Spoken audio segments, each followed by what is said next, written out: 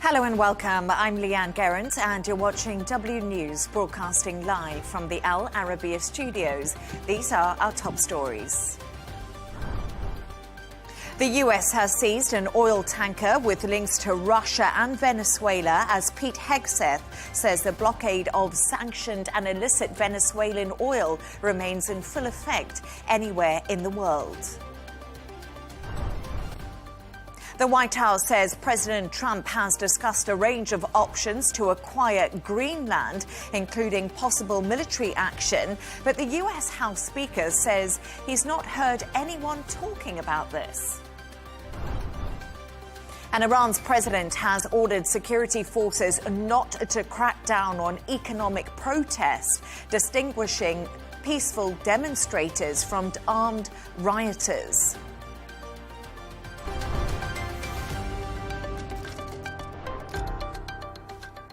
Now, the US says it seized an oil tanker with links to Venezuela and Russia in the North Atlantic. US Defense Secretary Pete Hegseth has said the blockade of sanctioned and illicit Venezuelan oil remains in full effect anywhere in the world. A second tanker has also been seized in the Caribbean.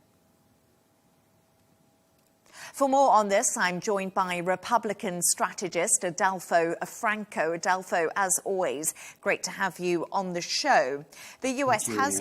Pleasure. The US has confirmed the seizure of 2 oil tankers linked to Venezuela. Moscow has slammed America's use of force against the Russian flag tanker in the North Atlantic. And just as we were coming on air, Moscow is also demanding a swift return of the seized tanker's Russian crew, which is on board. So we see Moscow hitting back very hard against this action by the US. Do you think we're heading for a confrontation between Putin and Trump? I don't.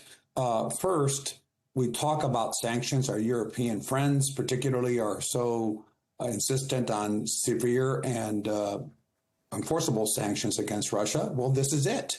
We've been talking about sanctioning Russia in terms of oil and other necessities, and I endorse that, but we have to have the enforcement, and we just saw the enforcement action. So I don't think President Putin can afford, in the middle of a costly war with Ukraine, to deploy naval or other assets to the Atlantic when he has to worry about the Black Sea and his southern flank with Ukraine. So that's number one. Number two, the United States has put the world on notice. There is a blockade for some time now, and these sanctions are being enforced. It's that simple. Those tankers will be returned to Russia empty. And it's really interesting because we also heard that the UK was involved in the seizure of one of these oil tankers, RAF planes. Right. And what you just said to me is the fact that Europe wanted sanctions. This is what they asked for. So is Donald Trump delivering for NATO and Europe then, in your opinion, Adolfo? I do. And we have to keep in mind, Leigh Ann, beyond even this blockade of Venezuela, we had put enormous pressure on countries like India, as you know, and even China to some extent, but certainly India, that have continued to not sanction Russia and continue to purchase Russian commodities and export commodities to Russia. So that's why we saw our chief partner, UK, participate in this. This is a strong signal to Putin, who only understands strong signals, that it isn't just talk in Brussels and in other capitals of the world about sanctions, but it's action, and the president is delivering it. One of the key things we've talked in this program before that I think the world understands is President Trump's unpredictability, and I mean that in a good way. And he has said it himself, I might or I might not. So it's plain Russian roulette, no pun intended, for the Russians or anyone else to cross President Trump. When such a red line has been drawn in the Caribbean regarding this blockade, he is not Joe Biden, he is not Barack Obama, who drew red lines in Syria and other places in the world to have them crossed. President Trump will continue to enforce these sanctions, and no one will stand up to the United States despite the rhetoric. And it's really interesting because I think Donald Trump has made that clear. He's not a procrastinator. He pretty much does what he says. But Adolfo, President Trump is enjoying the sugar rush after America's successful capture of Venezuela's Nicolas Maduro. There's a lot of uncertainty across the globe, and many people are asking lots of questions. And one of those questions is, who is going to be next in the target of Donald Trump? Is it going to be Greenland? Is it going to be Cuba? Is it going to be Colombia?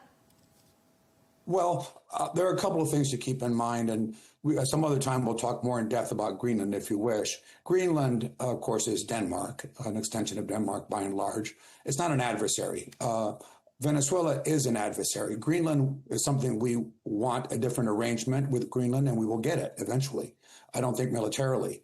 But with respect to Latin America, it's a signal to those countries, which, of course, number one on the list was Venezuela and Cuba, that are working with our adversaries, our enemies, and frankly, terrorist organizations such as Hezbollah. The United States is going to, as he said, not have this type of activity in our neighborhood, the Western Hemisphere, the so-called Monroe Doctrine, a play on the Monroe Doctrine of the United States that had a right to interfere in the Western Hemisphere. So there will be selective targets. Among the targets, Leigh Ann, remain the cartels and the drug issue. That is still a legitimate issue beyond other issues in Venezuela, and those will affect Mexico and Colombia. And you will see significant U.S. pressure, not in military intervention, but significant pressure to possibly even target militarily the cartels, but not the governments in those countries. Yes, it's really interesting because Donald Trump has reiterated Colombia is run by a sick man. He won't be doing it for very long. And he said that time and time again. So we will be watching what happens in Colombia. But Adolfo... May I add Colombia something quickly about Colombia? I know both countries, Venezuela and Colombia, very well. There are elections in May in Colombia. That's just around the corner. The likely candidate leading in all the polls is a man by the name of Juan Carlos Pinzón, very pro-American, has been all the previous presidents before Petro, the current president. So I think the situation in Colombia will resolve itself. And I also believe, just so you know, running Venezuela, since I'm often asked that, and I know PDVSA, the oil company, well, I worked with it, means what we're seeing in the blockade. 90% of its revenue from Venezuela comes from oil. We have a blockade. The money is not going to flow to the U.S. if it leaves at all. The petrol leaves Venezuela. So we will control it financially or the country will collapse. And I hope we can have a conversation about that at some time because, as we know, Venezuela has the biggest proven oil reserves, but a lot of it's been untapped. So it's going to be those U.S. oil industries that are going to have to invest billions in order to extract that oil from Venezuela. And those are the questions that many people are asking right now, Adolfo. OK, it's all good and well that the U.S. says we will control the money, we will help Venezuela. But the infrastructure under Maduro has been completely destroyed. Hospitals don't run properly. There's no electricity. There's no water. Is that what the US is going to do? If they thought about the day after and they're going to be like, we'll be involved in the reconstruction? Well, the reconstruction can be done with the resources that Venezuela currently has. They've just been stolen by the elites in the country. I know the country well, and I know the oil industry well, and I worked with the petroleum companies in Venezuela. It's heavy crude. And ironically, the place it's refined to make it light and available for gasoline and other products is Houston. And that has been the relationship that we had with Venezuela through PDVSA, as the name of the company, the state company, through many U.S. companies, Chevron being the leading one. So we have the infrastructure in the U.S. to make use, and at Venezuela advantage, to make use of this heavy crude, which comes out of Venezuela. It's not light crude like we have in the Arabian Peninsula. So the money that flows from that, which is significant, can be rechanneled for the reconstruction. President Trump has said that money is now going to flow for the U.S. to control, but he also said in his statement to not only help the U.S. because we have deployed a lot of assets that are quite expensive in the region, but to go back to the Venezuelan people. So Venezuela has the resources that are managed by other than corrupt Venezuelan officials to address the needs of its society. It just hasn't done that in the past. In the last 27 years, it's been run by really a crime syndicate, and that's what we're dismantling. And I'm sure the Venezuelan people will be watching what you have to say and really hoping that that is the outcome. But I just want to end the conversation with, on Truth Social earlier, Trump said, "We will always be there for NATO, even if they won't be there for us." What do you make of this attack on US allies? And do you agree with Donald Trump, the fact that the other NATO countries aren't there for America as much as they should be? Well, the fact of the matter is, anybody who has worked in Brussels and has worked with NATO understands, even though we're now pushing NATO countries under President Trump successfully to make their pledged contributions, which many of them have never made, and some of them are not making now, that the U.S. is really, at the end of the day, the linchpin and really the force that can protect Europe. I don't believe that most of the countries in Europe, even collectively, can confront challenges, as evidenced by Ukraine, where they've turned to the United States. So that's what the president means. We will be there, and they won't be there for us. Leigh Ann, here's the difference between Donald Trump and other politicians and statesmen who I've worked for in the past. He doesn't speak in the kind of language diplomats and public consumption wants to hear. He's speaking the truth, and he's speaking what's said behind closed doors. The difference is the American people are hearing it for the first time. Those are facts. The U.S., and anyone will tell you this, is critical for NATO's survival and to defend NATO. NATO can't defend the United States. We can defend NATO. What I mean by NATO is Europe. And that's just a reality. And that's what he means by that statement. Adolfo Franco, Donald Trump definitely doesn't mince his words, but thank you so much for joining me. Thank you, Leigh Ann. Now, for more on this, I'm joined by Latin American expert Colin Harding. Colin, it's a pleasure to have you on the show. So I just had my guest on there, and we were discussing, first of all, I don't know if you can comment on the US seizure of 2 further oil tankers with links to Venezuela and how Russia has reacted. Well, this is, as Pete Hegseth, the Defense Secretary, said, this is showing that the blockade on Venezuelan oil is being enforced anywhere in the world. One ship was apprehended in the North Atlantic and the other one in the Caribbean. So this is a reinforcement of the message that the U.S. controls Venezuelan oil, and that's the only country that is now in control of Venezuelan oil. And this message has been reinforced by President Trump's statement today that Venezuela is going to deliver between 30 and 50 million barrels of good quality oil to the United States. In other words, the only country that's going to benefit from Venezuelan oil is the United States, and this is what the Venezuelan government, under President or interim President Delcy Rodriguez, is expected to come up with and to obey American instructions. Let's get into that a little bit more, because President Trump says Venezuela, as you said, will give up to 50 million barrels of oil to the US, which is worth somewhere in the region of $2.8 billion. What do you make of this prediction by Donald Trump, and how many years could it take to turn over that volume of money? Well, as far as the oil is concerned, I mean, this is heavy oil from the Orinoco belt, which produces most of Venezuela's oil these days, and that has been stored in the port of Jose on the Caribbean coast, which is the tanks there are said to be absolutely full to overflowing. So this is oil presumably belonging to PDVSA, the Venezuelan state oil company, and that is now, it's there, it's ready, and that can be shipped. As far as increasing Venezuela's output of oil, that is a much bigger task and a much bigger unknown. Executives of the big American oil companies that used to be in Venezuela but left after the nationalizations in the early years of this century, that's ExxonMobil and ConocoPhillips, they are said to be meeting the president or his representatives sometime this week to discuss going back to Venezuela.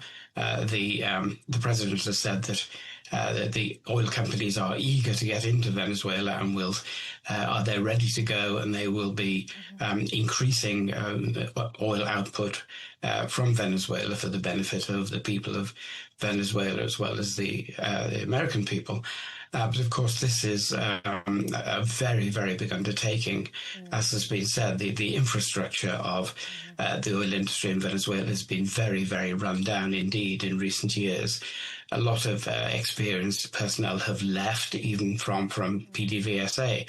And the investment needed to get the industry producing again, even anything like the 3 million barrels a day that they used to produce until about 10, 15 years ago, it's going to take many billions of dollars. I've seen a figure of $110 billion and probably take a decade.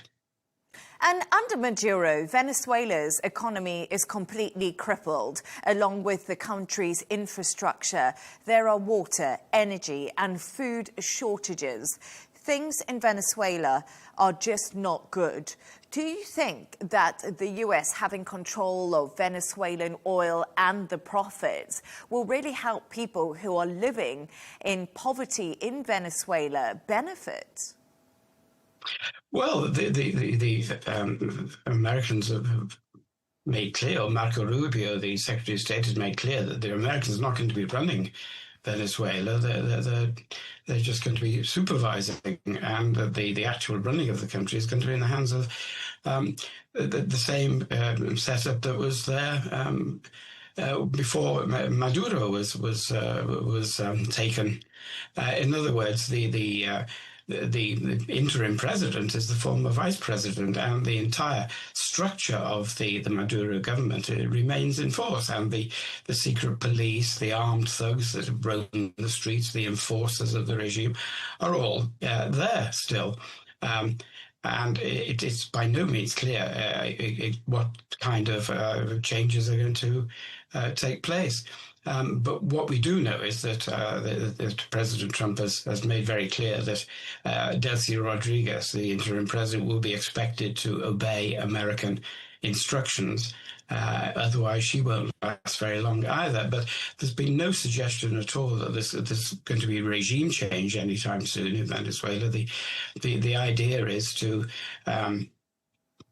keep continuity, keep stability, and avoid the possibility of a descent into chaos, which might be the case if there was an attempt to impose the opposition to the Maduro government, which actually won last year's elections, but was locked out by Maduro. Colin Harding, pleasure to have you on. Thank you so much.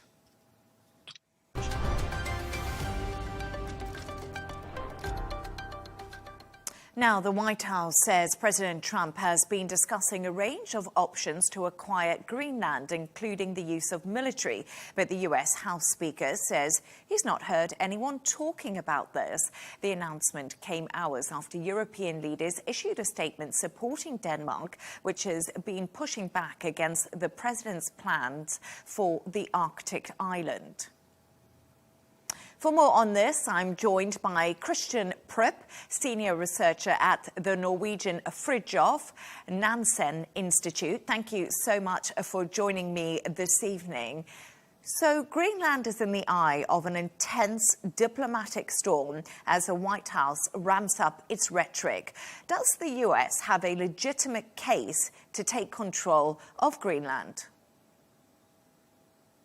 No, it's the U.S. does not have a legitimate case to take over the Greenland. Greenland is under the authority of the Kingdom of Denmark, and the question of the Greenland of the autonomy of the kingdom and part of the kingdom is solely a matter for Denmark and Greenland to decide on. And the White House says President Trump has discussed a range of options to acquire Greenland, including possible military action. But the US House Speaker Mike Johnson said he's actually not heard anyone talking about this at this stage. How confusing is this messaging coming out of the US right now? I think it is quite confusing because at an earlier stage, President Trump did not rule out the option of using military force against Greenland. But I think these last days' messages from other people in the U.S., influential people in the U.S., is a relief that it seems like it seems more likely that there are no plans of taking military action against Greenland. And I just want to bring you some breaking news that we're actually getting. The US Secretary of State, that's Marco Rubio, has said that he planned to meet next week with Denmark, which requested talks after President Trump's threats to Greenland. What do you make of this? Is it a surprise, or were you expecting them to meet for discussions? I know that this was the wish of the Danish government and the Greenlandic government as to have this meeting with the Secretary of State Rubio. So, and I think, of course, any kind of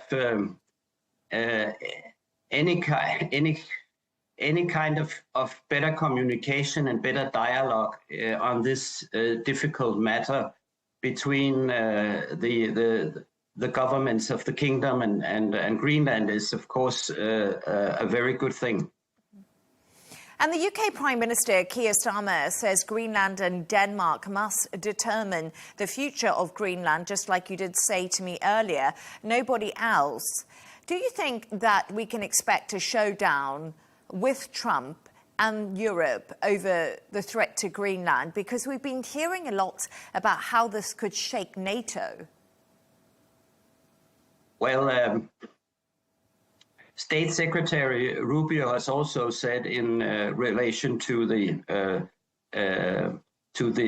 Venezuela that President Trump is always very serious about what he says in doing something. So I think there would still be a pressure from President Trump to take over Greenland in some way or the other. That's my expectation. And if it's not, it seems now that it will not take place through invasion in that way, but there has been then talks about buying Greenland and some would say bribing Greenland to be part of the US, and that would also be unacceptable for the Kingdom of Denmark. And according to opinion polls, a vast majority of people living in Greenland reject Trump's attempts to actually annex their land. Do people who live in Greenland actually have a say on what could happen? Yes, they have a say. They have a say together with Denmark. Greenland has semi-autonomy, and they have a large degree of autonomy over their own issues within Greenland. But foreign policy is a matter for the whole kingdom, and therefore a matter also for the Danish government to be part on. So Greenland will not be able to take decisions on its own on this question about autonomy or not. That would be a matter for the kingdom as a whole. Thank you so much for speaking to me, Christian Prip. A pleasure to have you on the show. Thank you.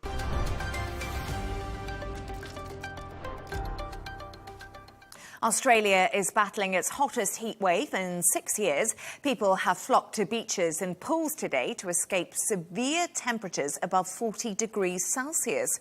Chris Gilbert has more. Leaping to relief. These Melbourne residents ignored official warnings to stay inside and hydrate, to cool off at the pools and beaches. The heat is exhausting. It is like nearly unbearable, but Fitzroy Pools is making it okay. Meteorologists say the heat is the worst since the Black Summer of 2019. We're particularly wanting Victorians to make sure that they are being alert to their conditions. Make sure that you are staying in cool places, whether that's accessing a local library, a school, a leisure centre or air-conditioned buildings. Outside of Melbourne, temperatures soared above 31 degrees Celsius in Sydney and Perth and hit 43 degrees in Adelaide. But the heat didn't deter revellers at the iconic Elvis Festival in the New South Wales town of Parkes. Committed fans and impersonators, dressed in jumpsuits and lacquered wigs, did their best to keep cool. As much as we can, keep out of the sun, plenty of water, keep hydrated, a few beers, yeah. Just change the suits a couple times a day, probably. Yeah. Extreme heat events have been becoming more common in Australia with devastating results. Bushfires in 2019 and 2020 killed 33 people and killed or displaced more than 1 billion animals. The country is bracing for another scorcher in the months to come as the Weather Bureau issues heat warnings and heightened fire risks. Chris Gilbert, Arabiya English.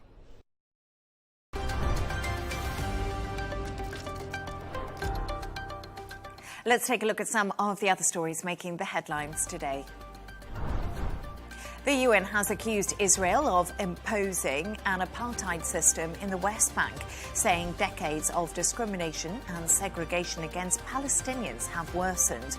The report highlights restricted access to land, resources and basic services, alongside escalating settler violence and unreasonable detentions. UN Rights Chief Volker Turk called on Israel to respect Palestinians' rights. Now, a Turkish man has been sentenced to 11 years for supplying boats and engines used by people smugglers in the English Channel.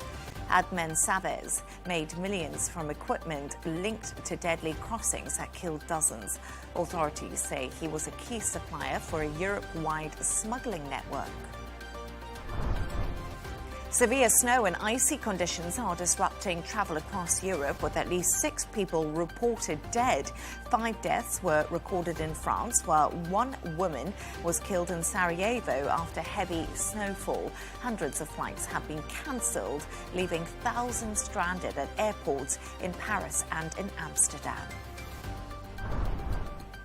Aldrich Ames, the CIA officer who spied for the Soviet Union and Russia, has died at the age of 84. Ames, who was serving a life sentence without parole, sold secrets to the KGB for $2.5 million over 9 years, betraying more than 100 operations and causing the deaths of at least 10 US agents.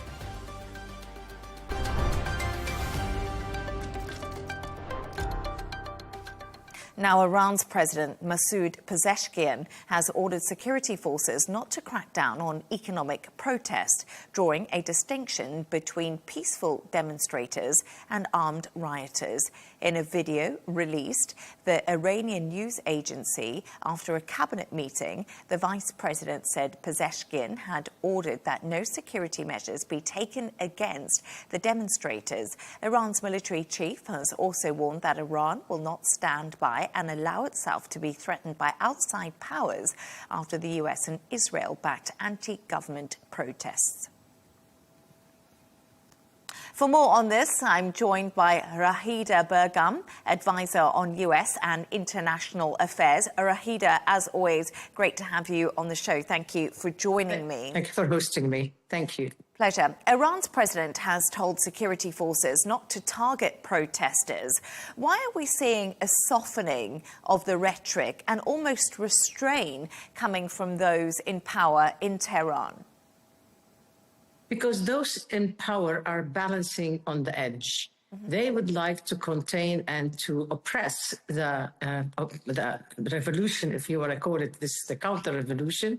But they know they will have to use military means, and that tool of repression would be costly, as President Trump made clear. So therefore, they're trying to walk a tightrope between absorbing the shock that is caused by the demonstrators and making sure that they don't receive the other shock by a military operation by the United States and Israel. So therefore, Iran is in panic, the leadership is in panic, unless they realize they have to reform the regime, they are going to lose power in Iran. And therefore, the implosion that's taking place is serious. Reports do suggest that at least 36 people have been killed during protests across Iran. Obviously, we've got no official figures from the country itself. But President Trump, as you did mention there, threatened intervention if Iranian security forces kill peaceful protests. And we spoke about that. But is the US likely to do anything in the near future? I think President Trump is betting on the erosion from within. He will give that a little time, not too much time. The big mistake would be that the Iranian regime forces the army to intervene. If that happens, there is a very big chance of either a split within the ranks of the army in Iran, because the army does not want to use its tools against the demonstrators in the way that the regime wishes or hopes for. But on the other hand, it is not going to be let go by the regime, because it is a military regime after all. So I think it's a very serious warning that President Trump gave. He said, you oppress the demonstrators by force, you get treated forcibly by a military operation by Israel and the United States. I think this is serious. Do not think that Donald Trump is bluffing. Procrastination is no longer an affordable asset for Iran. What it called the strategic patience has waned out, and now it's time to face reality. Either that they reform, or because of what's happening within Iran and but with the proxies, the regime is going to kill itself. The survival of the regime is only possible by the reform of the doctrine, and that includes the nuclear, the missiles and the proxies. If they're not willing to do that in Tehran, I think a very bad surprise is awaiting them. And what do you think could happen next? As you said, it seems like the regime in Iran is procrastinating. But what can you expect if these protests do carry on? We're in the 11th day. There are threats by the US. And it doesn't appear like reform is on the cards at the moment. Or could I possibly be wrong?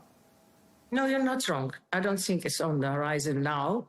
They are worried. They are very worried. They're scared. As I said, they're in panic because they saw what happened in Venezuela and faster than they expected. I think if there is going to be a timeline or a time space, a time grace given by the Trump administration to Iran, it will be till maybe Nowruz, which is the beginning of spring, the 21st beginning of spring in Iran, the 21st of March. That is only if the Iranian authorities do not crack down in a very bloody way.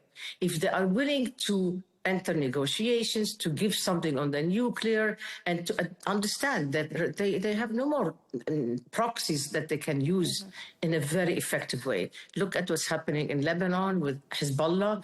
Look at how they lost their access in Syria.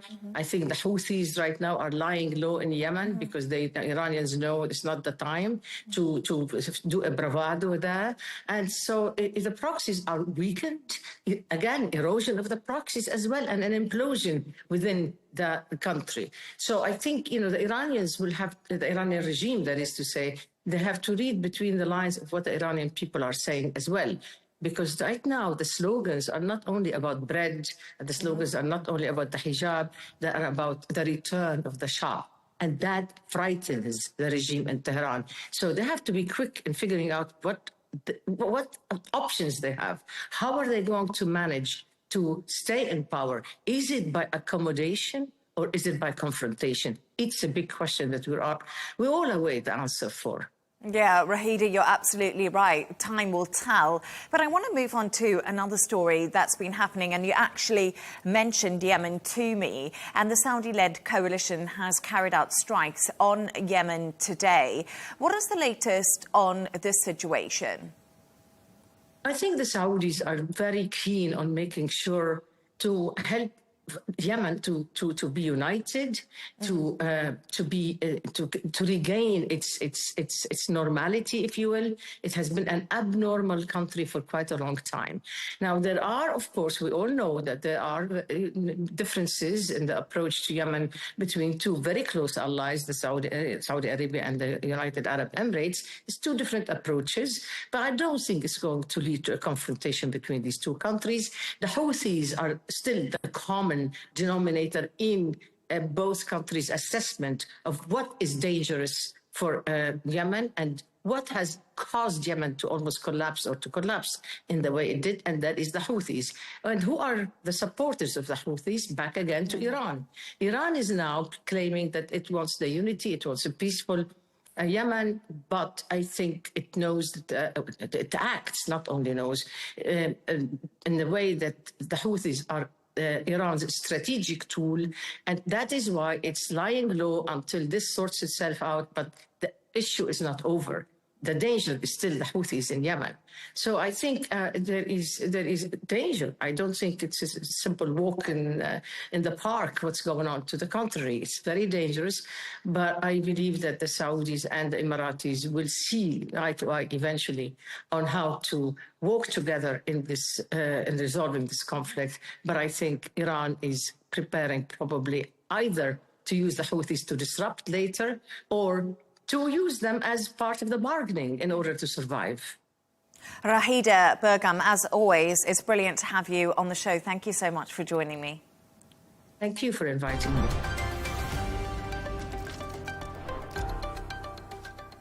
Lego is launching new high-tech smart bricks, which will bring its classic toys to life with light, sound and movement.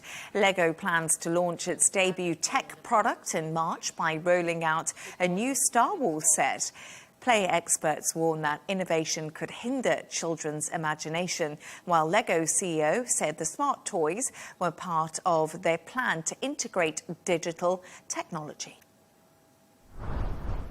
German chemical giant Bayer is suing US pharmaceutical firms Pfizer, Moderna and Johnson & Johnson, as well as Germany's BioNTech for allegedly breaking a patent to make COVID jabs.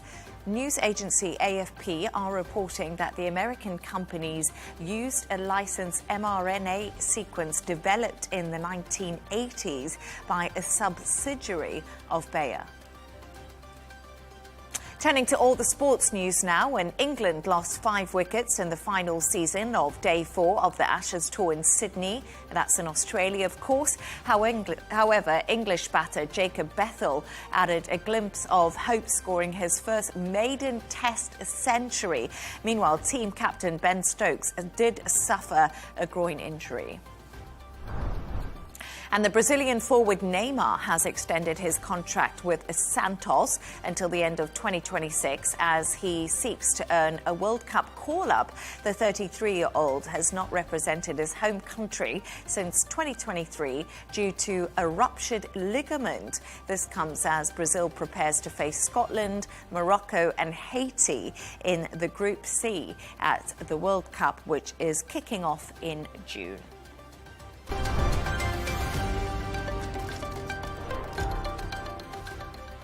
A reminder of our top stories. The US has seized an oil tanker with links to Russia and Venezuela as Pete Hegseth says a blockade on sanctioned and illicit Venezuelan oil remains in full effect anywhere in the world. US Secretary of State Marco Rubio says he's meeting with Denmark and Greenland, and that will be next week. And Iran's president has ordered security forces not to crack down on economic protests, distinguishing peaceful demonstrators from armed rioters. And that's all from us on W News. Don't forget to subscribe to our YouTube channel and, of course, follow us on X. We'll be back in a couple of hours with W News Extra. Goodbye and thank you for joining us.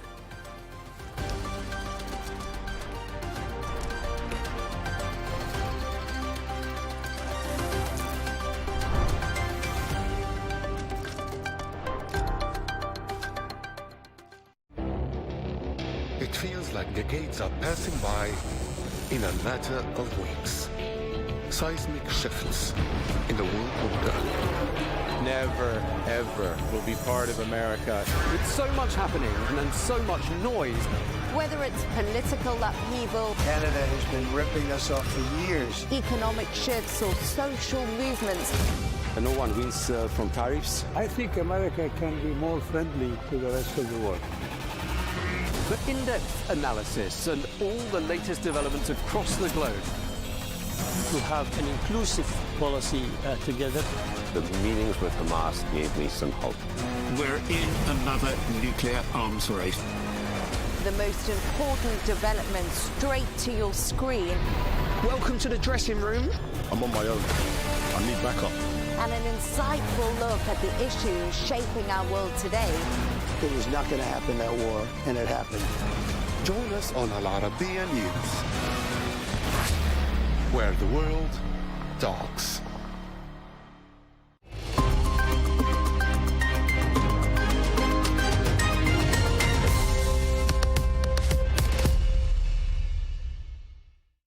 Hello and welcome to the Dailies. Today's global headlines were dominated by U.S. muscle abroad, from renewed talk of buying or even seizing Greenland to control over Venezuelan oil. Washington's rhetoric is indeed rattling allies.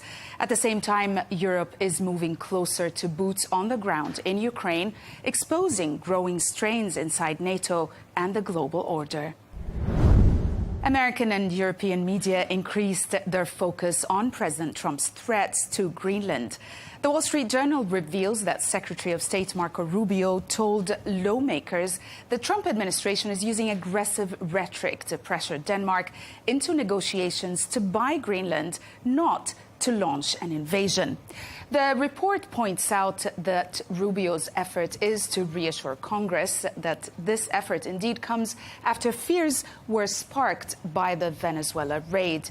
The piece also notes the White House continues to say military force remains an option, but U.S. and European officials see no signs of imminent action.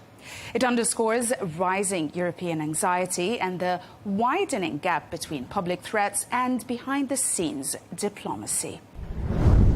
The Washington Post reported growing alarm across the Atlantic in Denmark and across NATO after the White House openly suggested military force could be used to acquire Greenland. The piece notes a shift in tone as well, as U.S. officials now frame pressure on Denmark as deliberate strategy following Trump's Venezuela raid. European leaders pushed back strongly, warning of alliance damage. While rhetoric has indeed escalated, the piece notes that U.S. military posture in Greenland has not changed yet, underscoring tension between words and action. Foreign policy argues that U.S. plans to annex Greenland would trigger a major global crisis. An expert's argument piece warns that Trump's actions in Venezuela make his Greenland threats credible and not rhetoric. The author adds that annexation would destroy NATO unity, rupture ties with Denmark and Europe, alarm Canada, and embolden rivals like Russia and China. The article contends the move would revive colonialism, weaken U.S. security, and represent one of America's probably most damaging foreign policy mistakes in generations. A Guardian analysis seems to agree with this opinion, as it warns that any U.S. attempt to seize Greenland would strike at the heart of NATO. It argues that the alliance was never designed to handle one member attacking another, especially its strongest power. Such a move would indeed shatter trust, expose NATO's legal gaps, and also leave Europe vulnerable while benefiting Russia. The piece says even threats alone are indeed damaging, sending a clear message that US security guarantees are no longer certain and that power, not alliances, now shapes strategy. Jean-Marie Guénon went even further in Le Monde, warning that Nicolas Maduro's abduction exposes a harsher truth about Donald Trump's foreign policy. He says Europe is no longer protected or a protected ally, but a vulnerable target. The author also argues that the US now joins Russia and China as a power undermining Europe through coercion and dependency.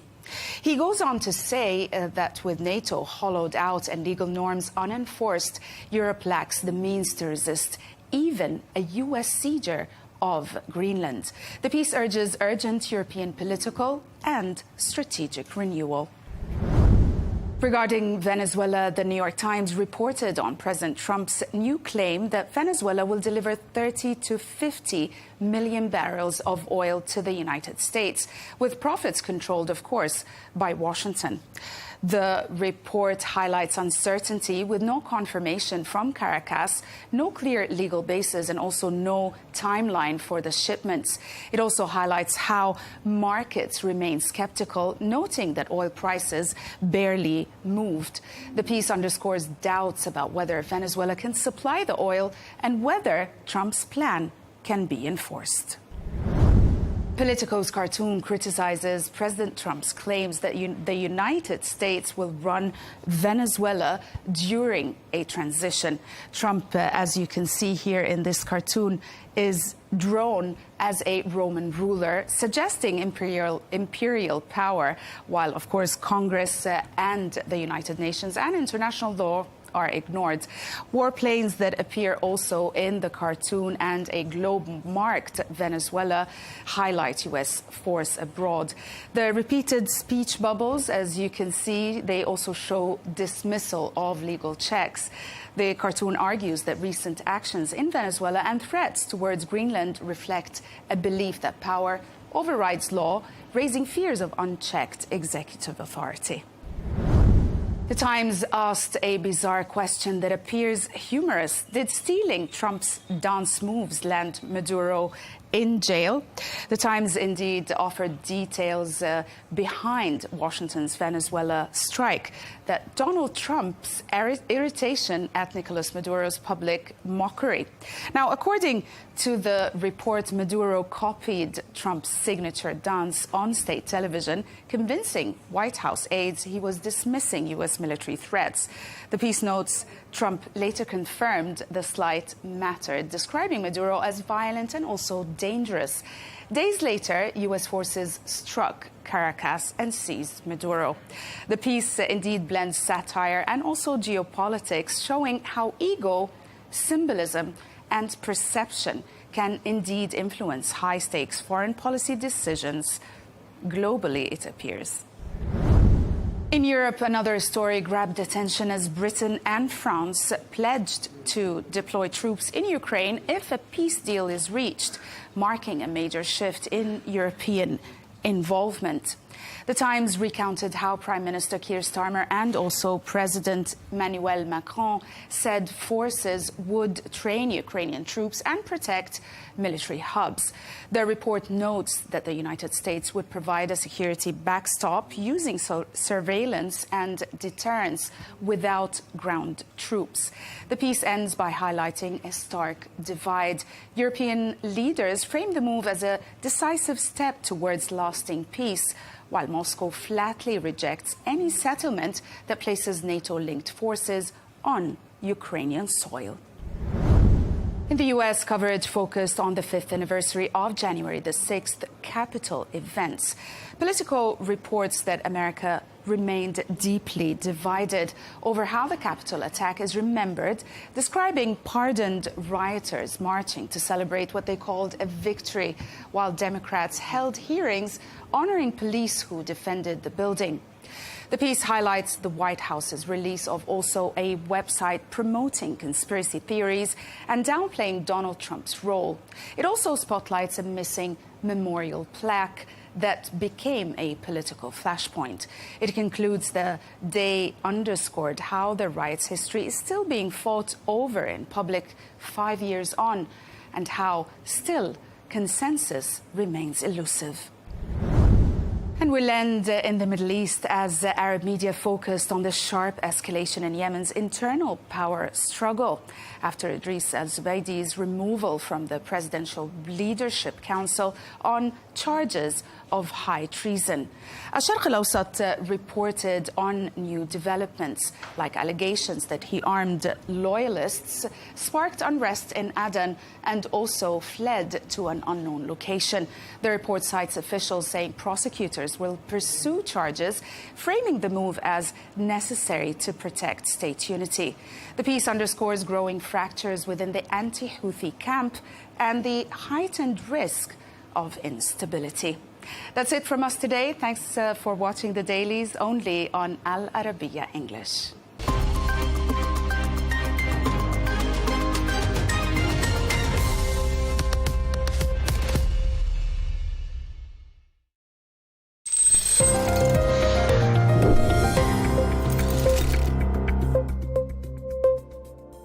What U.S. President Donald Trump started in 2019 may have been taken a bit lightly, but now it's back on the table. Trump has made it clear he wants Greenland to be part of the U.S., and he's not ruling out using military or economic pressure to make it happen. We need Greenland, very importantly, for international security. We have to have Greenland. It's not a question of, do you think we can do without it? We can. If you look at Greenland right now, if you look at the waterways, you have Chinese and Russian ships all over the place. So why Greenland? And could this actually happen? Let's take a deeper look.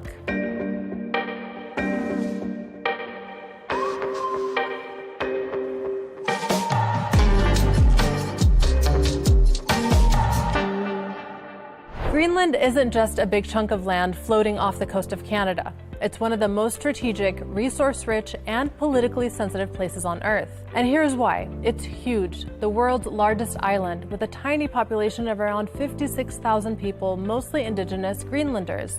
It sits in the Arctic between North America and Europe, making it a prime location for military operations. And underneath all that ice, rare earth minerals, oil, and natural gas, the stuff that powers everything from smartphones to wind turbines. And thanks to climate change, the Arctic is literally opening up. Melting sea ice is creating new shipping routes and revealing untouched resources. In short, Greenland is becoming a big deal fast. So what's going on exactly? Trump says it's a deal that must happen, arguing that the U.S. would benefit and so would Greenlanders. But here's the thing, Greenland isn't for sale. Denmark owns it. And Denmark's prime minister has said, again, this idea is, quote, absurd. More importantly, Greenland governs itself. Since 2009, it has broad autonomy, and it even has the right to declare independence. That's right, Greenland could one day be its own country. So yeah, buying it, not likely, but influencing it, that's a different story. The world is in the middle of a new Arctic race. It's a mix of climate change, geopolitics, and economics. Russia's growing more aggressive.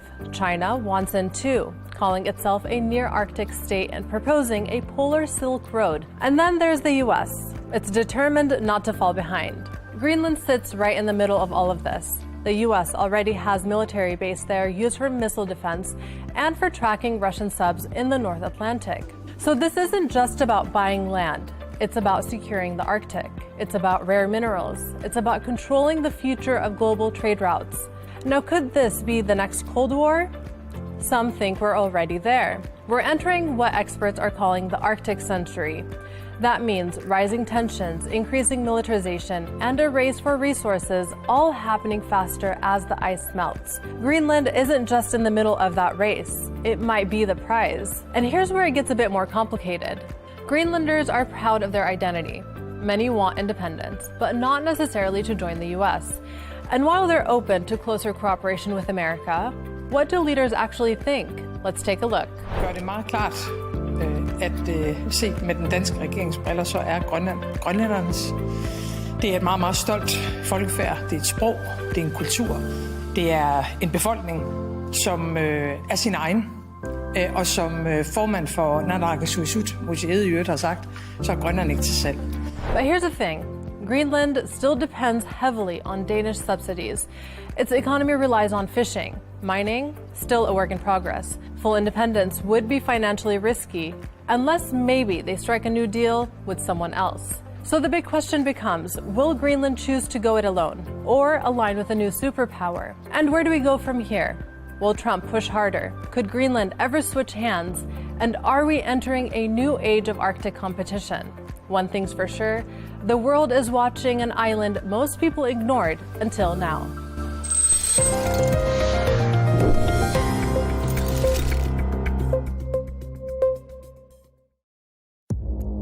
Our allies, in many cases, are worse than our enemies. Stay informed and connected with the latest international headlines. There obviously is a risk. From breaking news to in-depth analysis, it would appear that this war is coming to an end. Who buys this stuff? Investors, pension funds. we deliver the most important developments straight to your screen. Iran always wanted to deal with militia. Join us for compelling, expert-driven conversations. A curfew order has been established. And an insightful look at the issues shaping our world today. There are lots of proposals about European architecture for security. I'm Leigh Ann Gerrans, and this is W News. We dealt with this when I was Chief of Staff in the first term. Where you don't just hear the headlines, you get the full story. President Trump says he wants it to start as soon as possible. Israel insists it's not opposed to it either. And the Palestinians are crying out for progress. So why hasn't the Gaza ceasefire moved to phase 2? All the living hostages have been returned, but Hamas is still refusing to disarm. Is this make or break for the peace process? That debate coming up on Counterpoints with me, Melinda Nucifora.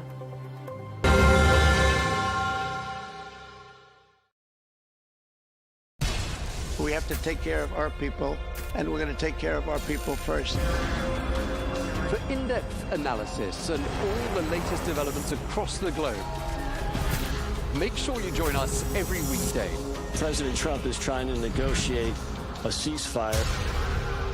With so much happening, so much information, and so much noise, international law will have no part in his administration. It can be hard to keep track. Tariffs will just fuel inflation. We're going to fight these tariffs. But you can count on us to tell you what you need to know. We stand by your side. Join me, Tom Burges Watson, for Global News Today, right here on Arabiya News.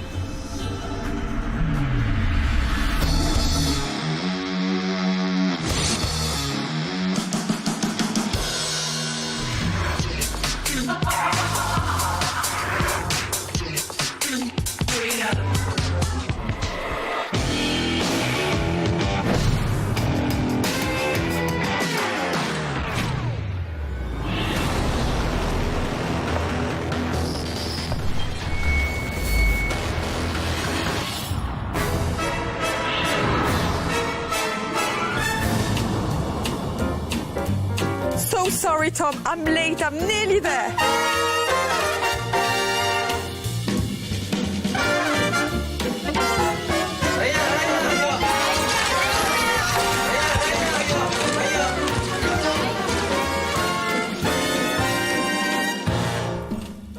I'm the narrator. I'm here to provide facts about Ella McKay. I've worked for her ever since she finished law school, so I'm not exactly neutral. I'm nuts about her. Congratulations on the film. It's such a lovely story to follow. All the characters have such a flavor to them. So how did you guys discuss the dynamic of this family, especially yours and Ella's characters and Emma as Ella?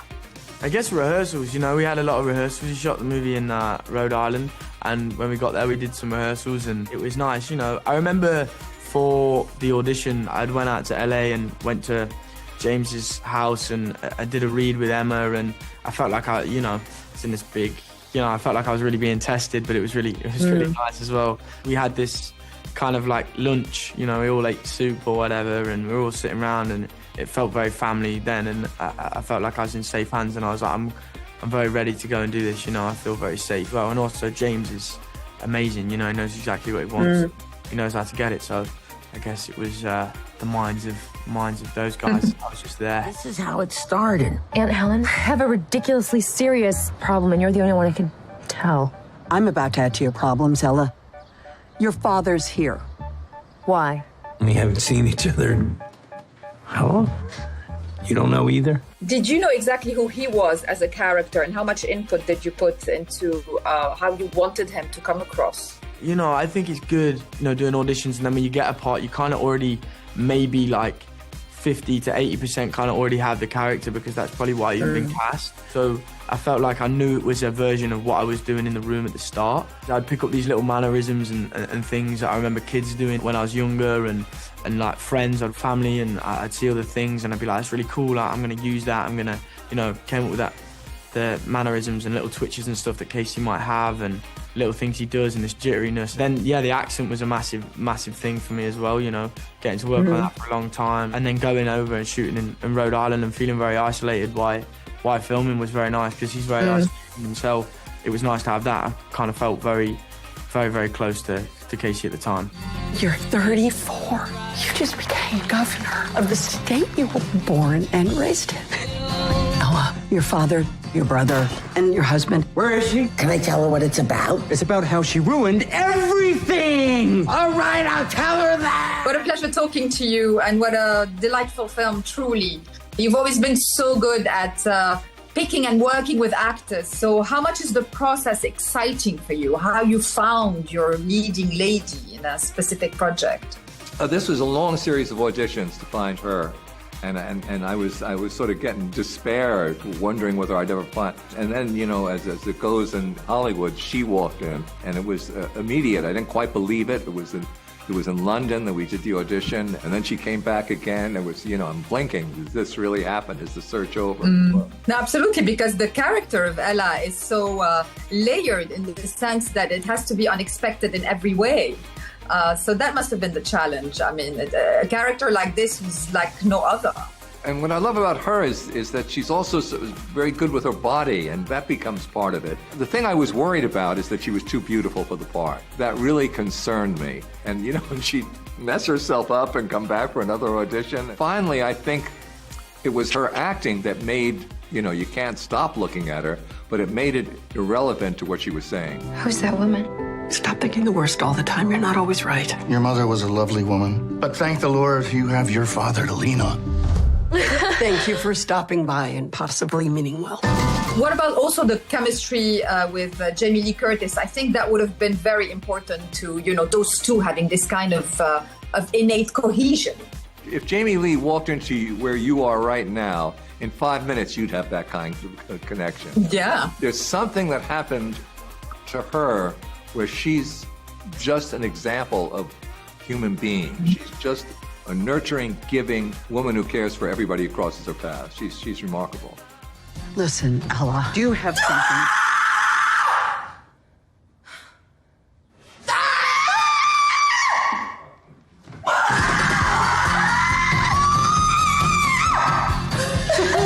Well, we should do that every afternoon. What did you enjoy most about the narrative of this story? What kind of motivates your directorial vision when it's movies like this, which have this character arc? I think the process of the movie made it, like the word hope was the last word written. It came in very late in the process when we were already shooting. There was another word there. And then in the process of making the picture, I just realized that word had to be hope, because that's what it was about. It was about hope and the people who were supposed to who provide us with hope when they're very good. What happened to that great girl? Want to come inside? Yeah. Oh, okay, yep. All the crises. If I don't have a title, I'm your what? Husband?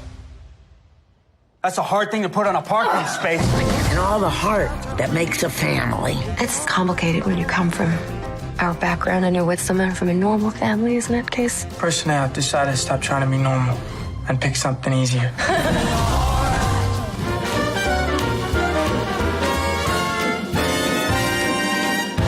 Some last call. Drink them if you got them. Let's go back to your place so you can take advantage of my poor judgment. I depend on your poor judgment. I want to know if I can take this seriously. What do you need to take us seriously? Congratulations on the film. I know how creative you usually are, so how difficult is it for you, the process of choosing what your next project is going to be? It's always kind of a nightmare in the sense that it just takes a lot of questioning, a lot of testing, a lot of thinking, kicking the tires. I don't hope that translates, but like it's just trying to make sure that the kind of intent and the project is all solid. I've got to fly back to London. I need you to take care of my cat. I like cats. I like dogs. Hey, is Russ home? Who are you? What's the baby, man? For me, it was a psychological thriller embedded in an action film. Do you agree with that view, or was it different for you? I guess so. I mean, psychological thriller are kind of dangerous words hang around me because my psychological thrillers are often psychological horror films, and this film is not that. This film is very much trying to be like a fun entertainment. But it's interesting. I think people are really feeling the energy and the fear ride that Austin's character is feeling, which is great because it just means people are connecting and not lost on their phones, but sort of spending 2 hours with Austin Butler. These guys you messed up with, they're scary monsters.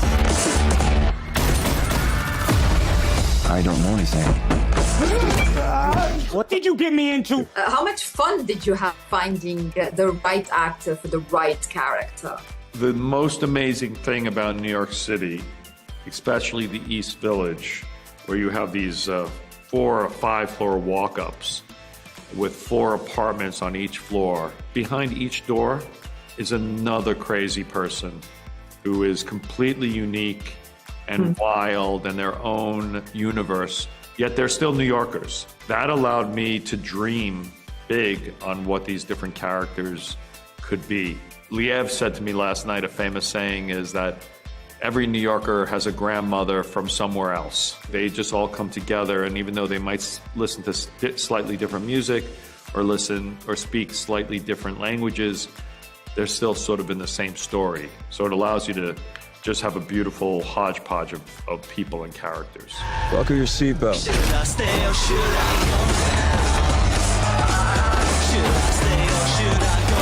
What is going on?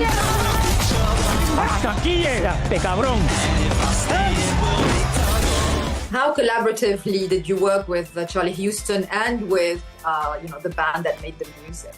Well, Charlie was great. Charlie came on as a producer as well as a writer and rewrote their script. It took a while to really kind of pinpoint what we wanted to do. And then I invited Charlie onto set, and Charlie was constantly there to suggest ideas or fine tunings or sometimes even rewriting entire scenes.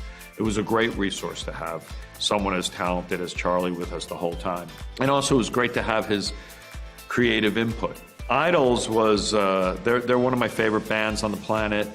They're a post-punk band from Bristol, UK, and I've been friends with them for a while, and I thought it would be really cool for a movie to have a house band. Every single piece of music that isn't a needle drop is from Idols, so it's kind of, I think, the first time it's ever been done where a rock band actually plays the score of a movie. Eat, skinny boy.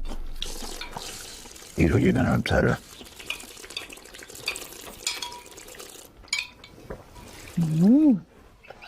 I like you, Hank.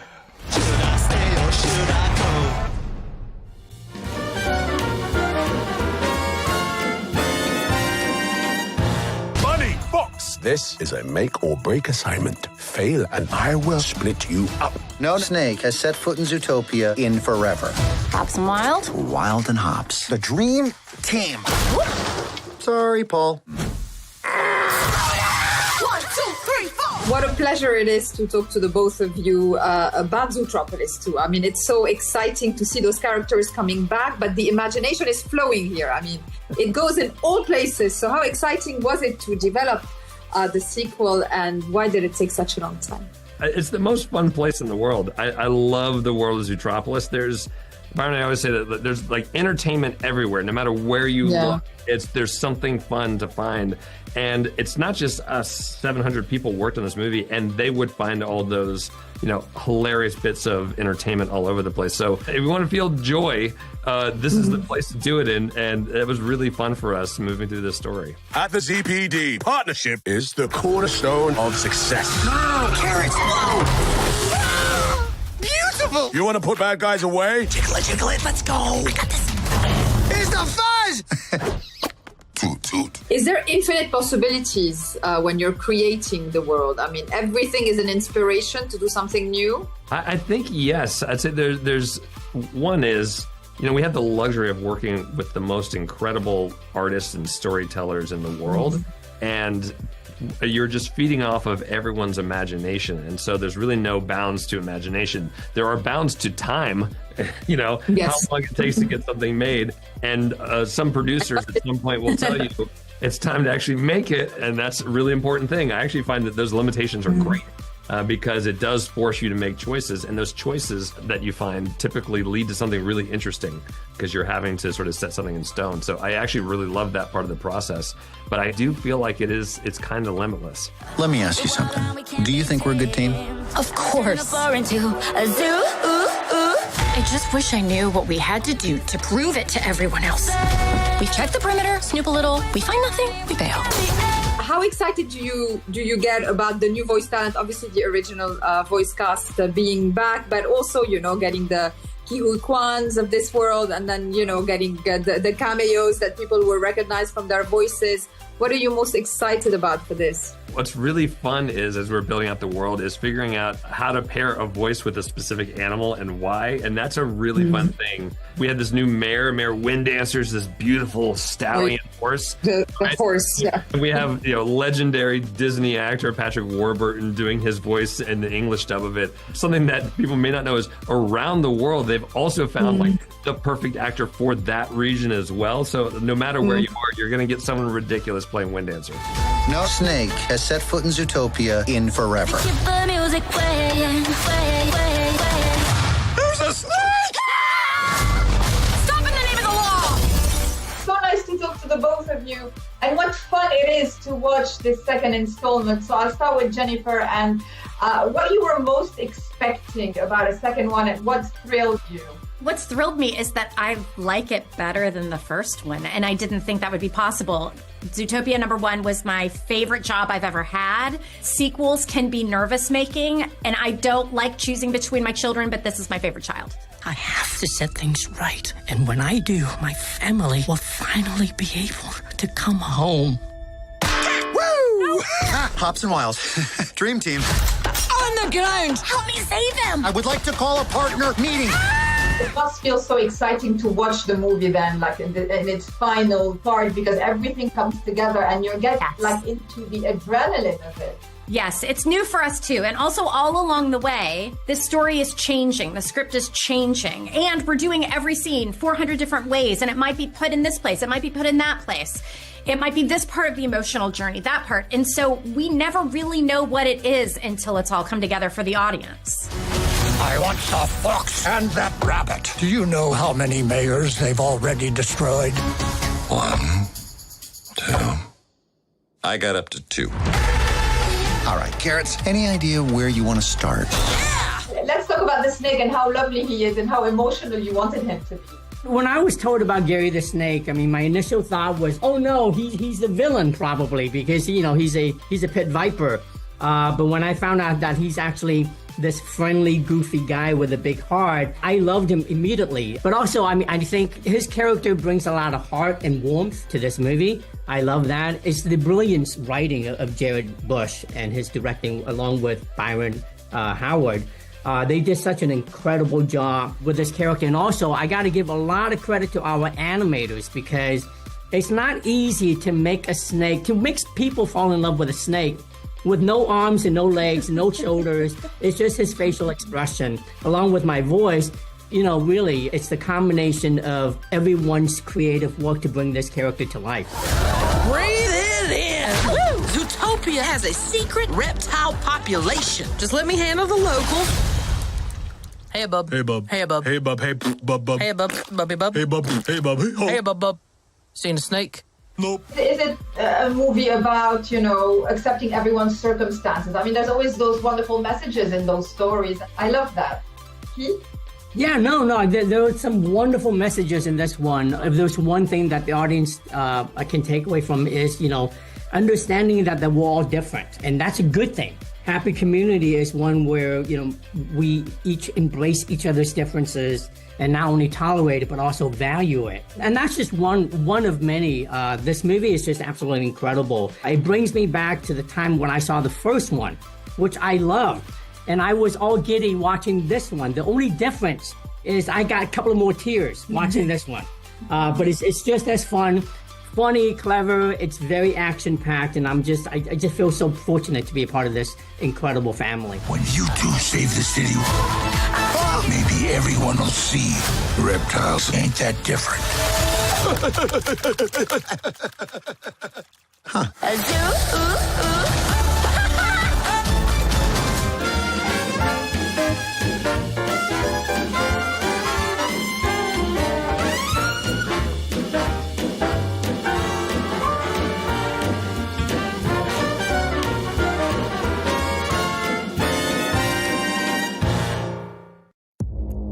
Our allies, in many cases, are worse than our enemies. Stay informed and connected with the latest international headlines.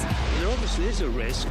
From breaking news to in-depth analysis, it would appear that this war is coming to an end. Who buys this stuff? Investors, pension funds.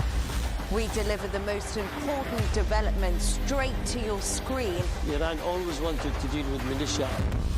Join us for compelling, expert-driven conversations. A curfew order has been established. And an insightful look at the issues shaping our world today. There are lots of proposals about European architecture for security. I'm Leigh Ann Gerrans, and this is W News. We dealt with this when I was Chief of Staff in the first term. Where you don't just hear the headlines, you get the full story.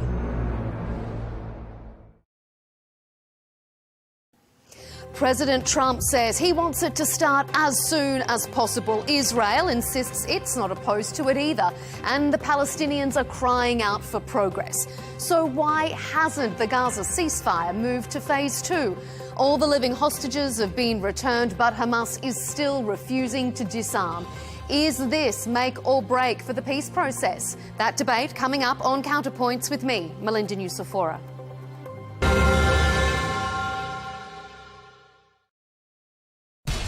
We have to take care of our people, and we're going to take care of our people first. For in-depth analysis and all the latest developments across the globe, make sure you join us every weekday. President Trump is trying to negotiate a ceasefire. With so much happening, so much information, and so much noise, International law will have no part in his administration. It can be hard to keep track. Tariffs will just fuel inflation. We're going to fight these tariffs. But you can count on us to tell you what you need to know. We stand by your side. Join me, Tom Burges Watson, for Global News Today, right here on Arabiya News.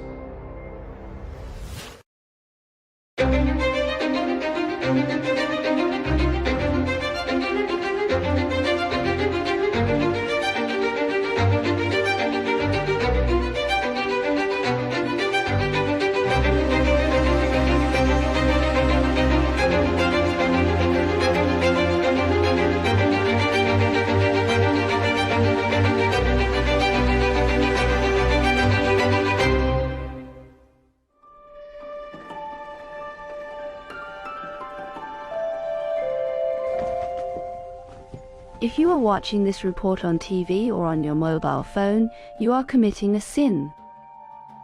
And if you take part in political activity, as a candidate or as a voter, this is forbidden. And never keep photos of yourself at home or allow anyone to take them. New York, the dazzling city known for its nightlife, its crowded streets, and the Statue of Liberty.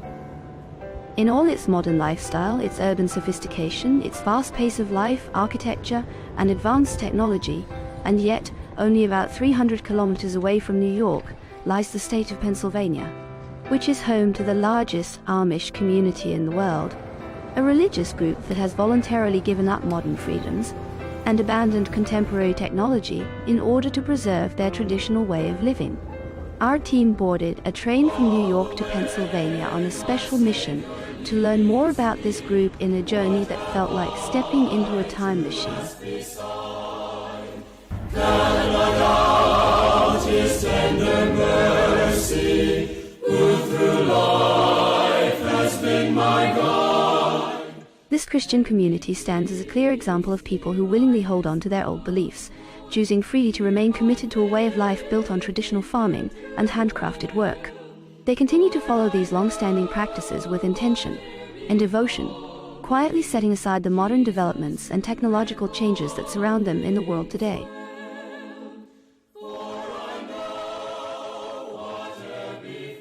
But how far can a community cling to the past in a world ruled by technology?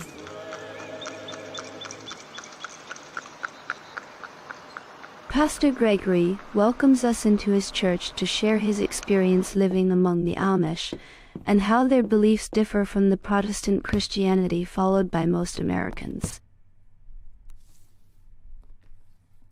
They're just people that are living like in another time frame.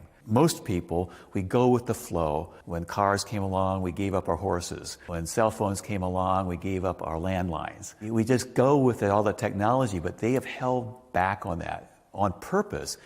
I think because they want to have a slower lifestyle, more thoughtful lifestyle, more contemplative, and not be influenced by the things that go with these advances. It's a mixed bag. There's blessings in the technology, but there's also some dangers as well, and they try to stay away from that. The Amish believe that good deeds in this life lead to salvation in the next. Unlike most Christian churches, baptism is not done at birth, but at the age of 18. At that age, one chooses whether to remain with the Amish community and be baptized, or leave it with no ties.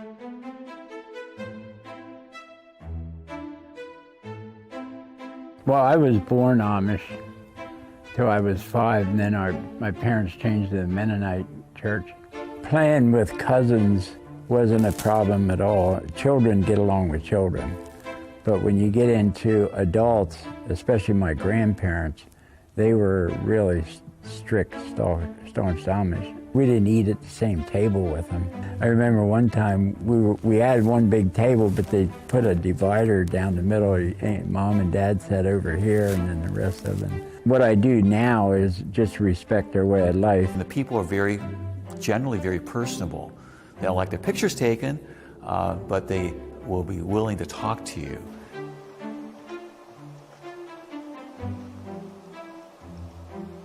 A man named Sam Stoltzfus. He lives here in Gordonville, Lancaster County, next to the church where I pastor. But this man is a resident historian for Gordonville.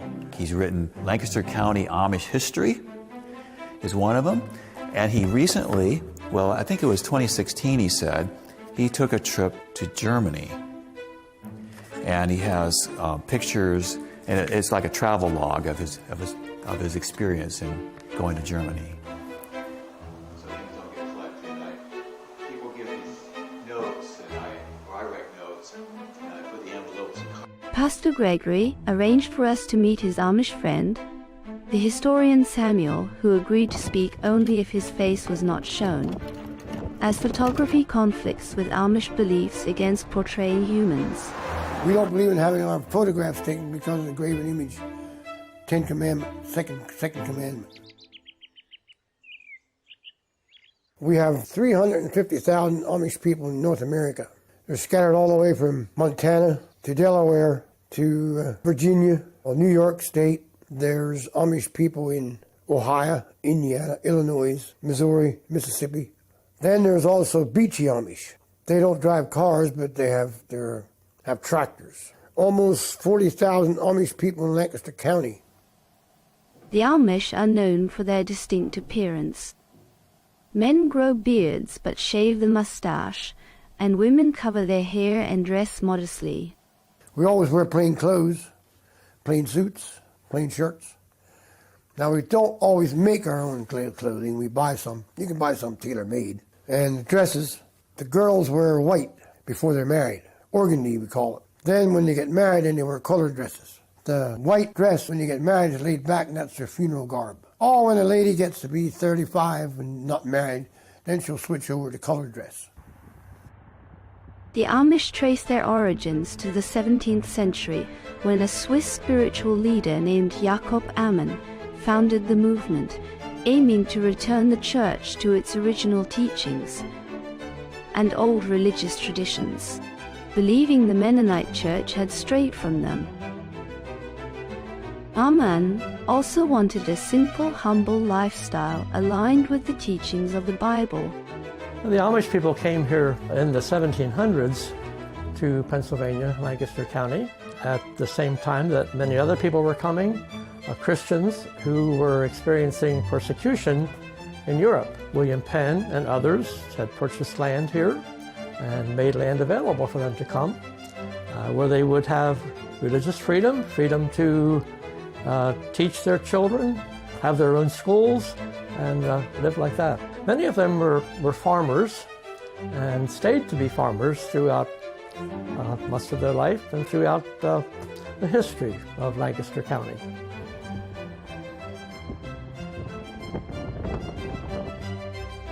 They all came from Germany and Switzerland, Europe, and they all taught Pennsylvania Dutch.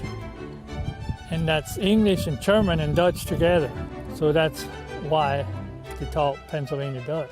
It's very interesting how at that time, back in the 1700s, that the communication got from America to Europe that, oh, there's freedom here, and why don't you come and live here? But many of them did, and records exist of boatloads of immigrants coming from Europe to America, arriving in Philadelphia, moving westward as land became available.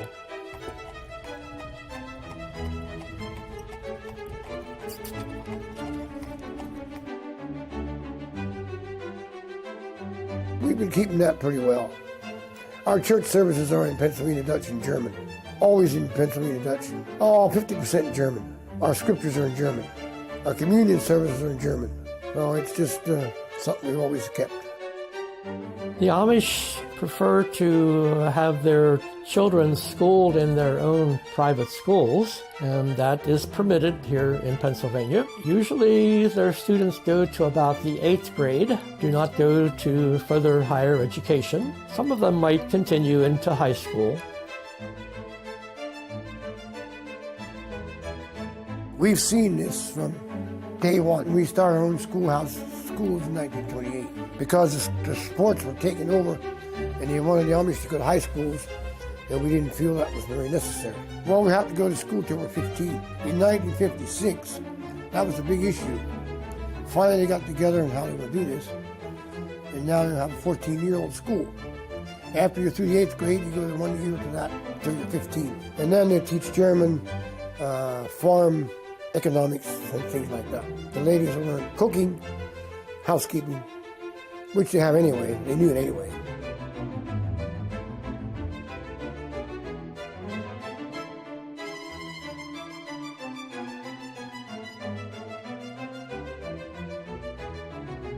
Nowadays, the ministry taught more English than High German. It makes it easier for everybody. But they still use a lot of German too.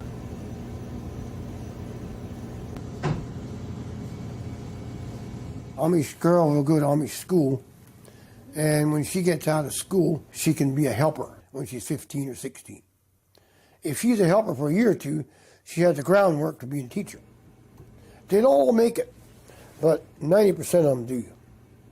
They do a good job. Their schools are usually taught by a younger single lady, and they do have a training, although it's very short, a training program for their teachers. And when they get to the point that they might marry, she should no longer continue teaching, because if she's married, she should be living at home, taking care of her children.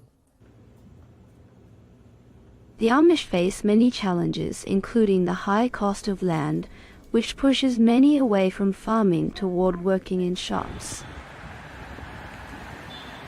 Here in the central market, young men and women sell their local products, attracting visitors from all around.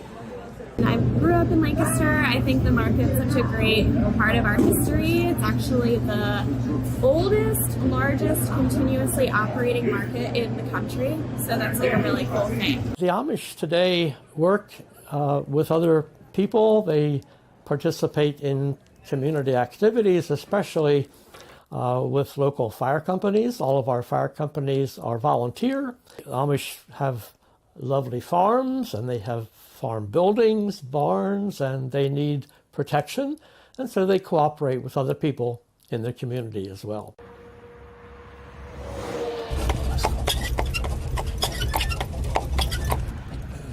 Here's a fire company. The Amish help a lot at the fire company. Some people confuse the Amish with the Mennonites, as both share European roots and have similar beliefs. They are essentially spiritual cousins. I'm not Amish, we're Mennonite. We're not quite as strict.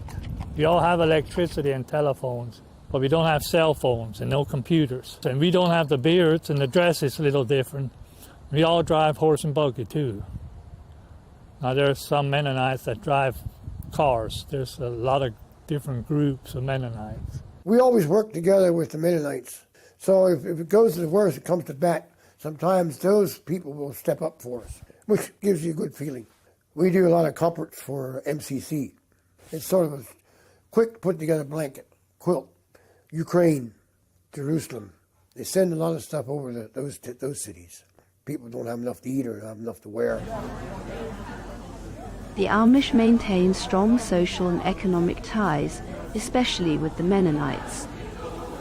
The Amish refer to anyone outside their community as outsiders, regardless of background. It's a mix. They'll use our services as English people. They will use our technology, our transportation when they need to, but they rely upon themselves mainly for their day-to-day living in their home life. Some of them actually have vehicles, but not for their own purpose. They use it for business purposes. I worked for a hardscape company up in New Holland where the owner had 3 big diesel trucks. He had cell phones, he had office computer equipment and so forth, but he himself would have to be transported by a driver to get to the job locations to give the estimates and then to check up on the work.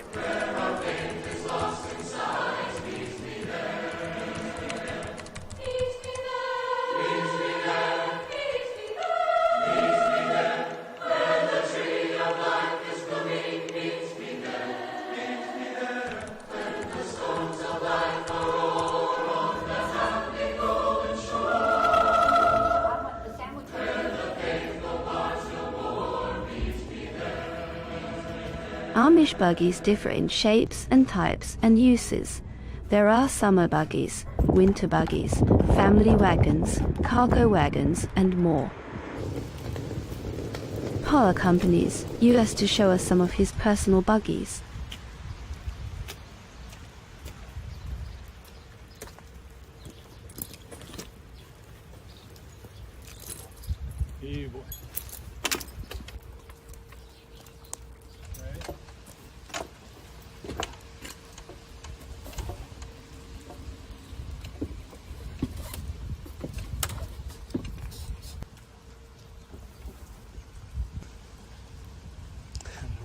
We'll go through the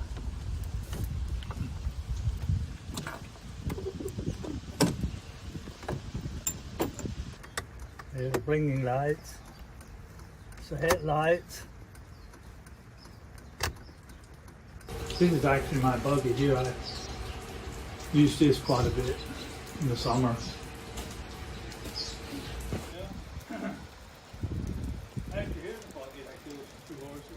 They are head and base. Helps a little for the rain too. You look around more and gives you a good ride. We believe in using horses and on the road and in the field, because if we would start buying cars and buying tractors, we would go way too fast. Our young folks, when they get 16, we get them a horse and a buggy, and that's the way they travel.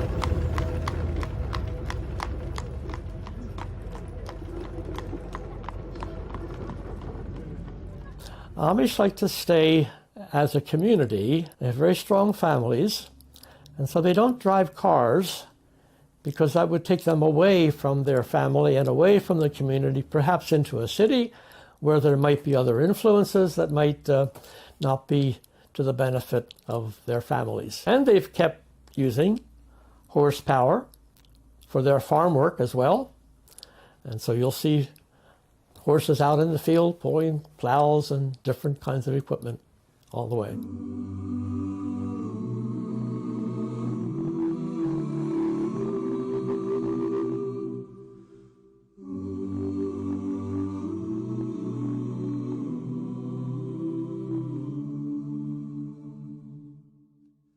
Packing up the dreams God planted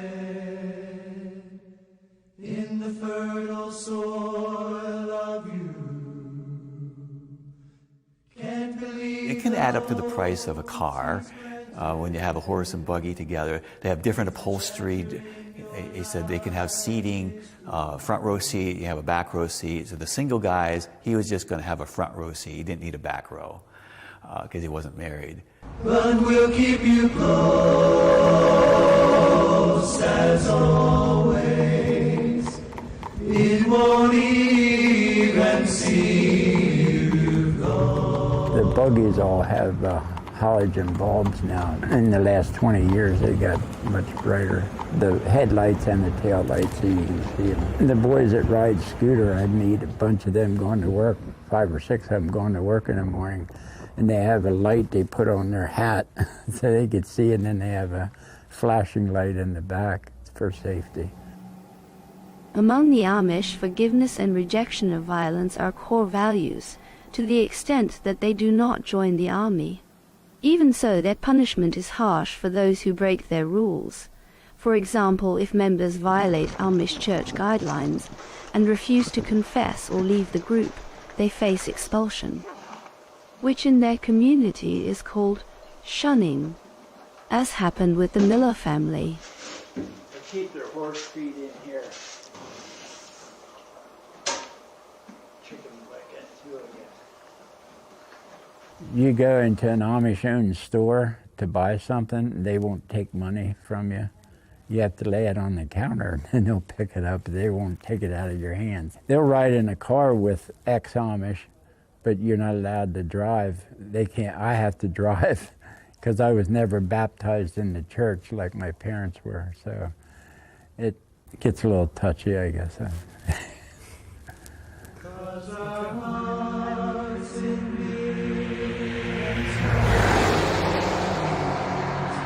we'll keep the love that keeps us strong, and friends of friends forever.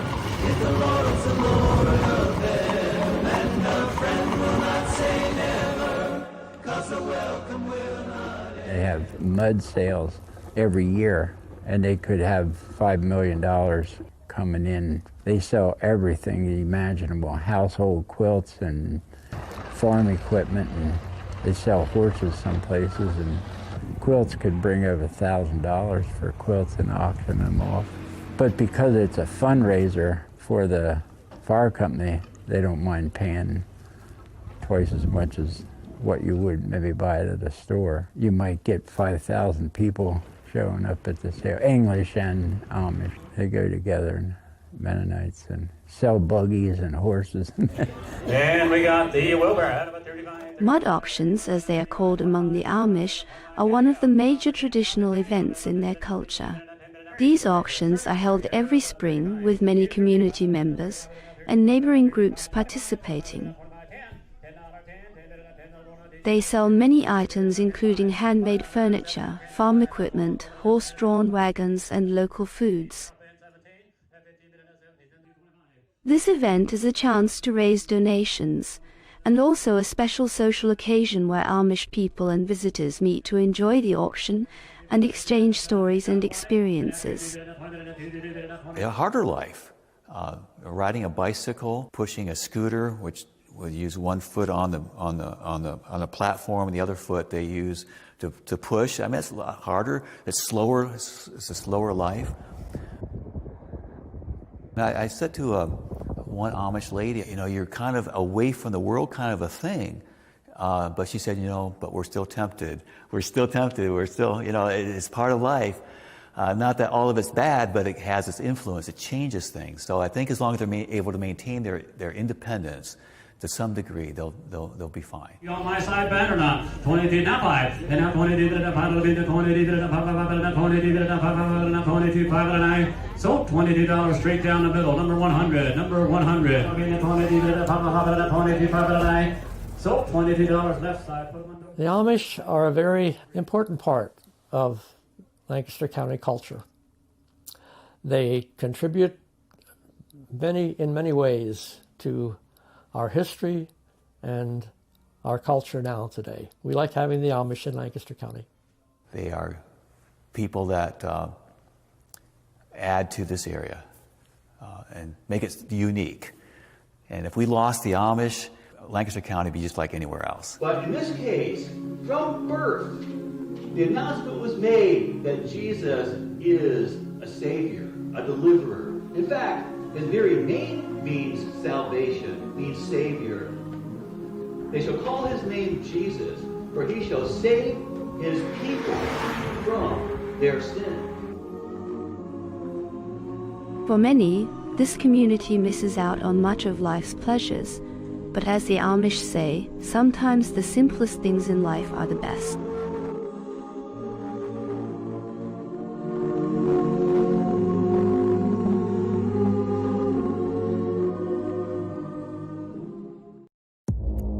Our allies, in many cases, are worse than our enemies. Stay informed and connected with the latest international headlines. There obviously is a risk. From breaking news to in-depth analysis, it would appear that this war is coming to an end. Who buys this stuff? Investors, pension funds. We deliver the most important developments straight to your screen. Iran always wanted to deal with militia. Join us for compelling, expert-driven conversations. A curfew order has been established. And an insightful look at the issues shaping our world today. There are lots of proposals about European architecture for security. I'm Leigh Ann Gerrans, and this is W News. We dealt with this when I was chief of staff in the first term. Where you don't just hear the headlines, you get the full story. President Trump says he wants it to start as soon as possible. Israel insists it's not opposed to it, and Palestinians are crying out for progress. So why hasn't the Gaza ceasefire moved to phase 2? All of the living hostages have been returned, but Hamas is still refusing to disarm. Is this make or break for the peace process? You're watching Counterpoints with me, Melinda Nucifora.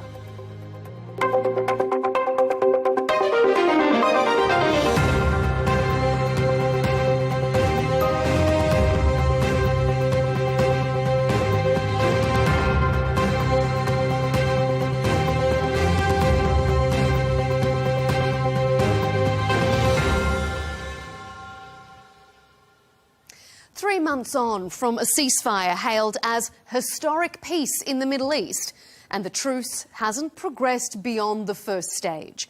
President Trump declared the deal, implemented in October last year, as the start of a new chapter, but not many pages have turned since then. If they don't disarm, as they agreed to do, they agreed to it, and then they'll be held to pay for them. And we don't want that. We're not looking for that. But they have to disarm within a fairly short period of time. His time frame is, as is often the case, ambiguous. But there can be no doubt the president's patience is wearing thin. Humanitarian groups say the promised increase in aid hasn't materialised, nor has the proposed Board of Peace. There's an attempt to bring an international force. So far it hasn't come to fruition, but we'll give it a chance because if it can be done, again, as the President and I have said, if it can be done the easy way, fine. And if not, it'll be done another way. On this episode, we'll debate why 3 months on has the truce not moved to phase 2.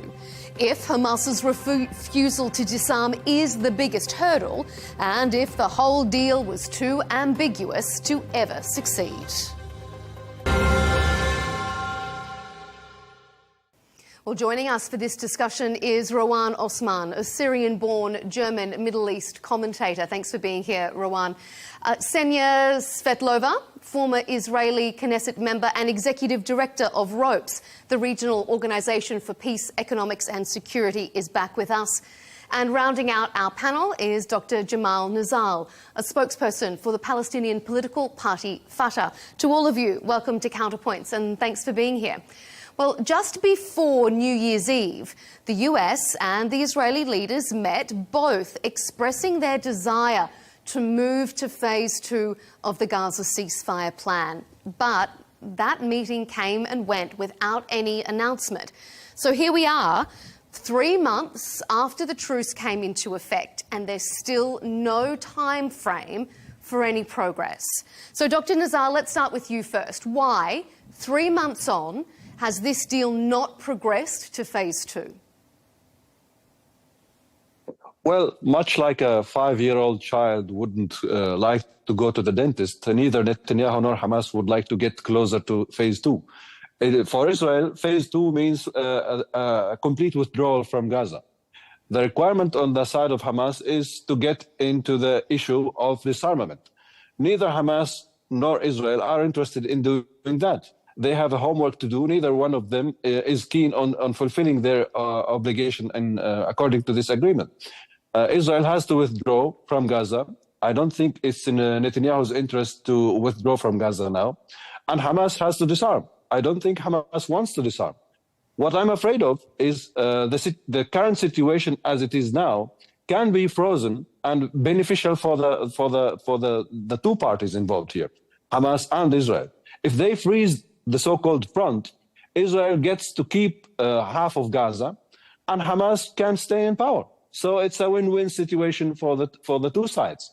At the receiving end, we have the Palestinian population in Gaza who are suffering severely from this situation, and the two parties, Hamas and Israel, think they are winning. Both of them are winning on the account of the Palestinian people.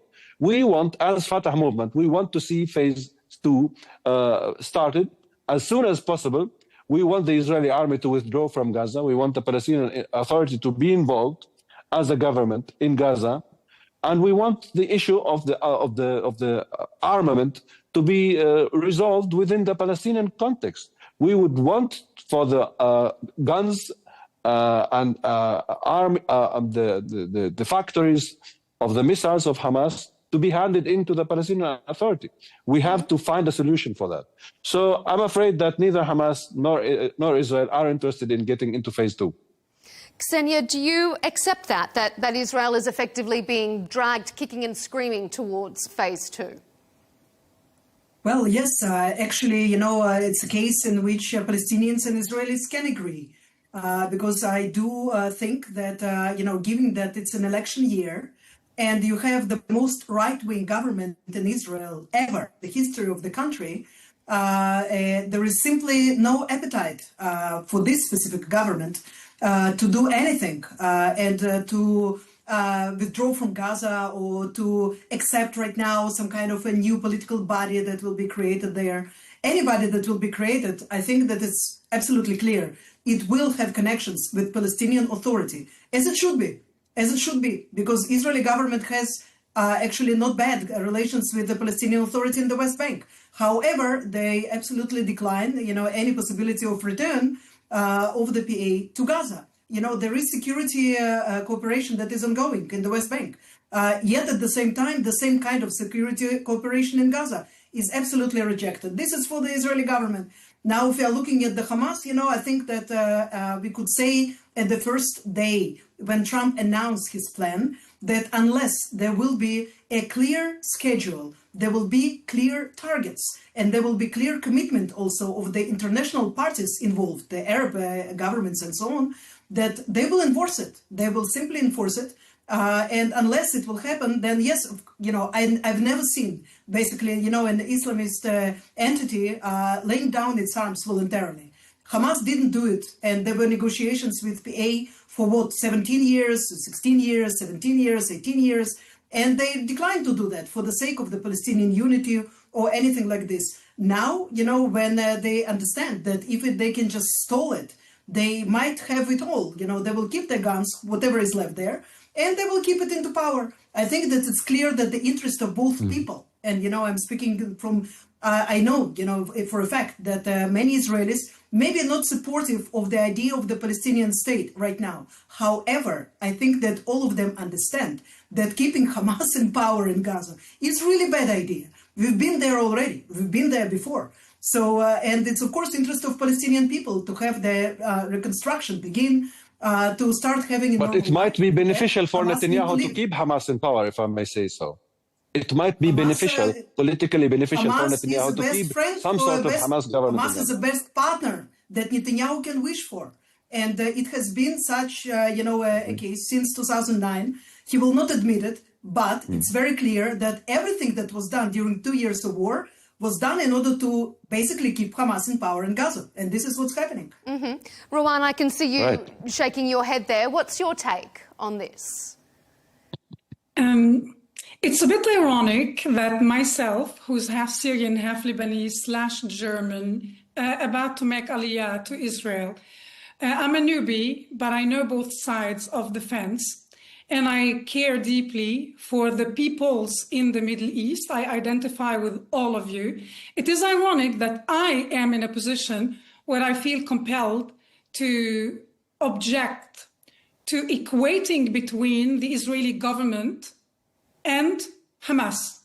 That is unacceptable and outrageous. There we go again. There we go. The fact that if I may, the fact that the government might be extreme in its approach is understandable, given the circumstances. And we know how we've come to where we are today. We forgot to mention... This government was elected before 2007, Rowan. We forgot to mention something important. Ram Gvili, they can give back the body they kidnapped, they stole on October 7th. They killed somebody and stole his body. And the Israelis, whether on the right or the left side of the political spectrum, expect from any Israeli government to bring everybody back. That was the commitment and the demand. However, Hamas failed to find the decency. I'm not expecting chivalry from thugs and gangsters, but at least have the decency to have some compassion for your own people to end this misery. Give back the body, call Israel's bluff, if that is what you're suggesting. You're implying that, no, you're explicitly saying that Hamas is the best partner of this government. I disagree. The Israelis made a deadly mistake by underestimating Hamas, by underestimating them and thinking they will be distracted if you allow money to be injected into the Gaza Strip. But instead of investing into infrastructure, into building anything positive, they built more than 500 kilometers of tunnels underground and failed to build a single shelter for their families, their women and children. And if I may ask Fatah or the Palestinian Authority, How did you contribute since October 7th? First, you could not prevent October 7th from happening. And since then, do you have that kind of ties that allows you to ask anything of Hamas? Why should you be trusted in the Gaza Strip? People do not trust you, understandably. Your people, not only the Israelis. I was recently in South Africa, and I met Gazans who left the Gaza Strip recently. And I was shocked to hear that they believe that no politician, they paid to get out, and they believe there is not one single candidate among the Palestinians who can navigate out of this mess. So they do not trust you. What is your legitimacy, your credibility? It is concerning, of course. With all due respect, I don't see you being an effective partner in Gaza. All right, Dr. Nizal, pick up on that and respond. But we are going to come back to this, the Board of Peace in greater depth in our coming segment. But obviously, respond to those comments from Rawan. Jamal? Yes. Well, I'm not seeking Rawan's vote. And if she declines from voting to the Fatah movement, I will thank her for that. Don't vote for us, please. So what we want is to win the trust of our people. They know what we can do for them. For example, we can avoid dragging our people into a catastrophic situation as the one Hamas got us in by doing what they call the October 7th, or the Tufan al-Aqsa, which is a silly word. It has nothing to do with Al-Aqsa Mosque. They did this, and it's a mysterious issue that hasn't been cleared because the Israeli government refuses to allow any investigation commission. The Dome of the Rock is, sorry. The Israeli government will never give us the information, the complete record of what happened on October 7th. So this is for the Israeli government to clear this issue. But when it comes to Fatah or the PLO, as you have seen, the border crossing to Rafah cannot be reopened without reinstalling the Palestinian Authority in this border crossing. It's an international agreement, the agreement of 2005. That's a partnership between the Europeans, the Egyptians, the Israelis, and the Palestinian Authority. Our strength is our political status. The entire world recognizes the Palestinian Authority and the PLO as the representative of the Palestinian people. The international community wouldn't be engaged into the reconstruction process without the Palestinian Authority playing a major role in that. The international community wouldn't send forces, deploy forces in Gaza without a specific role of the Palestinian police headed by the Palestinian Authority. So our program as a Fatah movement, as a PLO, is a bridge to the international community. What Hamas represents is a wedge between the Palestinian people and the world, because the world says, as long as Hamas is in Gaza, we will not be engaged in the reconstruction process. So the PLO Fatah is a chance, is an opportunity for the Palestinian people, and Hamas is an eternal headache that is imposed on our people by Israel. Israel financed Hamas. You know that. They installed them in Gaza, helped them stay in power, and now they can't do anything about it. And I am sure my counterpart in Israel agrees with me on this. It takes two to tango between Hamas and Israel. They played this card for almost 18 years.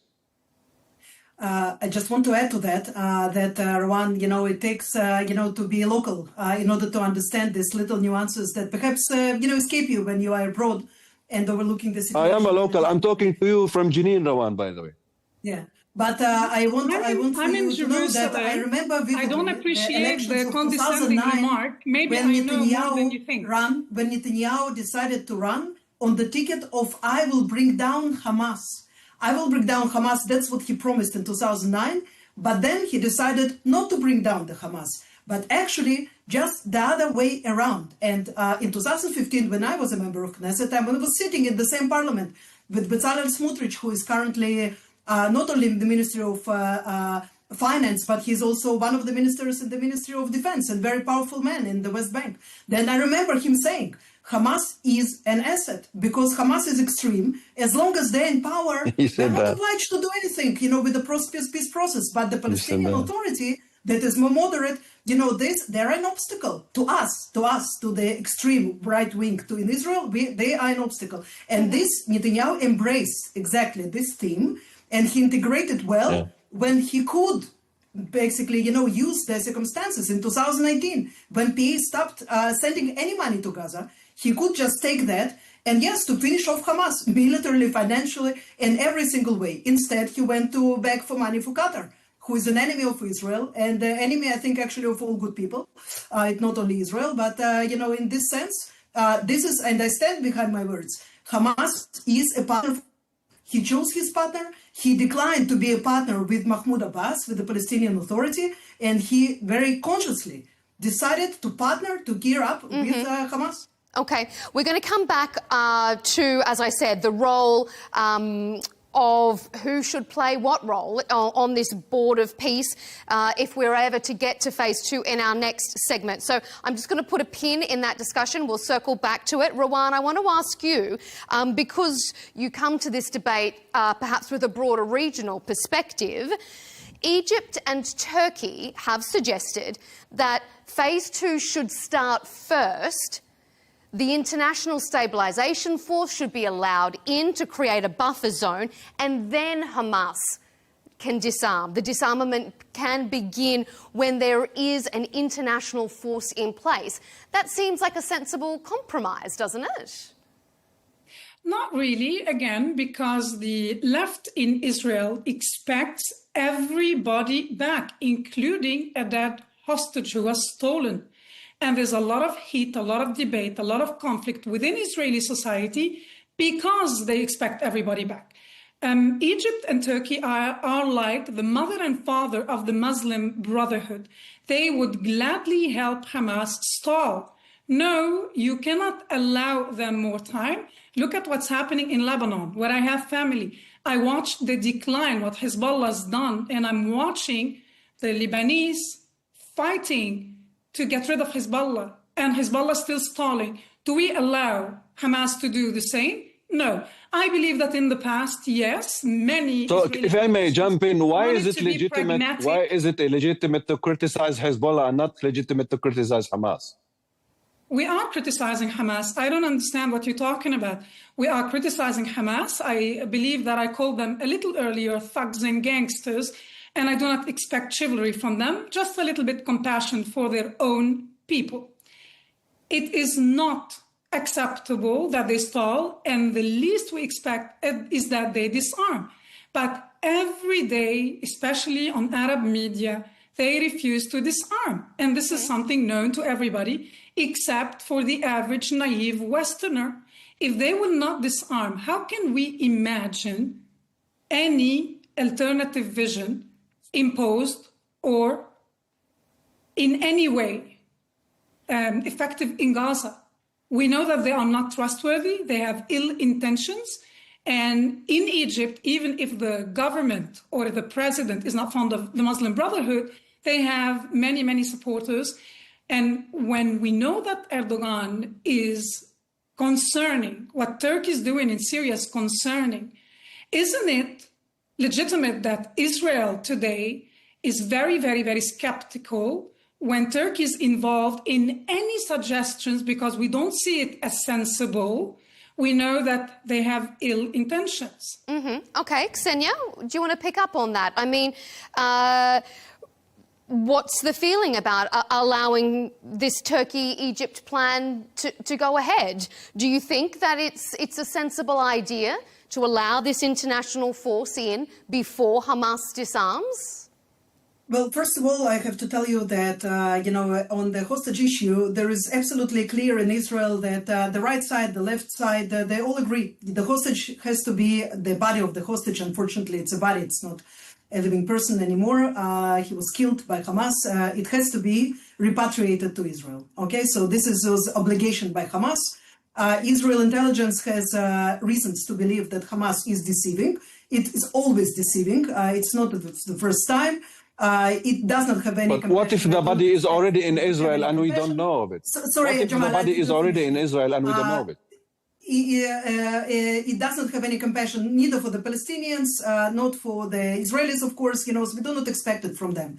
I think that the issue of the international peacekeeping contingent is the most weak thing in this plan that was introduced by Donald Trump, because it's unclear to this day what is the mandate that these forces will have.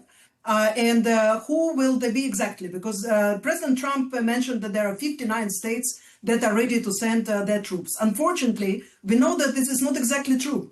It's not compatible with the reality as we know it. And many countries want to stay away. And because they understand that it's a hot mess, they don't want to be involved in that.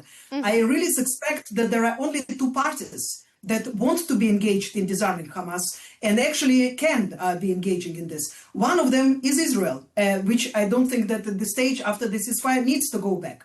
The second party is the Palestinian Authority that has the gunmen, that has, the firepower, that has the ability and the desire to rule Gaza again, and for the sake of the people to get rid of Hamas as a military power forever. But they are not allowed to even come close, there. So we will never know, perhaps, whether it's possible or not. As for the, involvement of Turkey, I assess it as very negative in any kind of way, So, there is a huge difference. Sorry, Ravan, but I'm an expert on Egypt, actually. This is the object of my academic studies. Huge difference between Egypt and Turkey. And their attitude to the Muslim Brotherhood. I'm sorry, it's not that their president is not fond of Muslim Brotherhood. No, this organization is officially banned in Egypt, and there is a huge struggle that they finance them, to get rid of them, so it's not the same. But cannot be said about Turkey. So I do not believe that any presence of Turkish soldiers, of Turkish money, of Turkish investments, of Turkish advisors or anything like this can be beneficial, not for Israel and not for the Palestinians. There are moderate Arab countries. We are, looking forward for them to take a more significant place in this process. And those were sidelined, unfortunately, during the last 3 months. United Arab Emirates. Okay. These are the countries that should be leading this effort, along with Egypt, Morocco, and the other Sunni moderate countries.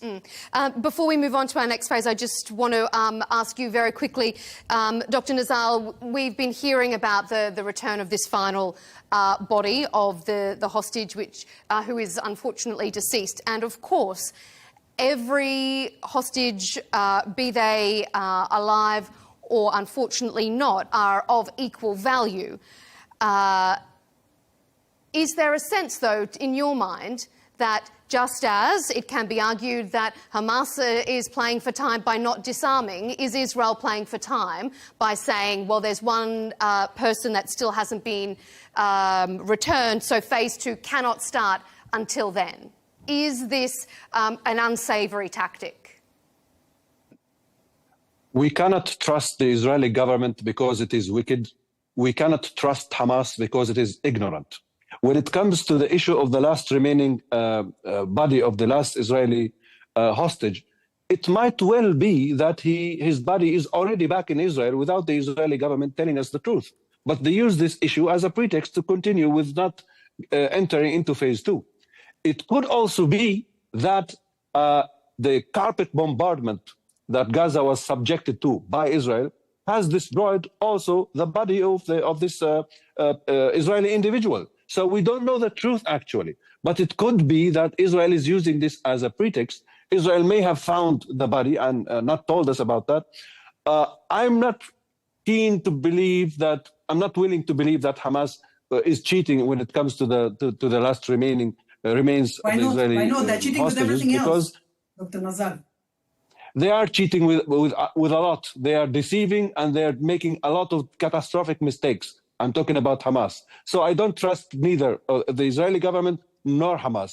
However, when it comes to the issue of the disarmament, there is the easy way that can save the face of everybody, which is allowing the Palestinian government, which has disarmed Hamas and Jihad Islami in the West Bank, in every place that it was allowed to enter. It has a good record of disarming these groups. So if the Palestinian Authority is enabled from working in Gaza, there can be an agreement with Hamas on making Hamas hand in all its weapons to the Palestinian Authority once there are international guarantees for Israel not coming back to attacking Palestinians in Gaza. But Israel doesn't want to give us this card, the card of withdrawing from Gaza and promising to not come back. So if we can give Hamas the guarantee that Israel is not going to attack them again, I believe making a Palestinian government, the Palestinian Authority, work in Gaza would help us tackle this issue, this ticklish issue of... Okay, yeah, sure, go ahead, Rowan.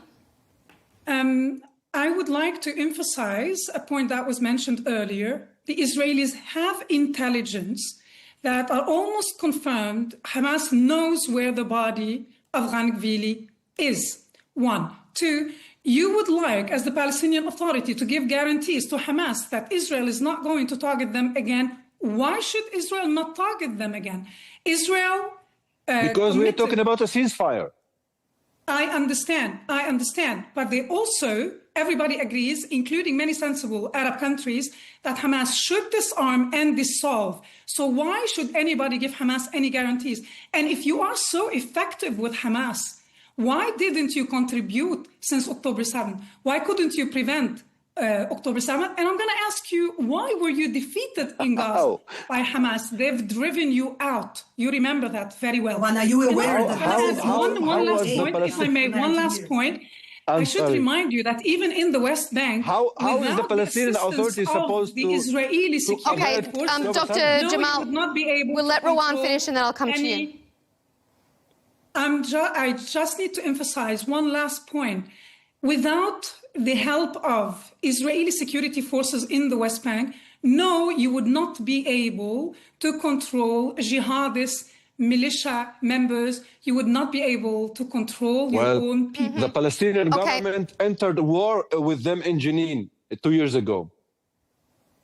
And the Israelis help you there, and they still help you, and there are They didn't. They torpedoed the effort. The Israeli government... Well, give me a break, please. Okay, Rowan, I'm going to let Jamal respond because then we need to sort of get back onto this peace plan and not go back through history. So, Dr. Nizal, a response from you, and then I'll bring us back onto the topic. Almost a year and a half ago, the Palestinian forces tried to enter the refugee camps in Jenin, because they wanted to tackle the issue of these gunmen who were hidden there.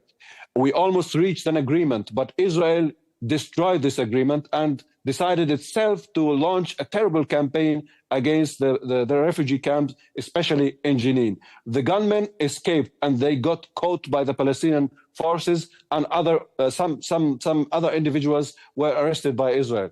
But the Israeli role in this was destructive. If they gave us time and they refused to let the Palestinian Authority receive arms from Jordan to continue with this campaign. So they played a destructive role, and without them, we would have been successful in reaching an agreement of making these gunmen handing themselves to the Palestinian Authority. I was today in Jenin, and I saw that most of them are being held in the Palestinian prisons because some of them killed members of the Palestinian Authority itself.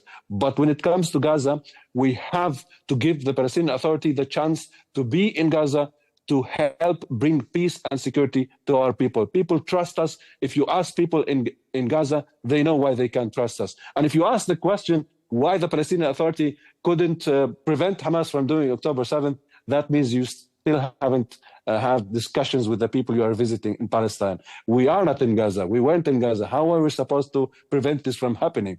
What we could do is prevent this from happening here in the West Bank. That we were successful in.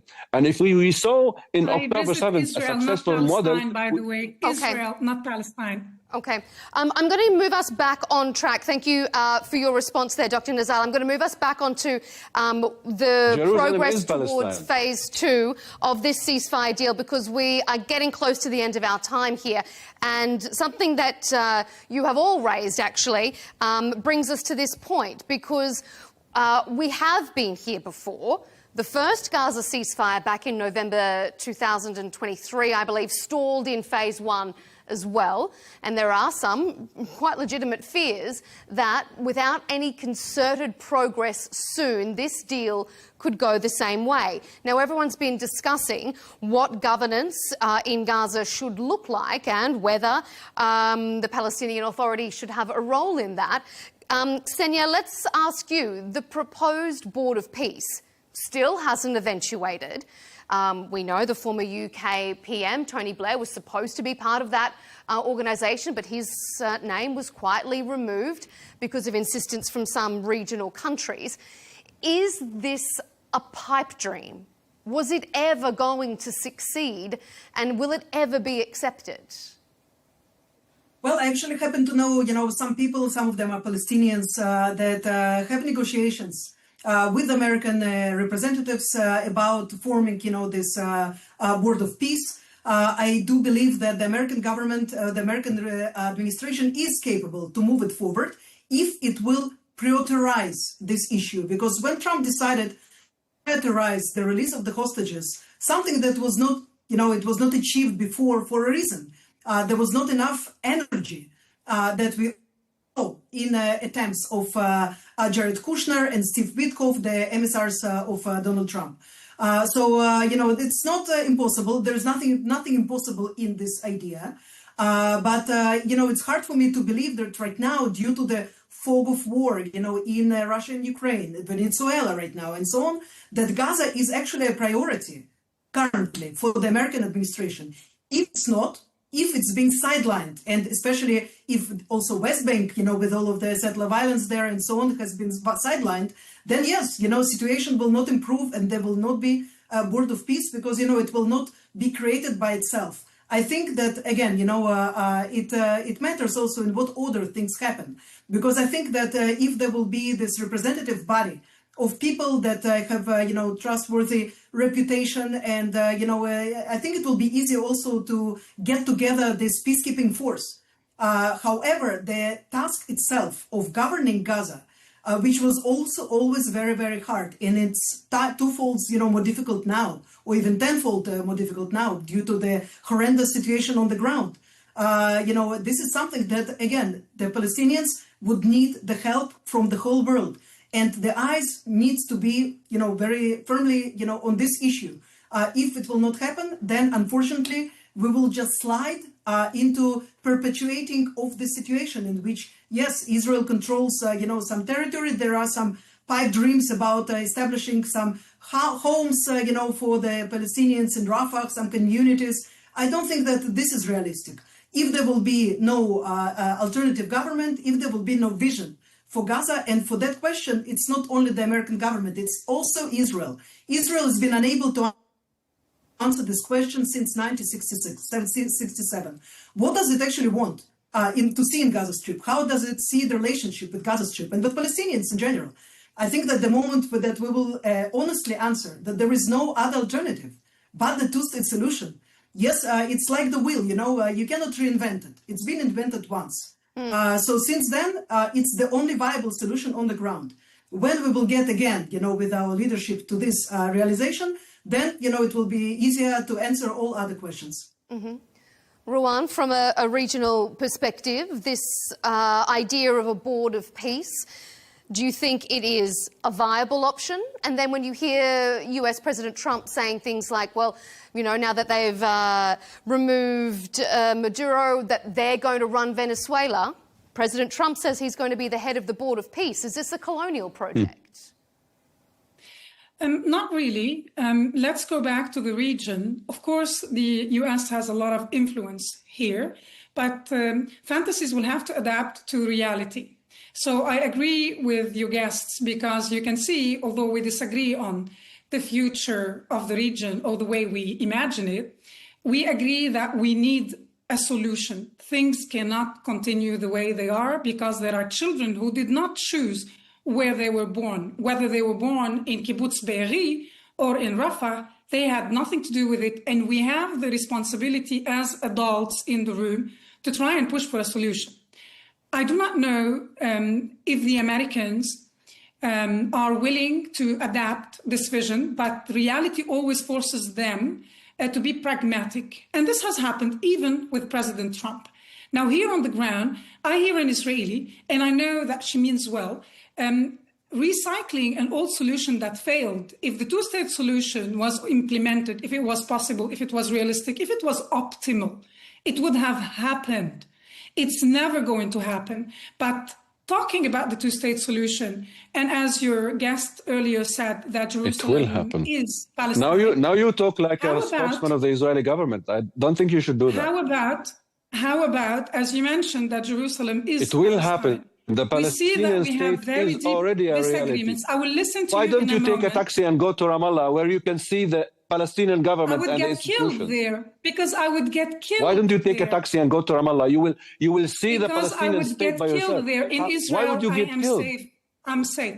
So my point is, if we have very I just been to Ramallah. What BS are you saying? Let's let Rawan finish her point, and then I'll bring it to both of you for a response. Rawan, finish off your point there. What? Well, that's really outrageous and on the silly. It's fact also that not really. Jerusalem is de facto Israel. It's de facto Israel. It's not Palestine. Because Jerusalem, as someone who studied Islamic studies, and I'm not saying Jerusalem this to is the brag, capital of but Palestine. We're not going to get into the apologize. redrawing of Just borders. briefly, Let's if I focus may. on the point at hand. The board of Jerusalem peace. is the capital of Rawan. Palestine. Jerusalem is not mentioned once in the Quran. So if we go back to reality, the two-state solution, maybe we should consider that Palestine, when we use that word, we should سبحان remember الذي that أسرى بعبده ليلا من المسجد Palestine that was already divided, 78% of the land became Jordan. The 22 remaining, the Jews accepted to divide. So it was possible, but the Palestinians said no repeatedly. We've reached a point where we should stop attempting to recycle old solutions that failed. Let's be We have to realistic. recycle the old talking points also. All right, we're This is almost really out of being time, so I'm going to bring us back onto the topic at hand. We've only got about 5 minutes left. So let me go to you, Jamal. Is the two-state solution dead? And I also want you to circle back to this Board of Peace. Would the PA support the Board of Peace? Does it support the Board of Peace, regardless of whether or not it has a seat at the table? The PA supports the Trump plan, and we supported the UN Security Council calling for implementing it. We believe Mr. Trump wants to see peace achieved in the Middle East, and we know that he aspires to widen the Abraham Accords. And for that to happen, it takes for Israel to recognize Palestine. This will happen. Maybe not in my lifetime, but I hope it will. The Palestinian state is a reality. The institution building in the Palestinian Authority is a reality that is visible for the eyes of everyone who can visit this place. We know Israel is doing its best to weaken the Palestinian Authority and sometimes to destroy it. And while Israel gave money to Hamas, Israel is still withholding the tax revenues that belong to the Palestinian government, which constitute 65% Because of pay for slave. the Because monthly you budget pay and of the reward Palestinian Authority. Okay, we're almost out of time, Rawan, so I'm going to let Jamal finish, and then I'm going to hand it to Ksenia, or else we're going to run out of time. You started your show, you started your contribution, Rawan, by criticizing us for equating Hamas with Israel. And now you're acting like an Israeli spokesman, a spokesman of the Israeli government who believes that Jerusalem is the capital of Israel and not of Palestine. Jerusalem is the capital of Palestine. The state of Palestine will be born. I know this because I know how persistent the Palestinian population is.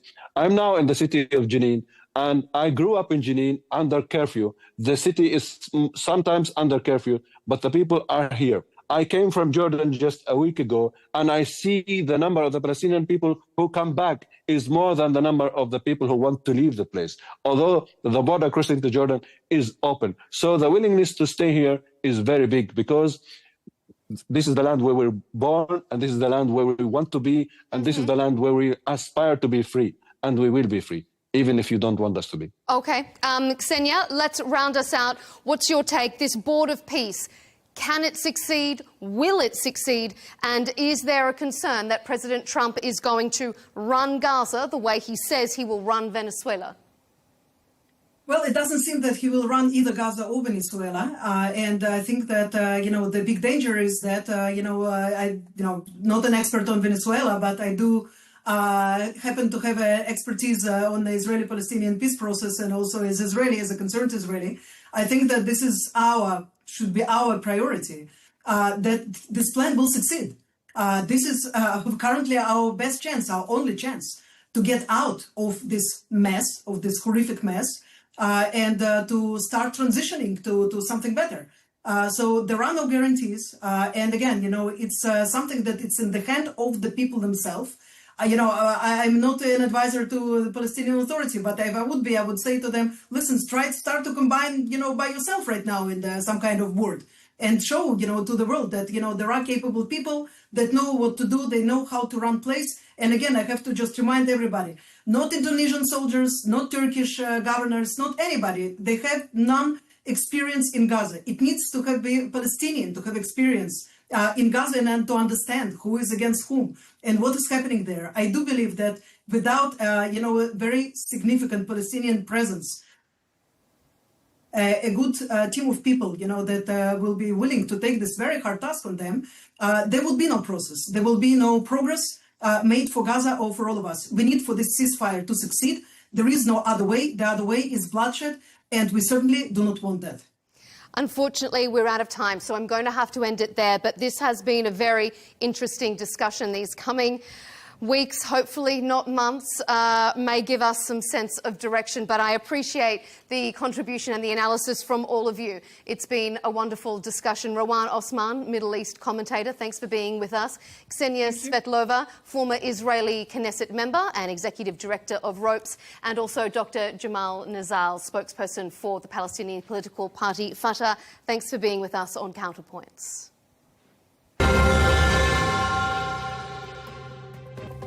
And for all of you watching, thanks for tuning in to this episode. You can, of course, keep up to date with all of our latest debates and interviews by subscribing to Al Arabiya English on YouTube and, of course, follow us on X and TikTok. We'll see you for the next debate.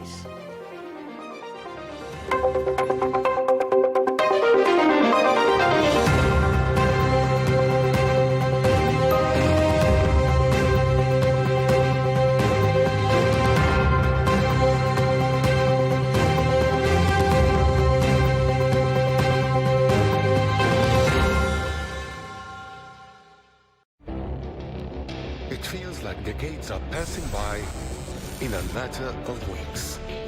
Seismic shifts in the world order. Never, ever will be part of America. With so much happening and so much noise. Whether it's political upheaval, Canada has been ripping us off for years. Economic shifts or social movements. And no one wins from tariffs. I think America can be more friendly to the rest of the world. For in-depth analysis and all the latest developments across the globe. To have an inclusive policy together. The meetings with Hamas gave me some hope. We're in another nuclear arms race. The most important development straight to your screen. Welcome to the dressing room. I'm on my own. I need backup. And an insightful look at the issues shaping our world today. It was not going to happen, that war, and it happened. Join us on Al Arabiya News, where the world talks. We have to take care of our people, and we're going to take care of our people first. For in-depth analysis and all the latest developments across the globe, make sure you join us every weekday. President Trump is trying to negotiate a ceasefire. With so much happening, so much information, and so much noise. International law will have no part in his administration. It can be hard to keep track. Tariffs will just fuel inflation. We're going to fight these tariffs. But you can count on us to tell you what you need to know. We stand by your side. Join me, Tom Burges Watson, for Global News Today, right here on Al Arabiya News.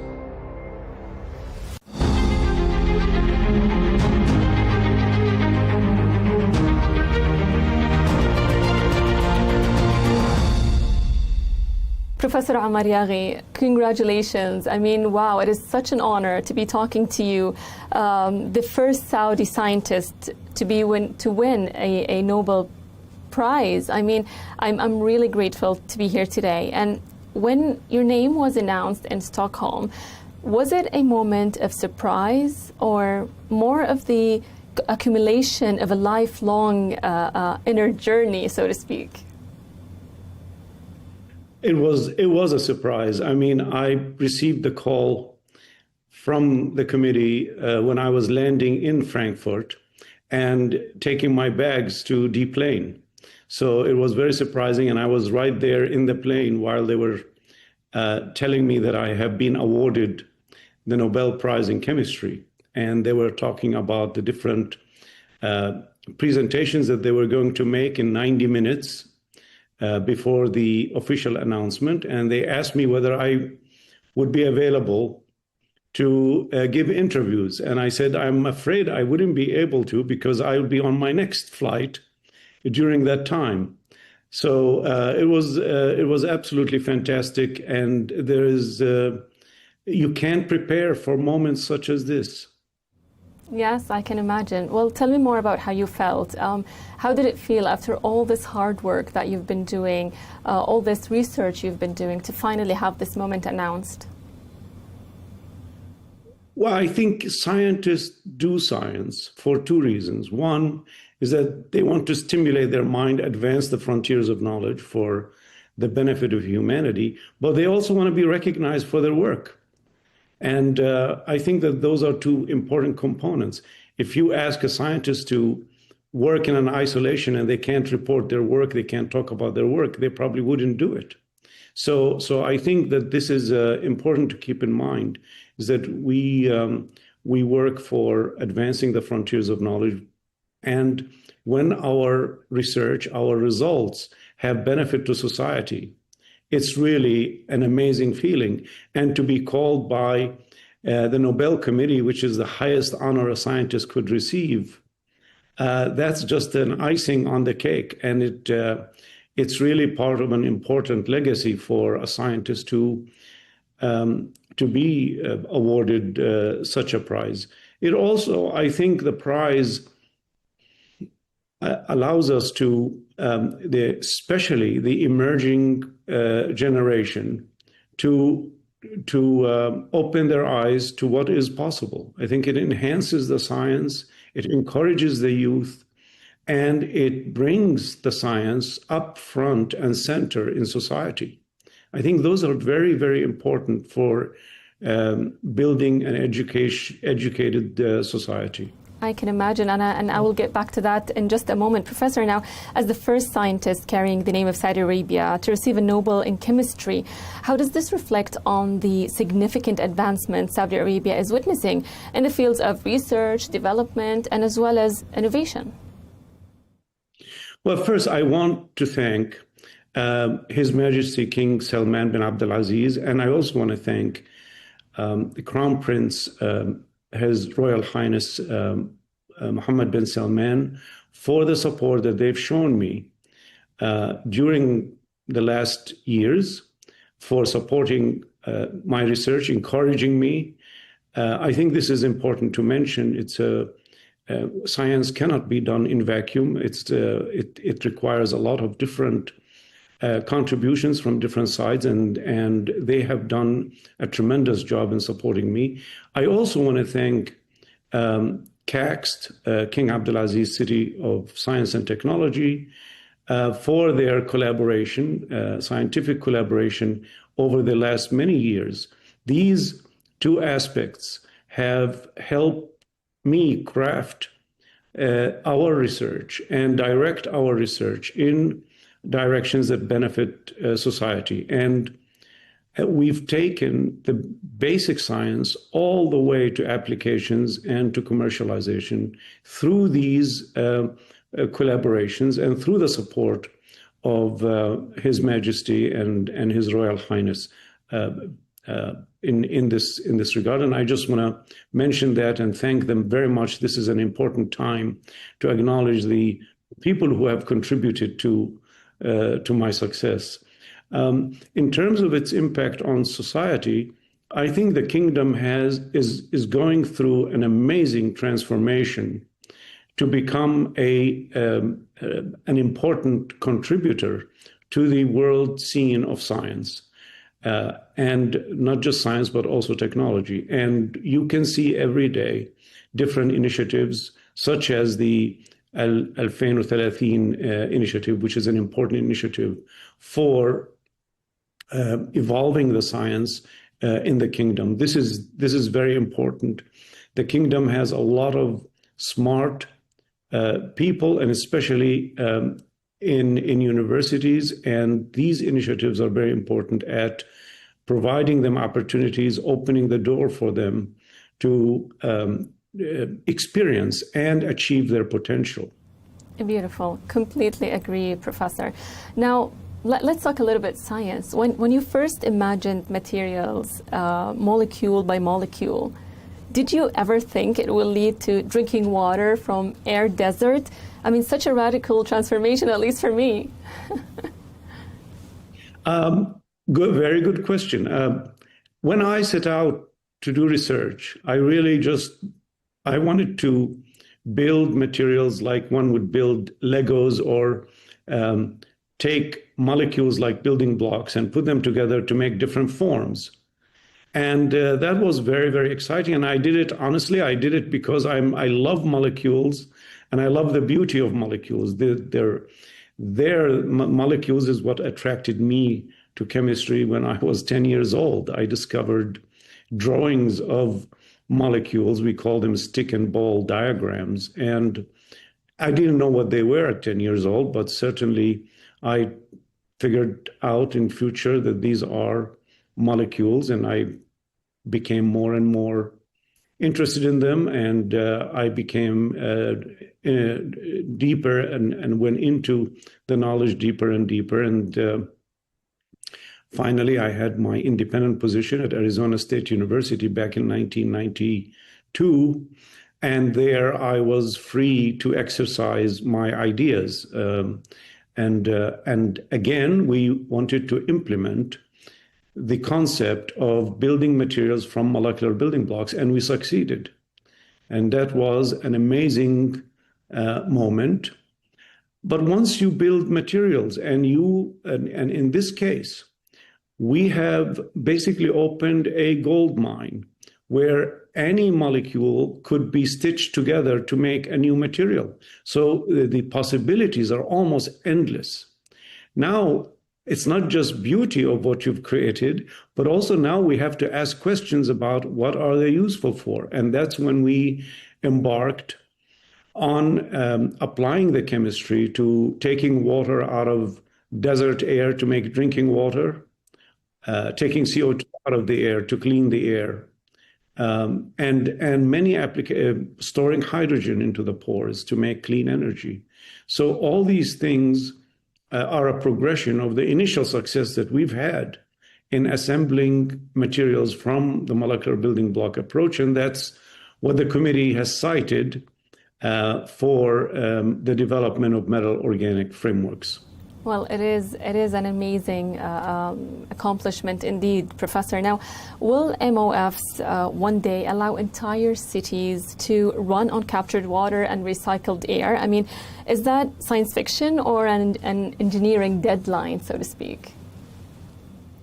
Well, it sounds like science fiction. In fact, there were movies made about trapping water from Correct. air. But the power of these materials is that they can make dreams come to reality. And this is the beauty of it. We have a startup called Atoko in the south of Los Angeles, in Irvine, that is already testing devices that would deliver 2,000 liters a day from trapping water out of the air and requiring very little energy.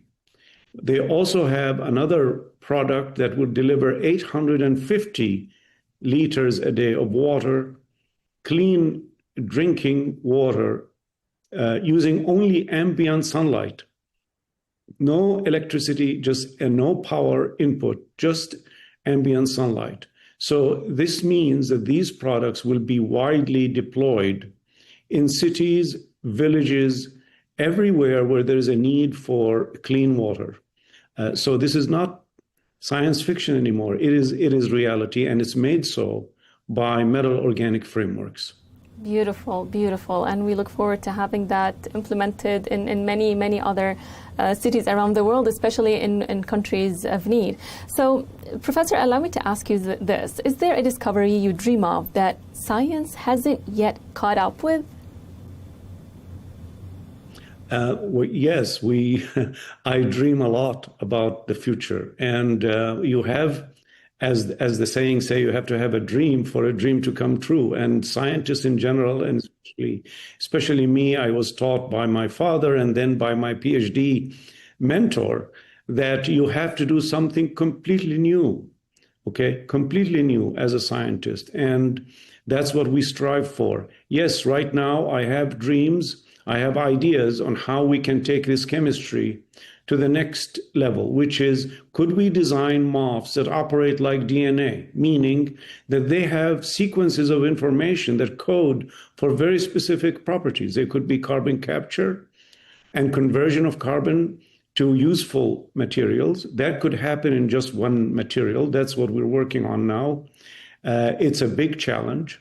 If we can solve it, then we would have completely changed further the way people think about making materials. So that's one direction. The other direction is that we have many ideas on how we can accelerate discovery using AI, using machine learning and large language models, AI tools that allow us to take things that we research for 2 to 3 years to achieve a result and reduce that time down to just weeks. We have already preliminary results that show that we can speed up the discovery of new materials so that we can achieve new materials that have very specific applications much quicker, 50-fold faster than what we have been doing. So the future is very bright, and we only scratch the surface. There's a lot more work to do. And we have many, many ideas about how these materials can be modified further and with the use of AI, completely transform the way material science and chemistry work. This is something that I might add is a significant part of my collaboration with CAXT in Saudi Arabia. Amazing. I'm glad to hear that you have the support for that amazing vision that you have, Professor. Now, allow me to end with this.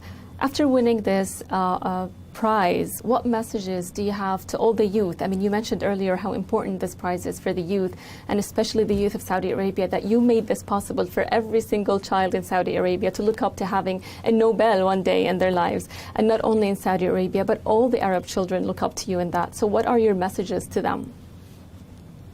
Well, my message for Saudi Arabia is that you live in an amazing country that has tremendous resources and leadership that has the will to put those resources behind your education and behind the development of science and technology.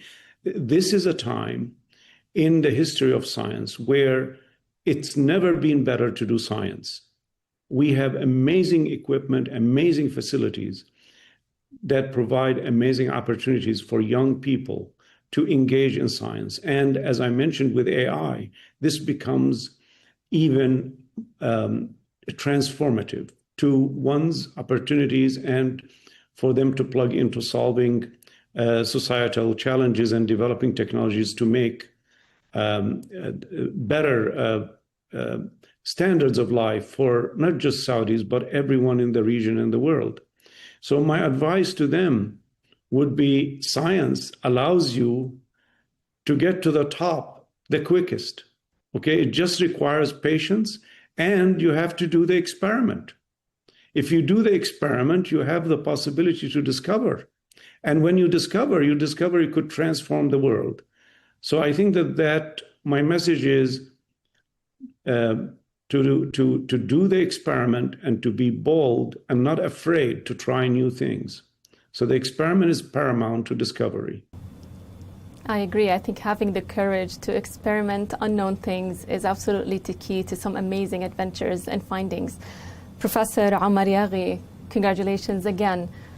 The first Saudi scientist to get a Nobel Prize in chemistry. It's been an honor. Thank you so much. Thank you for your interest and for this wonderful interview.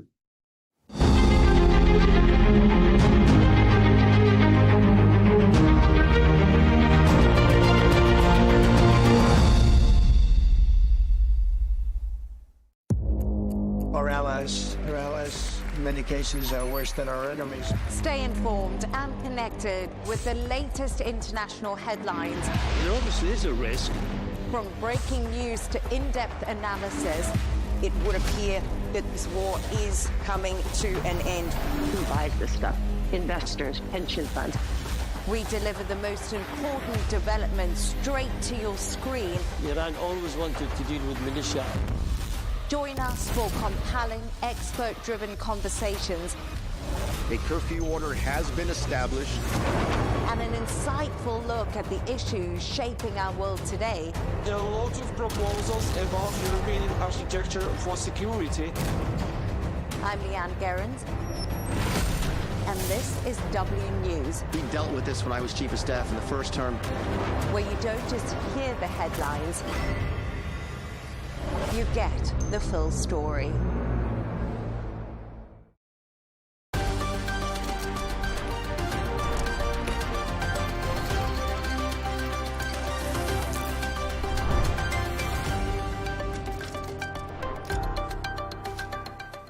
Hello and welcome. I'm Leigh Ann Gerrans and you're watching W News Extra, broadcasting live from the Al Arabiya studios. These are our top stories. American oil companies prepare to meet at the White House as the US seizes a tanker with links to Russia and Venezuela. Marco Rubio says he plans to meet with Denmark next week amid tensions over the acquirement of Greenland. And Iran's president has ordered security forces not to crack down on economic protests, distinguishing peaceful demonstrators from armed rioters.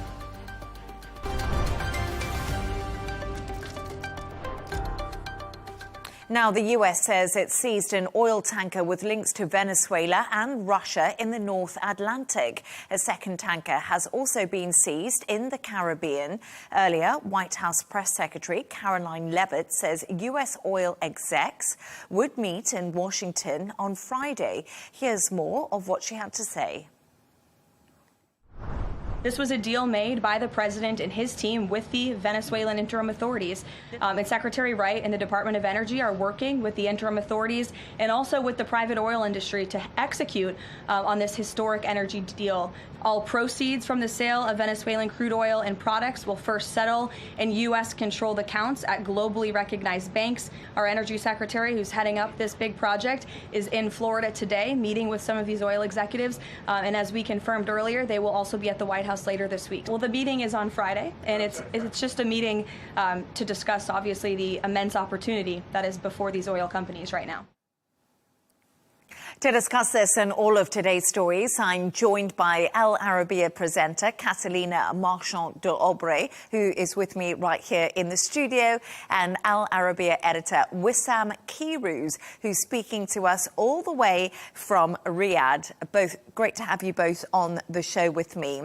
Catalina, let's start with you. So today we saw a really defiant US administration come out speaking to the press. We've had another day of absolutely extraordinary events. But what more do we know about this tanker that was seized and its whereabouts? So here are some of the facts, Leigh Ann. So the United States seized a Russian-flagged oil tanker that was linked to Venezuela after this multi-week pursuit, they said, in the Atlantic, finally seizing it near Iceland. So they also seized another vessel that we saw in the Caribbean, but the vessel that they captured with the Russian-flagged vessel has now been renamed Marinera, and it was targeted for violating U.S. sanctions in transporting illicit oil, according to the U.S. So the U.S. military boarded the tanker, they say under a federal warrant, part of a broader campaign to enforce sanctions against Caracas and disrupt this revenue source for the Maduro government. This is the first time in recent memory that the U.S. U.S. has captured or seized a Russian-flagged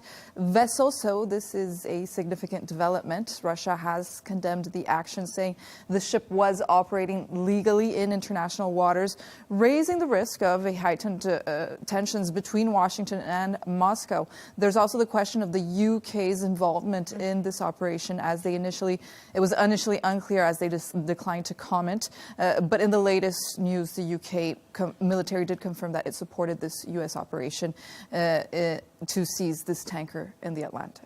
Yes, big developments happening today.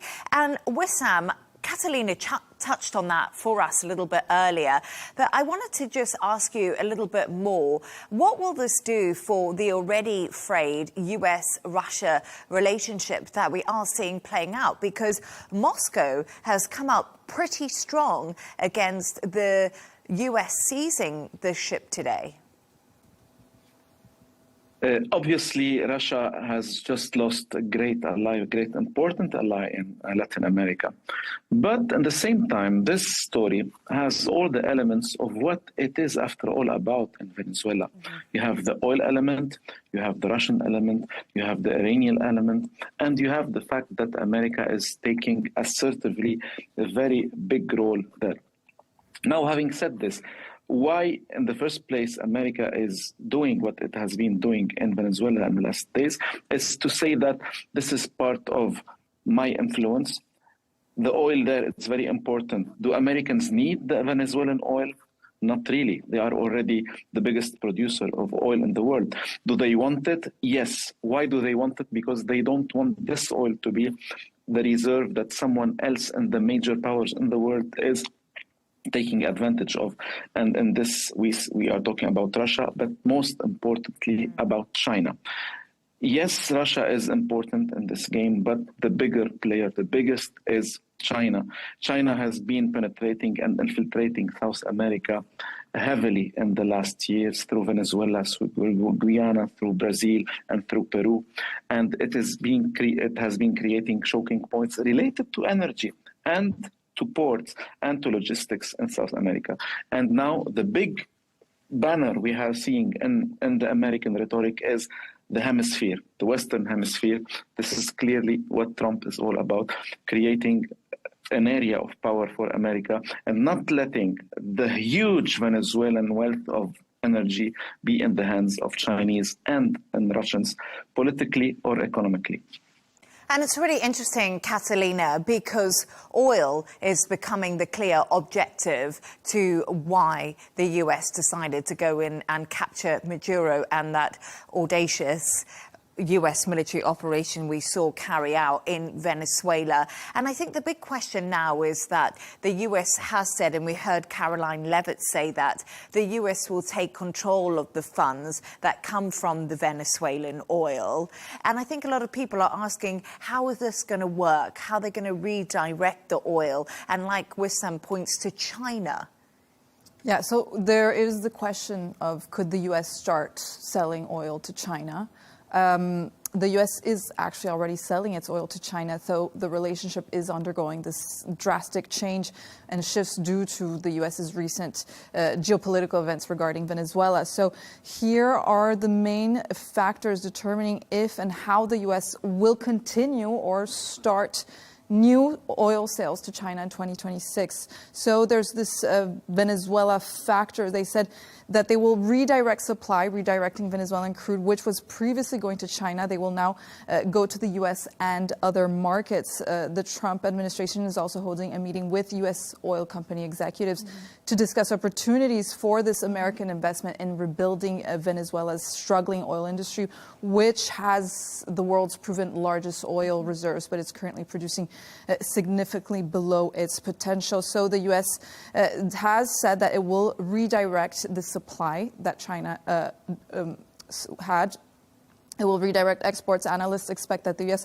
will redirect Venezuelan crude, which China had at a discount, to U.S. refineries actually in Louisiana. So there's also, Trump has suggested that China might still receive some Venezuelan oil. He indicated it would likely be at a full market price, rather at this discounted price that they benefited from the Maduro regime. And with them, I think the big question here is it all seems to be playing well for Donald Trump, what's happened in Venezuela. And now we have a look at him redirecting oil to China. Is it all about energy and the wealth that natural minerals and resources will bring to America that Donald Trump is doing what he's done? It is definitely about strategy and energy, and it has been playing extremely well for Donald Trump. The spectacular operation, military operation, American operation in Venezuela is a sign for everyone in this world that the American might militarily has reached such a level that they are capable of doing anything.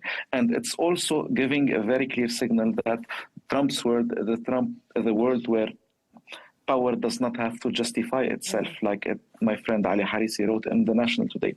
Having said this, there is also a major shift happening under Trump in the world of energy.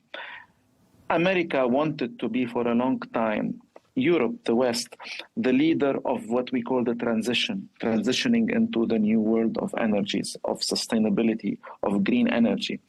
Biden has advocated a world without fuel cars in 2035. It's all over now. America is under the slogan of drill, baby, drill. It's not only drilling in Alaska or America, it's going to be drilling everywhere in the world. It's re-becoming the leader of energy in the world, whether it is fossil fuel, it's nuclear, it's gas, or it's even coal. So America is taking or putting its hand on this very vital sector in the world. And if China wants to buy some oil, it is welcome. It's going to be under the leverage that America has in this field. And there's finally a very major difference between China and Russia. China is part of the game. China is part of the world system. It is selling something. It is buying something. So it has more interest this functioning system, whether Russia is a bit on the sideline. We are yet to buy a Russian laptop, a Russian phone, or even a Russian movie. So this is a big difference between China, which has an interest in a working world system, and Russia, which is far behind, and let's be honest, it's a bit sidelined, the system. Drill, baby, drill. The famous words Donald Trump has said many times before, but thank you so much for your thoughts on that. Let's move on now. When US Secretary of State Marco Rubio says he will meet with Denmark next week as tensions over Greenland do continue. His visit follows President Trump's threats to acquire the Arctic country, including the use of the military. European leaders have spoken out in support of Denmark, who have pushed back against the president's plans. Here's what Rubio had to say a little bit earlier on Capitol Hill. Well, that's always been the president's intent from the very beginning. He said it very early on. I mean, this is not new. He talked about it in his first term, and he's not the first U.S. president that has examined or looked at how could we acquire Greenland. There's an interest there. But so I just reminded them of the fact that not only did Truman want to do it, but President Trump's been talking about this since his first term. So, Wissam, there we are. Marco Rubio, the US Secretary of State. So he's told us all he's meeting with Denmark over Greenland. And, of course, Donald Trump is still serious about acquiring it. Any surprises in that rhetoric? No surprises. It's just a renewed thing that some of us thought that it was sidelined in the agenda. He's just, freshly refreshed by the achievement in Venezuela, reiterating that it wants Greenland. And the good thing about Trump is that we know what he thinks. He does not hide he says exactly why he is taking Venezuela, why he is taking Greenland. And I have a little bit of an unpopular opinion here. I think acquiring or, having Greenland won't be extremely difficult task for America, because let's not forget Greenland is a semi-autonomous, a huge land, of course, but with 50,000 nationals or people living there only, and it only takes the Americans to convince half of them plus one to be part of America. Having said this, we have said here before that we are in a world where the old world has vanished and the new world is yet to come. And obviously in this era of waiting, every great power in the world is drawing the lines of their interest and of their influence. And this is clearly where it comes, the Americans come and say, Greenland is very important. We are going to the poles, and the poles, China has been heavily targeting the poles, including Greenland. We need to be there. And we as Americans, as major powers, are more able to deal with this than a small country than the European Union, and let alone a small country like Denmark. And many strategists to believe this is true. How it will be done, we'll be seeing an invasion, we'll be seeing eventually the people of Greenland saying, okay, we will become Americans. It's yet to be seen, but obviously the assertiveness of Trump on this give a clear signal that America is very serious about it. And that eventually the Europeans will have to deal with this, not as a fantasy, but as a political reality in a world where political correctness does not exist anymore. I always think what the Greenlanders think of all of this, because obviously when they did go to the polls, they did vote in favour of being independent from Denmark. So a lot has been happening in Greenland. But Catalina, I like the way that Wissam said it's sort of out with the old world, in with the new world. And there's been warnings that if the US make a move to take Greenland, that could actually spell the end of NATO. And lots of people have been saying, what is going to happen? This alliance has been in place for 80 years. I don't know what you think of that. I'll get to that point, but just to add a bit on what the people of Greenland think, there was overwhelmingly they did want to be independent from Denmark, but I think the polls also said that they overwhelmingly did not want to be part of the U.S. So there's a balance there. But when it comes to NATO, has it lost its power? This doesn't mean when we're talking about its power, we're not talking about its physical power, because it still remains one of the unmatched military powers globally. Here we have some numbers for you, Leigh Ann. NATO members collectively possess over 3.3 million active duty troops and spend roughly 1.3 trillion annually on defense. So this accounts for over 55% of the global military expenditure. So when we're talking about a loss of power, we're talking about political power here, as the U.S. administration is raising these significant questions about Washington's commitment to this alliance. So officials have recently stated that the U.S. security priorities do lie elsewhere. They haven't only stated this, they're actually showing it with their ambitions over Greenland. So this leads to this claim that they are losing power, especially when it comes to the Greenland disagreement. But I think that NATO is just currently navigating its most significant crisis of credibility as an alliance, as that has been faced in decades. So the bloc could break if the U.S. does move on with its ambitions in Greenland.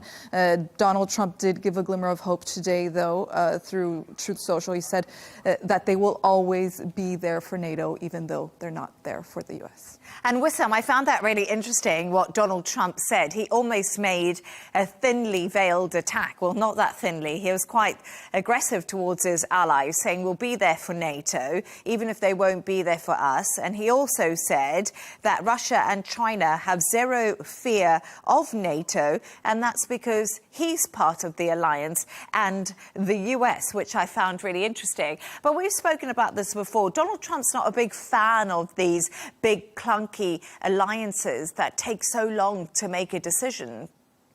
He's not a fan of collegiality, if I may say. He doesn't like collective reasoning and collective decision. But at the same time, it's very clear that already Trump has shifted this alliance, this very strong alliance, from what it used to be, which is an alliance based on strategy and transatlantic values and interests, into a very mercantile joint venture, where America basically provides security assurances and security services to weaker Europe in front of, assurances needed in front of Russia mainly, but also in front of the world. Now, will the NATO remain as is? it is what it is now. I mean, this is the reality for Europe. And unfortunately, we have to remember that some of the players in Europe, like Denmark itself, they heavily relied and kept on thinking that, we cannot survive without America. And it's not worth it to invest, in a European defense project. That European project was advocated by other players like France and others. But I would like to note a very, slight and light note on Greenland and America. The Greenlanders, the first, the native Greenlanders, apparently were the first to discover America long before Christopher Columbus. And we have evidence and places of, residues of woods and ships that has been used by Greenlanders and Greenland Vikings in America. So Greenlanders arrived and acquired America long before Americans now want to acquire Greenland. America first. America first, Catalina says. But I do find that absolutely fascinating because the history and the links between Greenland and the US, as you did point out, Wissam, they run so deep. It's a really interesting conversation to have. But thank you so much to both of you for your thoughts there. And we're going to move on to another story now. And Iran's president has ordered security forces not to crack down on economic protests, drawing a distinction between peaceful demonstrators and armed rioters. In a video released by an Iranian news agency, the vice president said Pezeshkian had ordered that no security measures be taken against the demonstrators. Iran's military chief also warned that Iran will not stand by and allow itself to be threatened by outside powers after the US and Israel backed anti-government protests in the country. Catalina, 11 days these protests have been going on in Iran. It's been a really long time, and we have seen the US take action against Iran previously, obviously not that long ago. Are we likely to see this happen again, possibly alongside Israel? Well, previously and recently, so why wouldn't they do it again? I think it's highly likely that U.S. and Israel will take a coordinated action against Iran this year, as both nations have actually already conducted direct military strikes against Iran nuclear facilities this past year. So even more with the current conditions and the intensifying demonstrations, domestic protests that are going on in Iran, as we also see a hardened U.S. military stance, not only with Iran, we've seen with Venezuela, and now they're threatening Mexico, Colombia, Cuba, as Trump threatens other foreign nations with foreign interventions. So, yes, there is an increased possibility of this renewed intervention. Yeah. And, that's something what the world is waiting to see happens. But, Wissam, like I mentioned earlier, we have seen demonstrations like this in the past in Iran back in 2022 and 2023. I wonder why it's different this time and what could possibly end the unrest, because it appears to me, just reading between the lines, that the regime in Tehran is hesitant about using such strong military force. Let's start by stating the obvious. Iran is now weaker than ever. It has lost most of the proxies they have in the region. It is not faring any better economically. And there is a sense within the population, even within those who were for the regime, that after all these fights that we have made, all those billions we have poured into these regional ventures, have vanished. We have been, hit heavily by the Israelis and the Americans, and we are not faring any better. Having said this, the demonstrations are there, but we are yet to see the same intensity that we have seen in 2022, 2023, let alone 2009. There has been a scholarly opinion that the regime change in Iran is only possible through a change in the regime itself and not a regime change. Now the regime is very weak.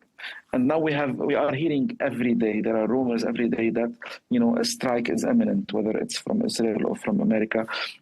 They are living under the threat every day. And we have seen reports, very serious reports, that some at the top of the hierarchy in Iran are even considering the fact that if America is to do any spectacular move like the one we saw in Venezuela, we could see, the big players, big decision makers in Iran, even the Murshid himself, Khamenei, may be moving abroad.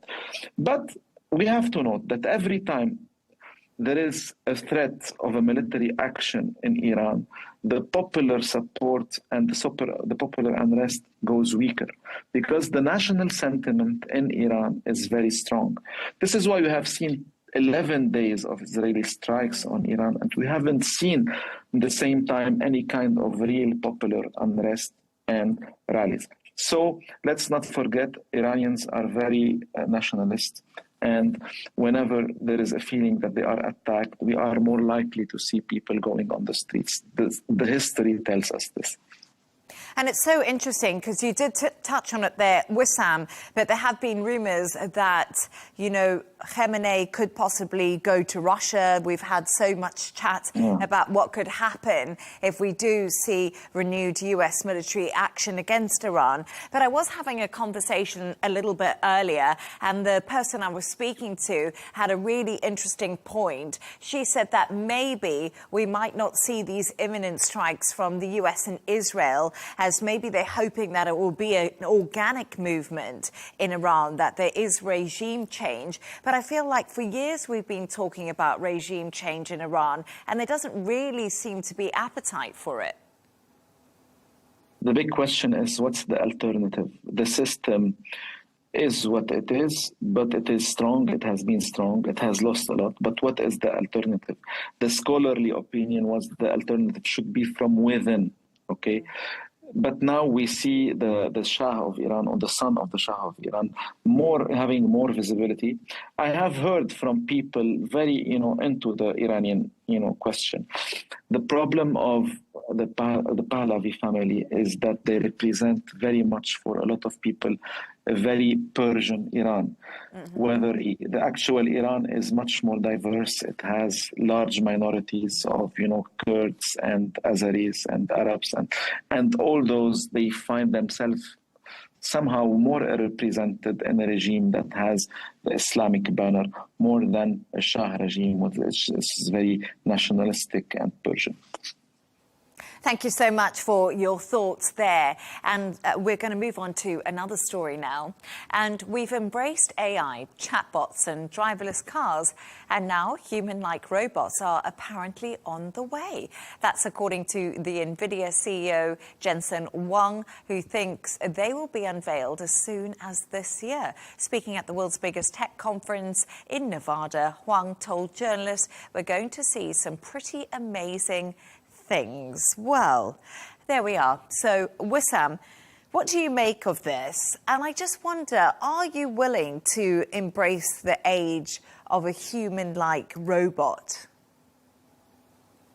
I'm not only willing, I'm just having to submit to what's happening. Human beings have never been able to stand in front of any technological disruption. Call it from the rise of, the electricity to TV to anything. Every time we have a disruption, some people would think that we can resist, and the answer is very clear. We cannot resist. Now, we have seen spectacularly the rise of AI. I do personally use ChatGPT. A lot of us are talking to AI every day. And at the same time, we have seen the spectacular rise of robotics, how robots are moving.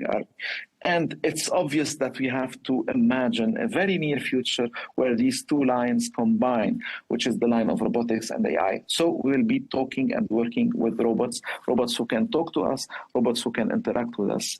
And some of us are right now writing questions and having answers on ChatGPT or other chatbots, and they have to pinch themselves every 5 minutes to remember this is not a real human intelligence, it's an artificial intelligence.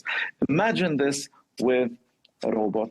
Now, it's going to be big, and it's not very far because, AI is here, robotics is impressive, and it's coming very soon. I find it quite sad because the human interaction, I was just thinking about you and I sitting here, Catalina, and we're interacting with each other. Imagine one of us as a robot. We lose that warmth and that human feeling, don't we? So what does this all mean for the rest of the world? Will you and me be able to work alongside robots? Or do you think the human will just sort of sit at home and do nothing? I think this all depends on preference, Leigh Ann. We did see the case recently of a Japanese woman who married her AI chatbot. But I always thought how disappointed her parents must have been that she didn't even marry a real person. How disappointed she is in humanity. Yeah. But I did check data for 2026, and I think that for now, data indicates that AI and robots are actually will be transforming work rather than outright replacing humanity. So while perhaps there are certain roles that are and have been fully replaced by AI or robots, for instance, in data or accounting perhaps, this shift is primarily focused towards a human-robot partnership where machines will handle, for example, repetitive tasks. We did see, for instance, this butler robot that they launched for, I think it was $20,000 or something. This was launched last year for household chores. The company did say that this robot, this is an example, could eventually replace a housekeeper, but these technologies are still keeping up and they're still being fine-tuned.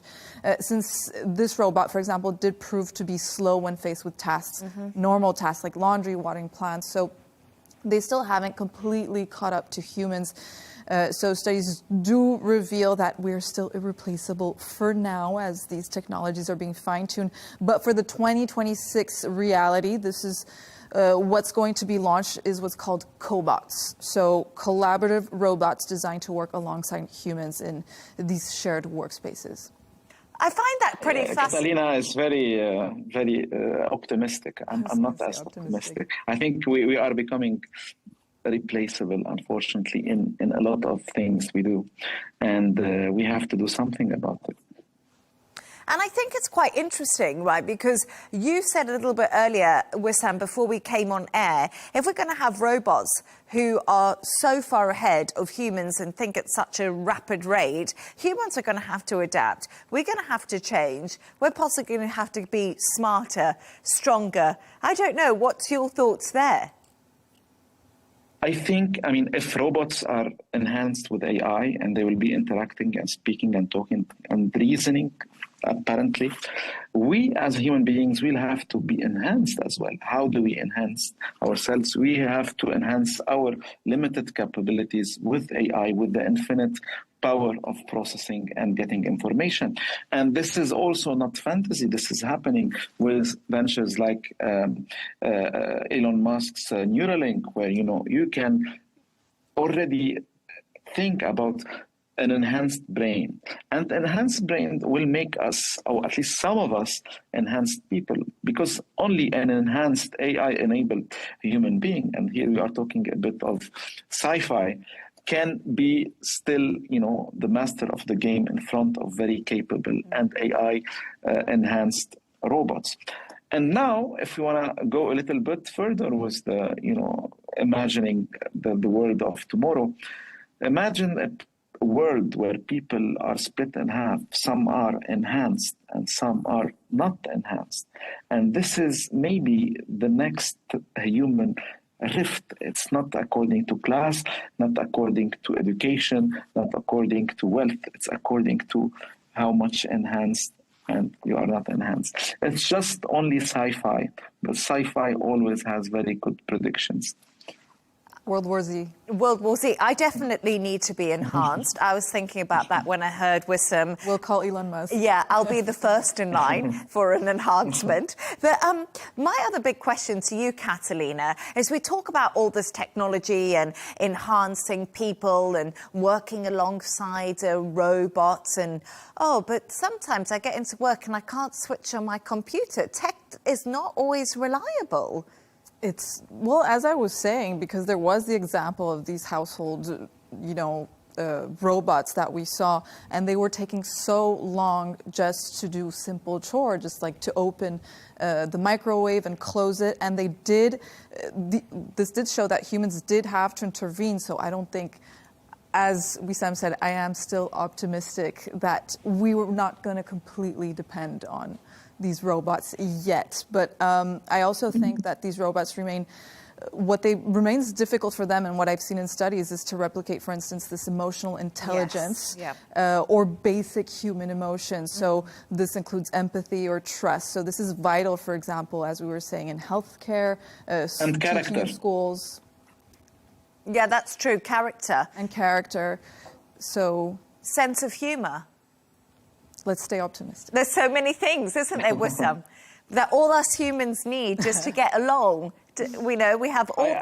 I think, Leigh Ann, our biggest strength will be character, because everything else, I mean, not empathy, if it still has any value in the world of tomorrow, but character, I mean, because knowledge is there, it is available, it is very, very, very available and very cheap. Now, what will be my value, I think, or your value is the character, because the character is who you are, and people will connect with who you are more than what you know or what you do.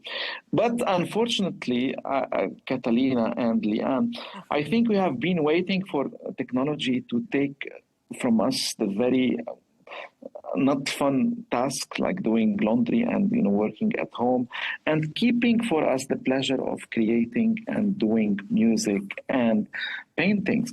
But what we are seeing now, unfortunately, is that the artificial intelligence, as it is now, it is doing the creative work and keeping for us laundry and other unfunny stuff till now. So let's wait for the robots, and hopefully the robots will do that. I've got one thing to say. I'm much better at doing laundry and cleaning than I am at creating and painting art, I'm afraid. I'm depending on them to be doing this work for me, so I hope they'll figure it out. Well, it's that time of the show now where Catalina and Wissam, they've chosen two of their quirkiest stories of the day. And Catalina, I want to go to yours first, because it's all about a monkey who is on the loose in Tennessee, of all places. Monkey business, Leigh Ann. So what we saw... Oh, look at it. It looks terrifying. So this was a Tennessee shop. It was cleaning up after this unusual crime was reported over this weekend. So police received a call about this little rascal at about 8 a.m. Sunday morning. After arriving on the scene, they were surprised to find the little culprit there. He was a cinnamon capuchin monkey. You could remember that from Friends, perhaps, Marcel.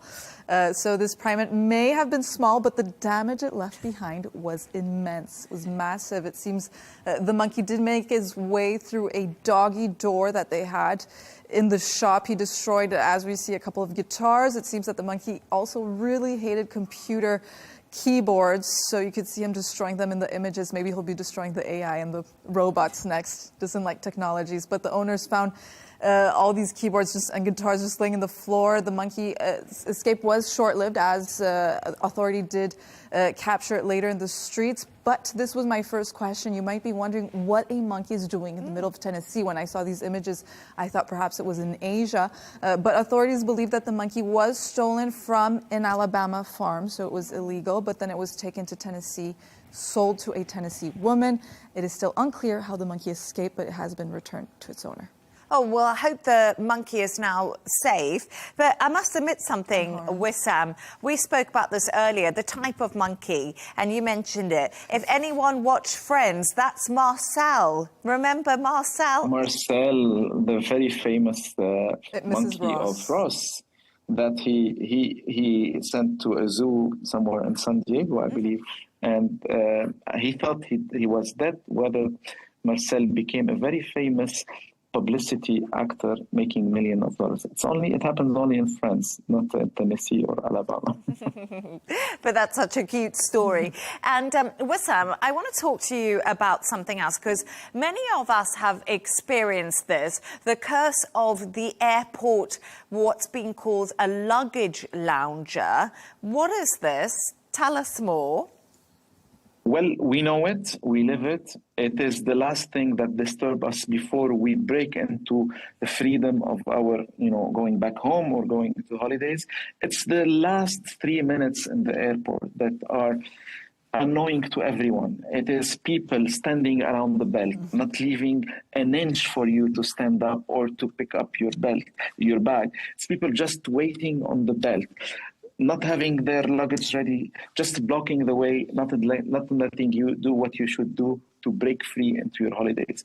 And we have a name for this phenomenon that has been haunting us for all our life. And now we call it, thanks to the Daily Mail, we call it the luggage lounger or the airport loungers. It's the people who are standing on the belt and giving you a hard time and adding to the anxiety that is already heightened in that moment. Let's not forget when you are waiting for your luggage before you leave, when you arrive, you are just anxious it didn't make it, didn't arrive.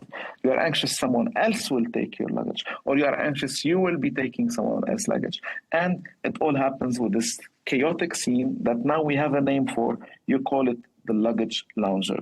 And that's, as many of us are luggage loungers. I'm a luggage lounger. I'm a proud luggage lounger. As soon as I come off, I have a strategy. I go straight to that belt. I stand almost where the luggage comes through the belt, and I will not move. I'm there until my luggage comes off. And I get more and more irritated, Catalina, as time goes on. And the fact that I've even taken someone else's suitcase, realised it's not mine, and put it back on the belt. We have a self-diagnosis now. Yeah, we have self-diagnosis from the Daily Mail. I'm proud about it. But you're the same as me. I'm the same, and I honestly never thought there was anything wrong with it. No, I didn't either. I didn't know people were so annoyed by me, but... I still can't believe that they've actually coined a phrase and it irritates people. I mean... But now that we have a diagnostic, we can relate to it. It's like every other diagnostic we hear about. Are we ADHD? Are we that? Are we that? I mean, now we are also luggage loungers. I don't understand those who aren't. Yeah. Like, how can you be so chilled? Are you not ready to just get things moving? You're in a different country. Time to get out the headboard. Let's try to be light travelers. And I have personally achieved this in 2025. I have everything I need in the 2-3 cities where, I move around. So there is a huge joy in traveling with only your passport and, of course, your credit card. And your mobile phone, of course, Wissam. Because you need to be on ChatGPT in case anything goes wrong. A reliable friend. Yeah, your reliable friend. Yes, Catalina said. But thank you so much to our guest today, Al Arabiya presenter Catalina Marchand de Aubray, who, of course, was right here in the studio with me, and Al Arabiya editor Wissam Kirouz, who loves ChatGPT, and who's speaking to us all the way from Riyadh. And that's all from us on W News Extra. Don't forget to subscribe to our YouTube channel. Of course, follow us on X. GNT will be coming up next. Goodbye, and thank you for watching.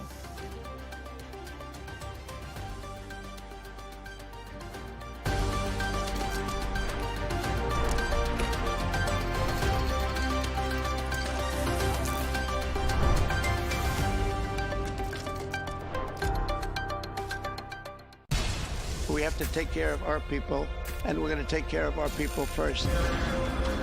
For in-depth analysis and all the latest developments across the globe, make sure you join us every weekday. President Trump is trying to negotiate a ceasefire. With so much happening, so much information, and so much noise, International law will have no part in his administration. It can be hard to keep track. Tariffs will just fuel inflation. We're going to fight these tariffs. But you can count on us to tell you what you need to know. We stand by your side. Join me, Tom Burges Watson, for Global News Today, right here on Al Arabiya News.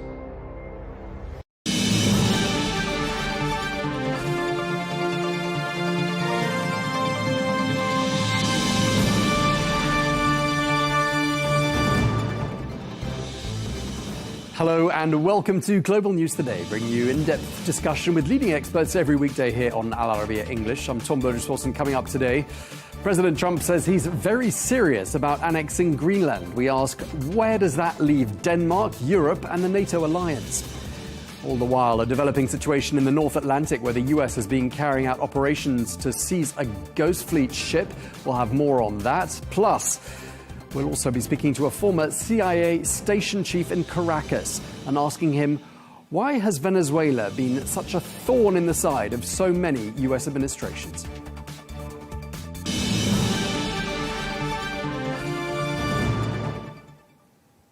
Hello and welcome to the programme. The United States is once again signalling strong interest in Greenland and does not appear to be backing down. President Donald Trump says that Washington is considering all options to acquire the territory, including military action, arguing that the US needs Greenland for national security. Well, European leaders have pushed back, rallying behind Greenland as US pressure grows. American officials, meanwhile, saying that rivals, including China, are seeking a greater military presence in the region, arguing that if anyone is to hold influence there, it should be the United States. Well, let's listen to what Senator Lindsey Graham had to say. I don't think they're objecting to building up Greenland. I'm not saying we're going to go take over Greenland. I'm saying we're going to build up our military presence, and we need to create a new relationship between the United States and Greenland. Greenland is a strategic point. We need to have the legal control and the legal protections to justify building the place up and putting our people on the ground. You can't have it both ways. You can't have America come in and say, man, you need to help us combat the Arctic threat. And when we do, well, you can't do this, you can't do that. So this is all about negotiations. If you want a bigger presence in Greenland militarily, which everybody seems to do, and you want it to be American, which I do, then you need to look at the relationship between us and Greenland before we spend a bunch of money and put our troops on the ground. Well, we can speak now to Jim Townsend, former Deputy Assistant Secretary of Defense for Europe and NATO Policy, who served under President Obama. Jim, Happy New Year, and thank you for joining us once again here on Al Arabiya English. Always great talking to you. I'd just like to start by asking you about President Trump's intentions here and where things could head to. I mean, is he serious, do you think, about using force over Greenland, or is this somehow coercive rhetoric aimed at extracting some concessions from Denmark? Well, I think it's all the above in a lot of ways. He is using coercive language much more now since the Venezuela experience. He seems to have a I call it a bloodlust, if you will, but he certainly seems to have a desire to take the experience of Venezuela and applying it elsewhere, whether it's Cuba or Colombia or Mexico, but particularly Greenland. I think he looks on Greenland as something whose time has come as far as doing something about the relationship between the U.S. and Greenland, and whether it is a military type of thing or whether it is a political coercion or buying it, which Marco Rubio has said they want to do. It looks like it's Greenland and Denmark's time under the microscope. Right, but I mean, there has been a backlash from a number of key U.S. allies. I mean, do you think President Trump could perhaps be persuaded to back down on this one? I don't think so. I think you're right about the backlash. It's reached a fever pitch this morning, certainly on American media and on the Hill. I think this is Capitol Hill in our Congress. I think there is certainly a backlash that's happening just from this rhetoric. The statement released by the NATO members yesterday was a major event. I don't think it's quite appreciated by a lot of people. The idea that those nations felt that they needed to do this, that they needed to put together a statement that warned off the United States in diplomatic language, but warned off the United States from attacking a NATO ally was extraordinary. So there's a great concern about this. But even so, I don't see the president backing down. What option he chooses, we're going to have to wait and see. Certainly the one that is most helpful would be to work with Denmark and to work with Greenland and to fix the problem that way and to get the military out of this. Right, because the Danish Prime Minister seems to be saying that, you know, NATO's future is on the line here. I mean, the US threatening military action against Greenland obviously draws NATO member Denmark into this matter. And where does that leave, for example, Article 5 of NATO? It becomes pretty meaningless, doesn't it? Well, it's a horrible thing, and I think just the Prime Minister was exactly right to say that this would be the end of NATO, but the way that would happen is NATO is built on trust between us, all of us. It's built on shared values that we have. There's a unity that this helps to propel, that keeps NATO together and moving forward together. If that is impacted and destroyed, where we can't, within the alliance, they can't trust the leader of the alliance, then that's going to undercut NATO completely. Article 5 notwithstanding. I mean, this is something that certainly in the Kremlin there will be a lot of celebrations. That in fact another wedge has been put into between the relationship of Europe and the United States, and it was done at our own hands. Right. I mean, a sort of a Christmas gift, perhaps a Russian Orthodox Christmas gift for the Russian leadership in the form of, you know, a self-inflicted blow, potentially a fatal blow to NATO. I mean, do you think there is a plausible scenario here in which this dispute actually spirals into an armed conflict between NATO allies? No, I hold out hope and hold out the feeling that wouldn't happen, that would not happen, that there would not be a military conflict of any type between the U.S. and Denmark, for instance. But there could be some other embarrassing, awful things happening where the Danes feel they're coerced by a stronger nation, that they are forced into making a decision against their interests or against the interests of the Greenlandic people, that there is a horrible case of bullying here, shoving by the United States against Denmark, saying, get out of our way, and something, a fait accompli happens, or something is forced on these two nations, Greenland and Denmark. That is horrible to see, and that is not the American character. That would be terrible. A military conflict I don't worry about as much as I worry about this other. Right, and Jim, as you said at the beginning, you know, this is very much a key topic of discussion in the United States right now, presumably generating a lot of media coverage as well. I mean, does that constrain President Trump, domestically speaking? And really, as an extension of that point, is there any opposition to President Trump, any audible opposition to President Trump with regards to military action against Greenland and, by extension, Denmark? Well, there is a lot of rhetoric and criticism about Trump, about the idea of the military being involved. There is a lot of that on the air today, for sure. You hear it in the Congress as well. This is something that is growing. I don't think it impacts Trump so much himself. I think he feels that he knows what's best. He's got interests and that are number one that he wants to satisfy. He feels this is also best for the United States, I guess. And so he leaves it up to Marco Rubio to go on camera and to go into the Congress and try to dress this up into something that is softer and more palatable. And so he feels personally, the president doesn't feel that he's going to be impacted. He's not going to run for president anyway, as you know. This is his second term. So he, I don't think that really turns him, particularly if he's got Marco Rubio going out and saying, look, it's not what you think it is. Okay. I mean, what do you think the attraction of Greenland is to President Trump specifically? I mean, is it about Arctic access? Is it about the minerals? Is it about military positioning? Or is it something else? What would you say is the key overarching attraction as far as the president is concerned? Well, I think it is those things, but I think it is particularly this idea of, in his mind, that there's a legacy aspect here.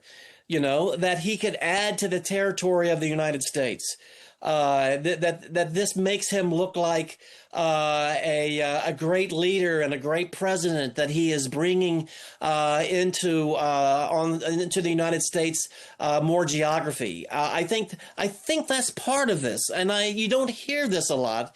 You hear about the minerals and keeping the Russians and the Chinese out. I think there's certainly that, but I think in terms of Trump himself, and I can't guess his mind, but I think he also must look on this as a self-aggrandizement type of thing, where he's going to look like a great leader by bringing in and changing the maps in terms of the United States to include Greenland. I think that's something that feeds his ego. Right. You think it's a prestige issue, and certainly he seems to be nudged by Stephen Miller's wife, who put that famous message out on social media with a map of Greenland with the US flag over it right after Venezuela, with the word soon, sort of nudging him along there. So I wonder if you think, in fact, achieving that and adding to US territory would actually give him a bump in the polls, and would that be looked upon favorably by people in America? I don't think so, because I don't think that can happen without a great scream coming out of a lot of countries that we care about and we respect their views. You'd have the Greenlandic people saying, we don't want to be Americans. We don't want to. I think it would be accompanied by such an outrage by people that the American people regard. I think the American people hearing Greenlandic people saying you're forcing us into your country, or hearing allies very, very bluntly saying you've attacked a NATO ally. I think the outrage that would rise up from the transatlantic community and from the Greenlandic people would have a major impact on what the American people think, because there's no one in the United States that I've talked to who wants Greenland. This is all a Trump thing. He wasn't elected to bring in Greenland. This isn't like achieving, the liberty of a nation that's under the thumb of a dictator, and you could see the U.S. role as being as a liberator. That's not what this is at all. And I think of the American people, when they hear the screams coming from overseas, will turn around and go, "What have we done?" And where do you think we are? I mean, if the United States says, military options are very much on the table if necessary, I mean, do you think there are people, as we speak, in the Pentagon drawing up plans? Well, the Pentagon, half the Pentagon does plans. And I think the political appointees there, the Secretary of Defense and his people, have probably turned to the military and said, plan for something. This is something that the military doesn't wait to be told. They are doing they do this kind of thing. So probably there is something there. Does the military like this? I would doubt it. Do the planners putting this together like doing this? Do they think this is something great? I would doubt it. I think they're shaking their head going, this is horrible. So they might be doing it under duress. But in terms of an actionable plan that the military is training for, the military wants to do, this is something that once again has the U.S. in the role of the cavalry coming to the rescue. That's not what this is. And I'm sure the military is very aware of that and is hoping that nothing like this comes about. And just lastly, Jim, I'm wondering how you think all of this is being viewed by Beijing and Moscow, which we've already touched on briefly. I mean, does it look to them, this kind of threatening of a sovereign state, as perhaps a green light for some of their territorial ambitions? Well, I don't think either needs a green light. I think they have their own light system, and when their light turns green, they're going to go. But I think you're right in the sense that this certainly gives them justification that they could use if they want to. They will certainly be happy to tell any critics after they go into Taiwan or into the Baltics, well, the Americans have done this, we can too. But I don't think they need that. I think they're going to take action when they are ready and when they feel the time is right. But I think one thing, though, is important is that in the Kremlin, in terms of the Russians, they are probably just amazed that the Americans are splitting off the U.S. and Europe with this Greenland as a wedge. They are just saying, we couldn't have done this better ourselves. And they are probably trying to figure out, so what do we do now? We Russians, how can we take advantage of this situation that we didn't think would happen? And now how can we make use of this in the best way possible for our own ends? Okay, well, we're going to have to leave it there because we're out of time, but really appreciate you taking the time to speak to us, Jim. Jim Townsend, former Deputy Assistant Secretary of Defense for European and NATO policy. Thank you very much indeed. You're welcome.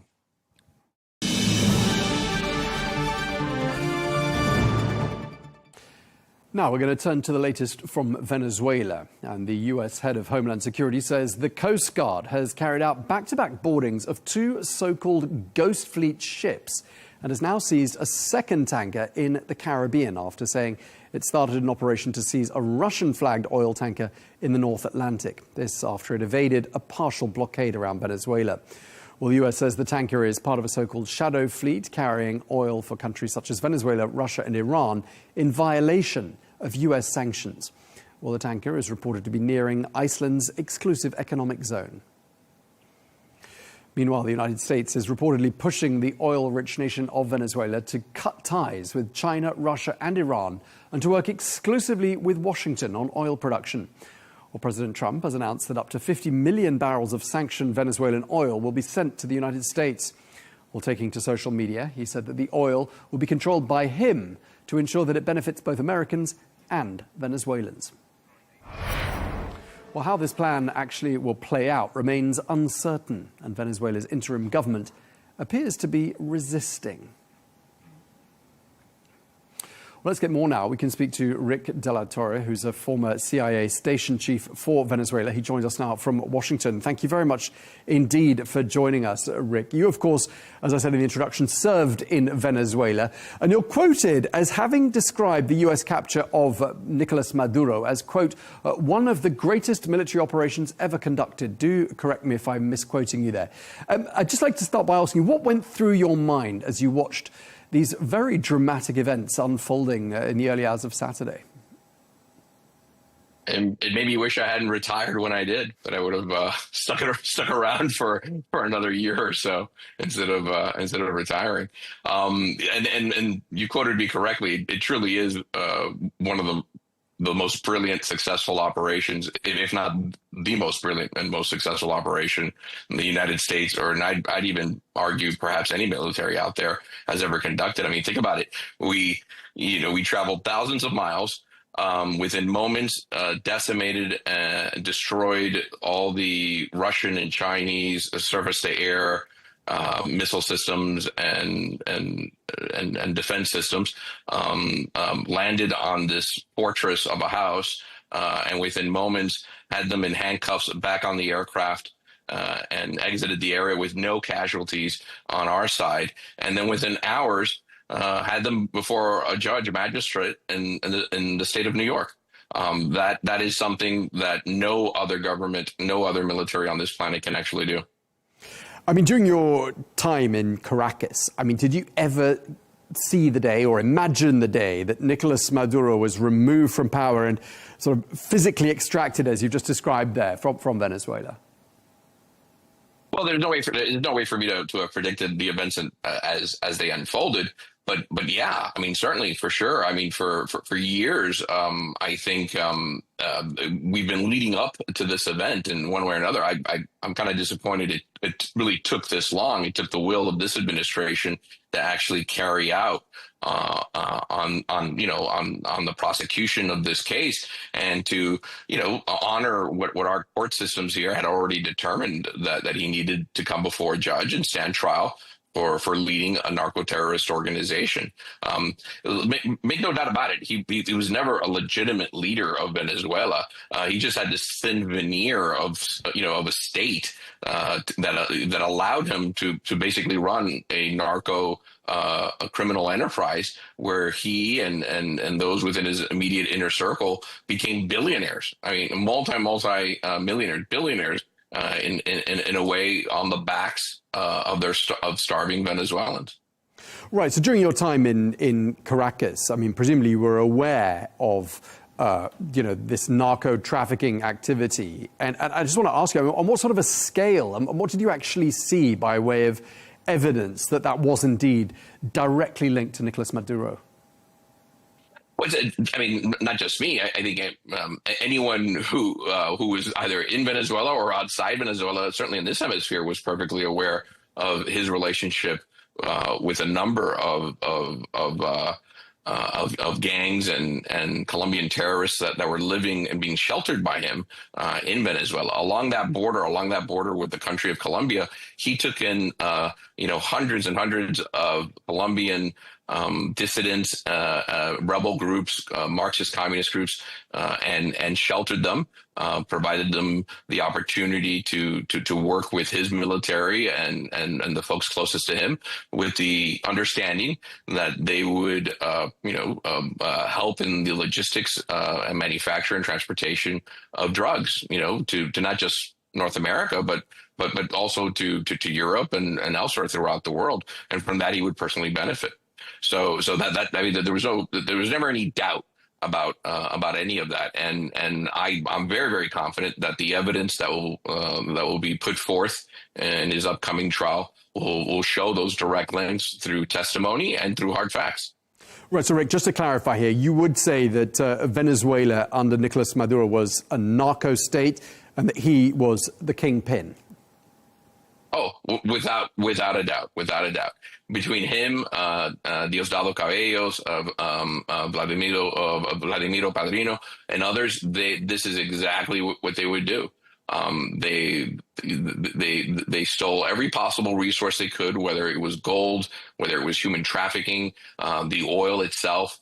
All of that stuff was funneled through relatives and shell companies, and then funds moved overseas into bank accounts throughout Europe and Eastern Europe and other places. So that's exactly that model that they ran. Right, and some of the other places that you haven't mentioned, I mean, Iran, one of them, there are these reports, and I'd love to get your insights on this, that there were not just Iranian, but also Hezbollah operatives, Cuban operatives on the ground there in Venezuela. I mean, what sort of numbers are we talking, and what were they involved in? What sort of activities? Sure, so for a number of years, since actually the late 90s, he had a very open door, well, not even open door, red carpet treatment to Hezbollah, Hamas, in addition to the Russians, the Chinese, and the Iranian state itself, the MOIS and the IRGC, and he allowed all these folks to operate within his country with impunity. It served, Venezuela was serving as an aircraft carrier where all these adversary forces were then spreading their chaos and destabilization to all the other neighboring countries. Now, he himself and his immediate inner circle, they were puppeted by the Cuban intelligence organization, by the Cuban government. The Cuban government's economy has been faltering for a number of years, and is dependent on Venezuelan oil, which it gets for free in exchange for providing security and intelligence services. If you look at this attack, the 30-some-odd bodyguards that died during the arrest operation on Nicolas Maduro and Celia Flores, all of them were from Cuba. Right. So right there, something that he had denied for so long, that there were no Cuban military or Cuban intelligence forces working within his country, was just proven right there to be a complete lie. The Cuban intelligence apparatus provided them some of the harshest Cold War Soviet Union type techniques so that he could keep his people in line, so that he could continue to run and manage that repressive regime. And in exchange for those services, they would flood Cuba with as much oil as the Cubans could take. And then what the Cuban government would do is they'd split that amongst themselves, most of it, and just leave a few crumbs behind for the Cuban people. So it is as illegitimate and as illicit as it could possibly get.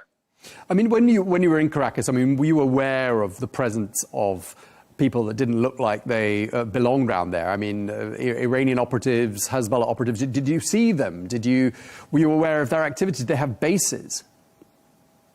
Well, look, I think if you find any major metropolitan city anywhere in the world, you're always going to find people of different colors and creeds and backgrounds, right? So that certainly wasn't that sort of concern, but it was just out in the open. There was nothing secret about this, if that's what you're asking.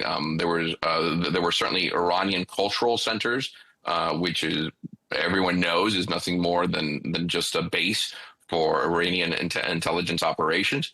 The Chinese government was actively involved in expanding their Belt and Road initiative and having their debts paid for by by receiving Venezuelan oil, and then the Russians themselves, the Russians military troops inside Venezuela, and the work that they were doing and helping to build up and sell weapon systems to the Venezuelans.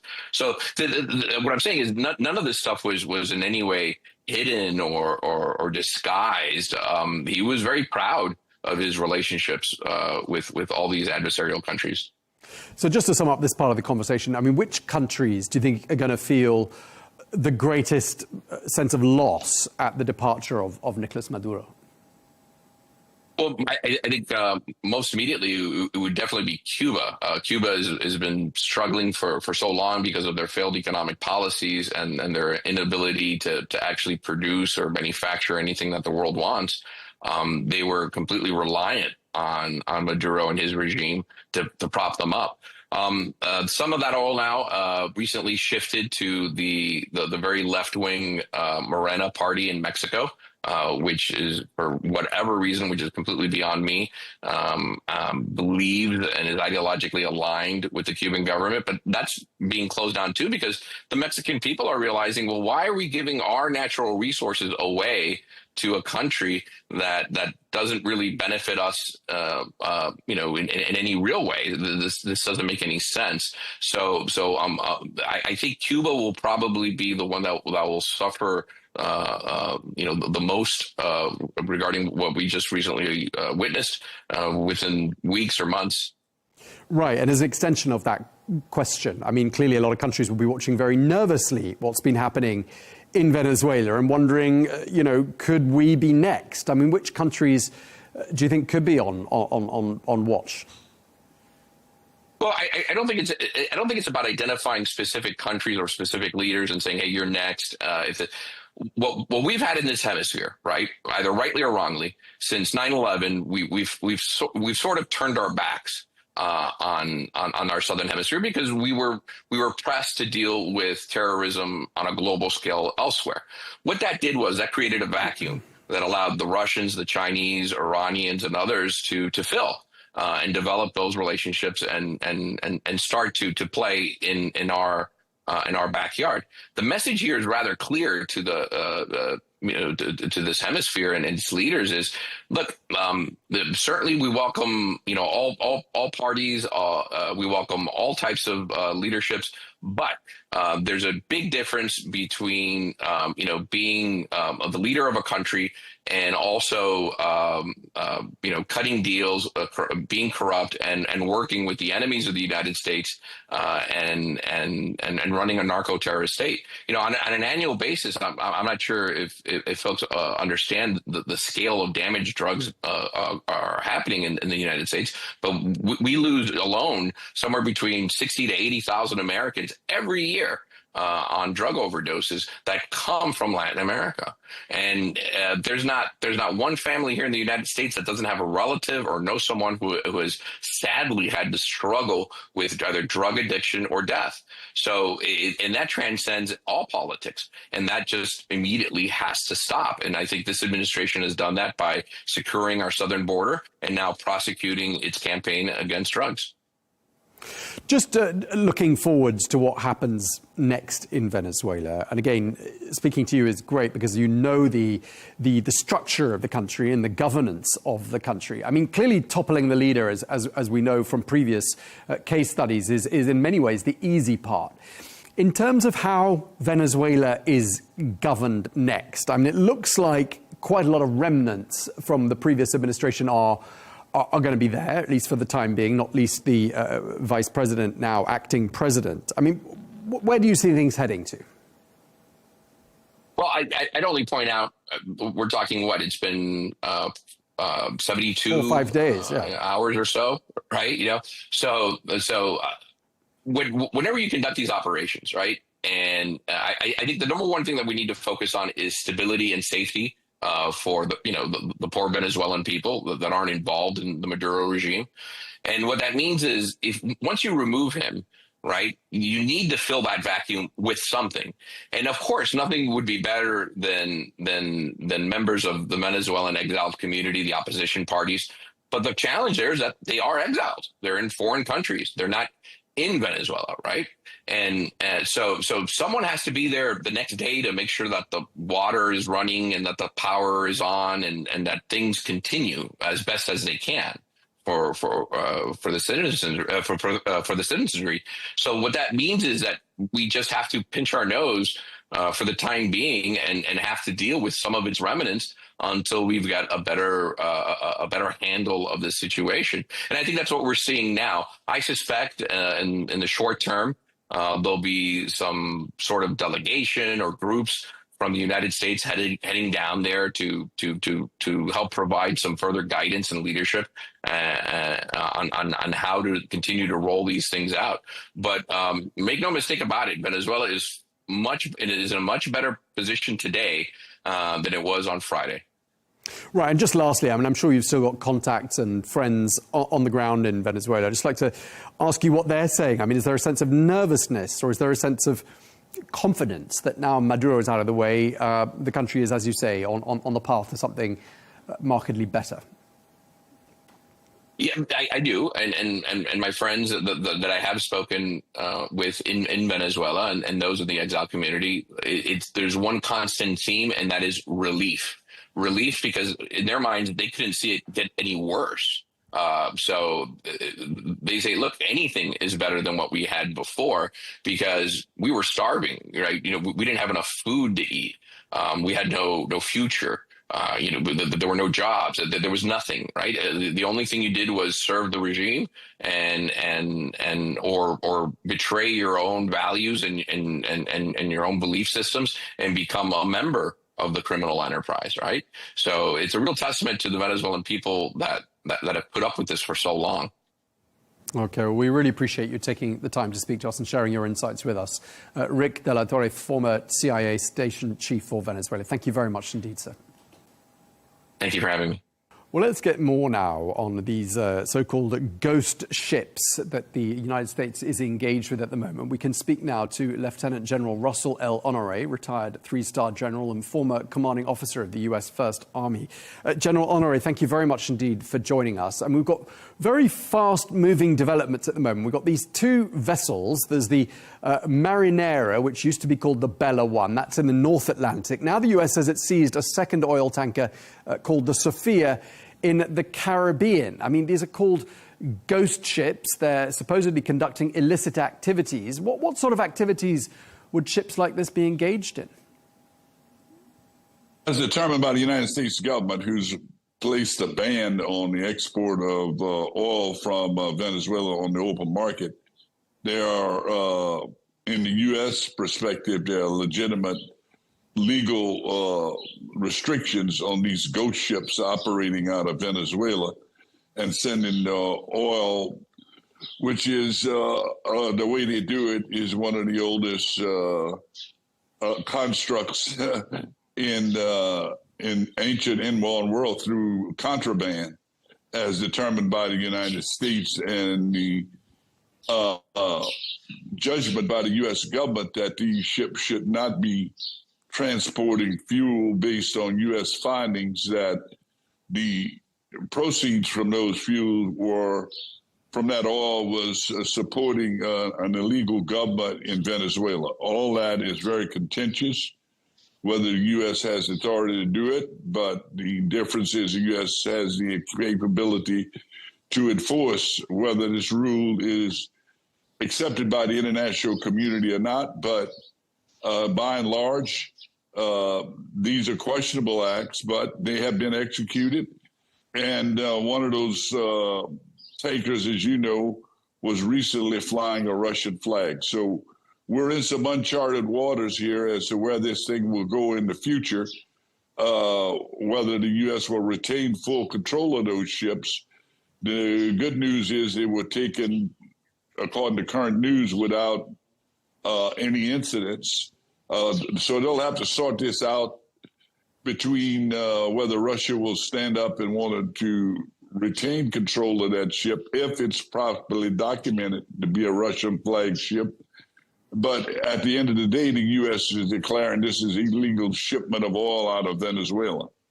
Right. Well, we've just heard from the U.S. Defense Secretary Pete Hegseth saying the blockade of sanctioned and illicit Venezuelan oil remains in full effect anywhere in the world. So he's giving the verbal message, and the clear message is the action taking place on the seas, as we speak. And the fact that Russia has sent a submarine to escort one of those oil tankers, doesn't that prove that it is, in fact, a Russian asset?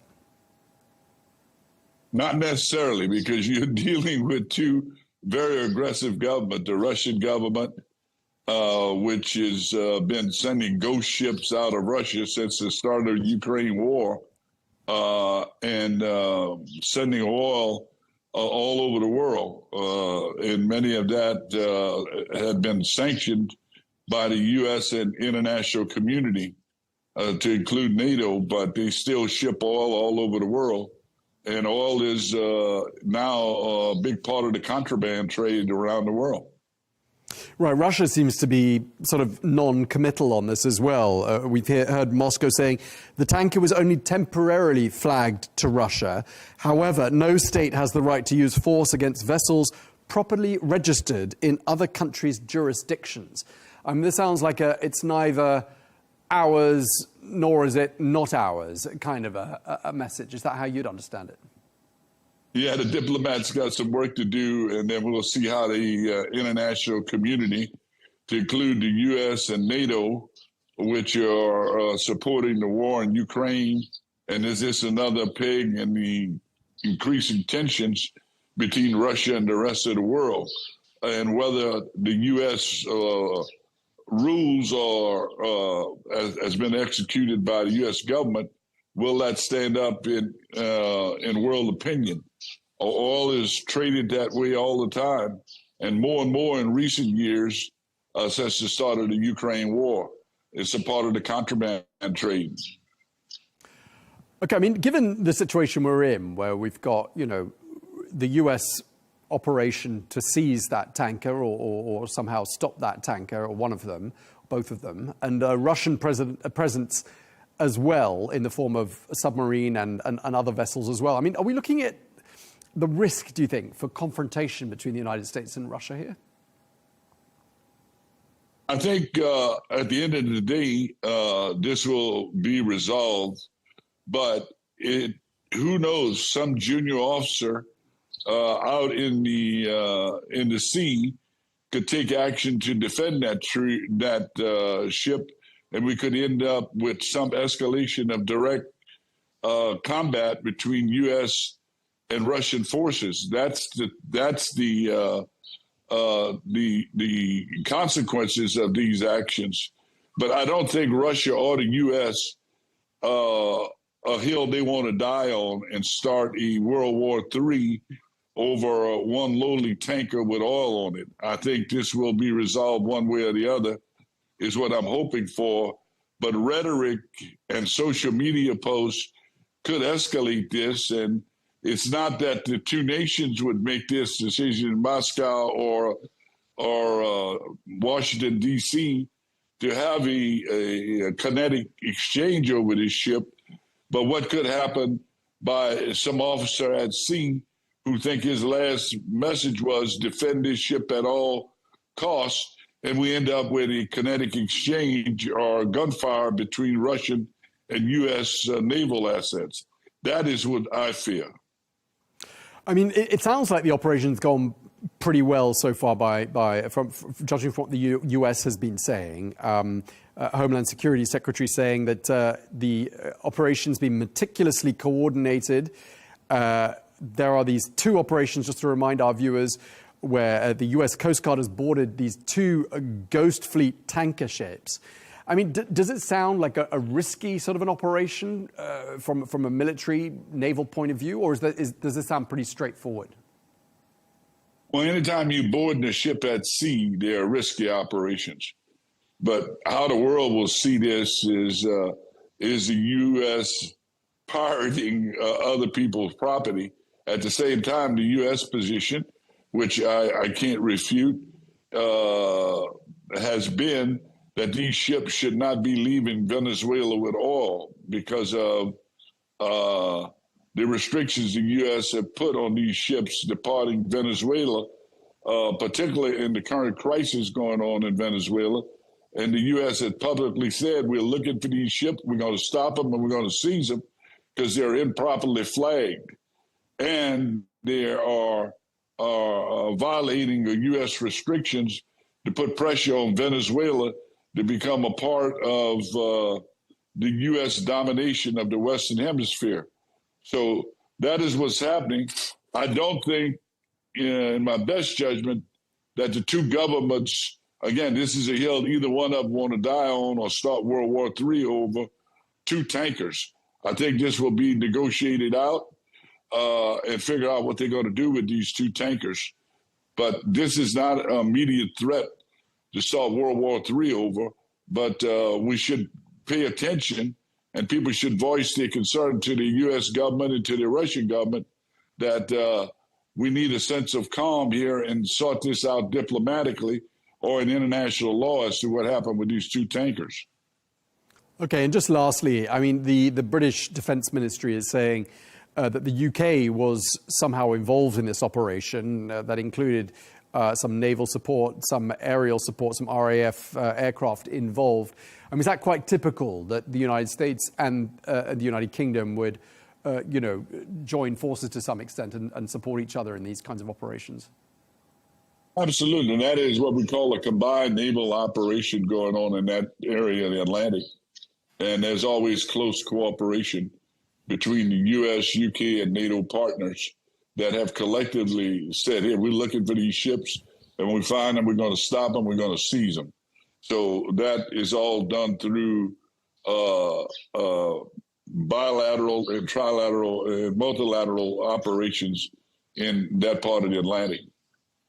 Okay, well, we're going to leave it there. Thank you very much indeed for sharing your thoughts with us. Really appreciate it.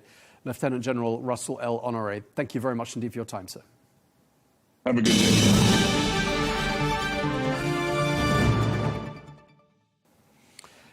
Now, turning our eye to the war in Ukraine, and the UK and France have agreed to send troops to Ukraine as part of a new security guarantee to prevent another Russian invasion. Well, the British Prime Minister Keir Starmer signed a declaration of intent with the Ukrainian President Volodymyr Zelensky and the French President Emmanuel Macron at the Coalition of the Willing meeting in Paris on Tuesday evening. Well, public reaction in the United Kingdom is mixed. Let's take a listen. I think generally we need to support Ukraine in whichever way we can, just to make sure that if indeed there will be a peace deal, we are able to keep that eastern flank of NATO fully supported and secure. I think there'll always be a problem between Russia and Ukraine. So much bad blood between the pair of them so far. So I can never see peace. And what's the point of a few people trying to stand in the middle? They won't be able to stop them. Shouldn't be the policeman for the world. I think we should be doing it. I think it's the right thing to do. It's the moral thing to do. We should be standing up for our allies in the same way that I would hope that they would do the same for us if we were ever in the same boat. Well, we can speak now to Maxim Yali, who is a professor of international relations at Kyiv Aviation University. Thank you very much indeed for joining us, Professor.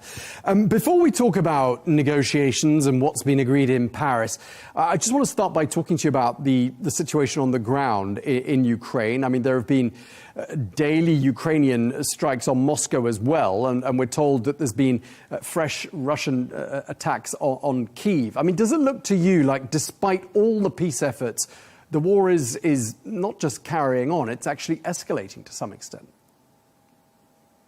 First of all, greetings to you, Tom. Greetings to the audience. Well, actually, yeah, the war is going on. And as President Zelensky mentioned, Ukraine must be ready for any variants of further developments of events. If we cannot reach the peace deal, so-called, and agreement with Russia and with our Western allies concerning security guarantees and the conditions of this peace, of course, then Ukraine should be ready for the war. And actually, if you look back to the history, it's always climax before the end. And of course, both parties are trying and doing their best to improve their negotiation positions because the war is going on parallel with the peace negotiations, especially it's a tactic from Russia. We talk about Russia since 2014, before or during important negotiations, they always make some serious attacks on strategic or infrastructure, or if we talk about Kiev or in the other cities and towns all around Ukraine, trying to show that they have power and they can go on as long as possible. And of course, number one goal, if we talk about latest events and months, of course, they want to use the weather, which is pretty cold now, particularly in Kiev, yes, and to destroy our energy grid and to influence the point of view of the Ukrainian society, because still the majority of Ukrainians are ready to fight and do not agree for any territorial concessions, and all that so-called red lines for Ukraine declared many times by President Zelensky. And of course, until Zelensky has the support from the society, he can go on and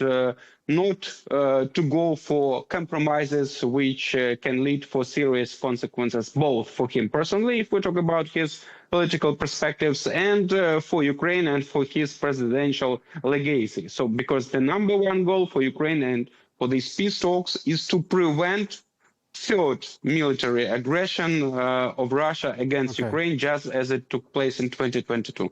And I'd just like to ask you about what you have been observing with regards to the dialogue in Paris. I mean, have there been genuine breakthroughs, would you say?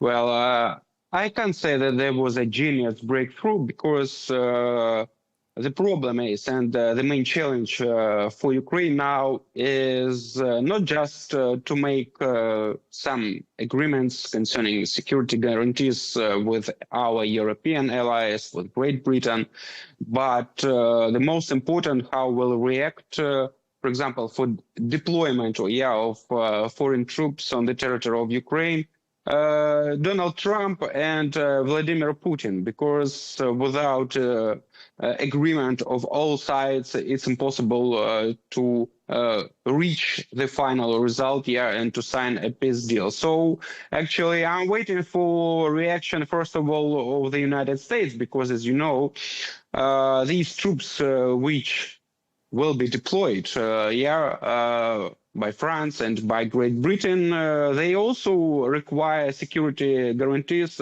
from the United States. And whether Donald Trump is ready to give these security guarantees, at least to his NATO allies, now is a big question. Not talking about Putin and Moscow, because Kremlin constantly repeats that they will not agree for any deployment of any NATO troops on the territory of Ukraine. Understandable why, because it will be real security guarantees and may prevent the further aggression. But still, I suppose, yes, it's a good step forward, I would say, but still far not the latest one. And when you look at who's in that room and the sort of language they're using and the exchanges that have been had in Paris, do you get the impression that Ukraine's allies are really completely united?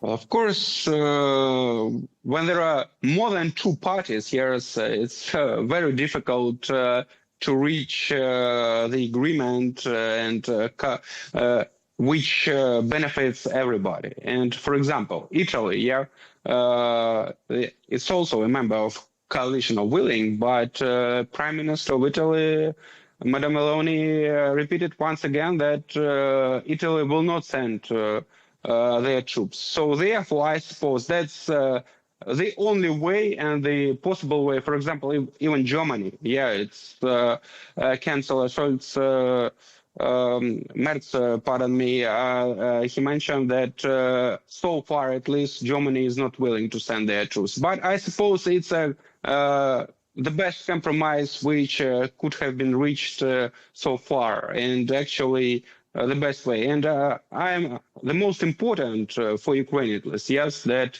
Europe has realized the real challenges for its security, and that Russia may not stop on Ukraine, especially if the conditions of this peace deal will be humiliating for Ukraine, which will be taken by Kremlin as a provocation, just to go further. And therefore, we can see serious agreement, at least between France, Great Britain, and Germany as well, the most powerful countries in Europe, both in economical and military sphere. And I suppose here we have a consensus, definitely, and it's a positive signal so far. I mean, you sort of touched on this in your first answer, but it looks as though still the outstanding issue, the issue that could derail the whole process of negotiations that we've got to at this point, is going to be the issue of territory, isn't it? I mean, do you see that as still being the area where the red lines simply haven't shifted? Yes, it is a red line, and it's the biggest challenge. And I suppose that until Ukrainian armed forces control at least 1 square kilometer of the territory of Donbass, they will not retreat.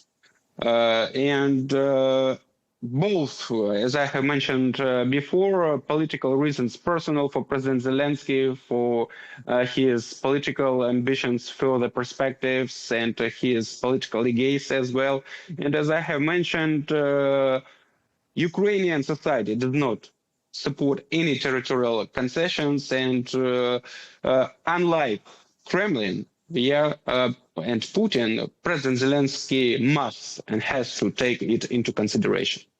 Right. So, in a sense, Ukraine and the United States are not on the same page on this issue, because the US side is talking about compromises on land. I mean, that is not what Kyiv wants to hear, is it?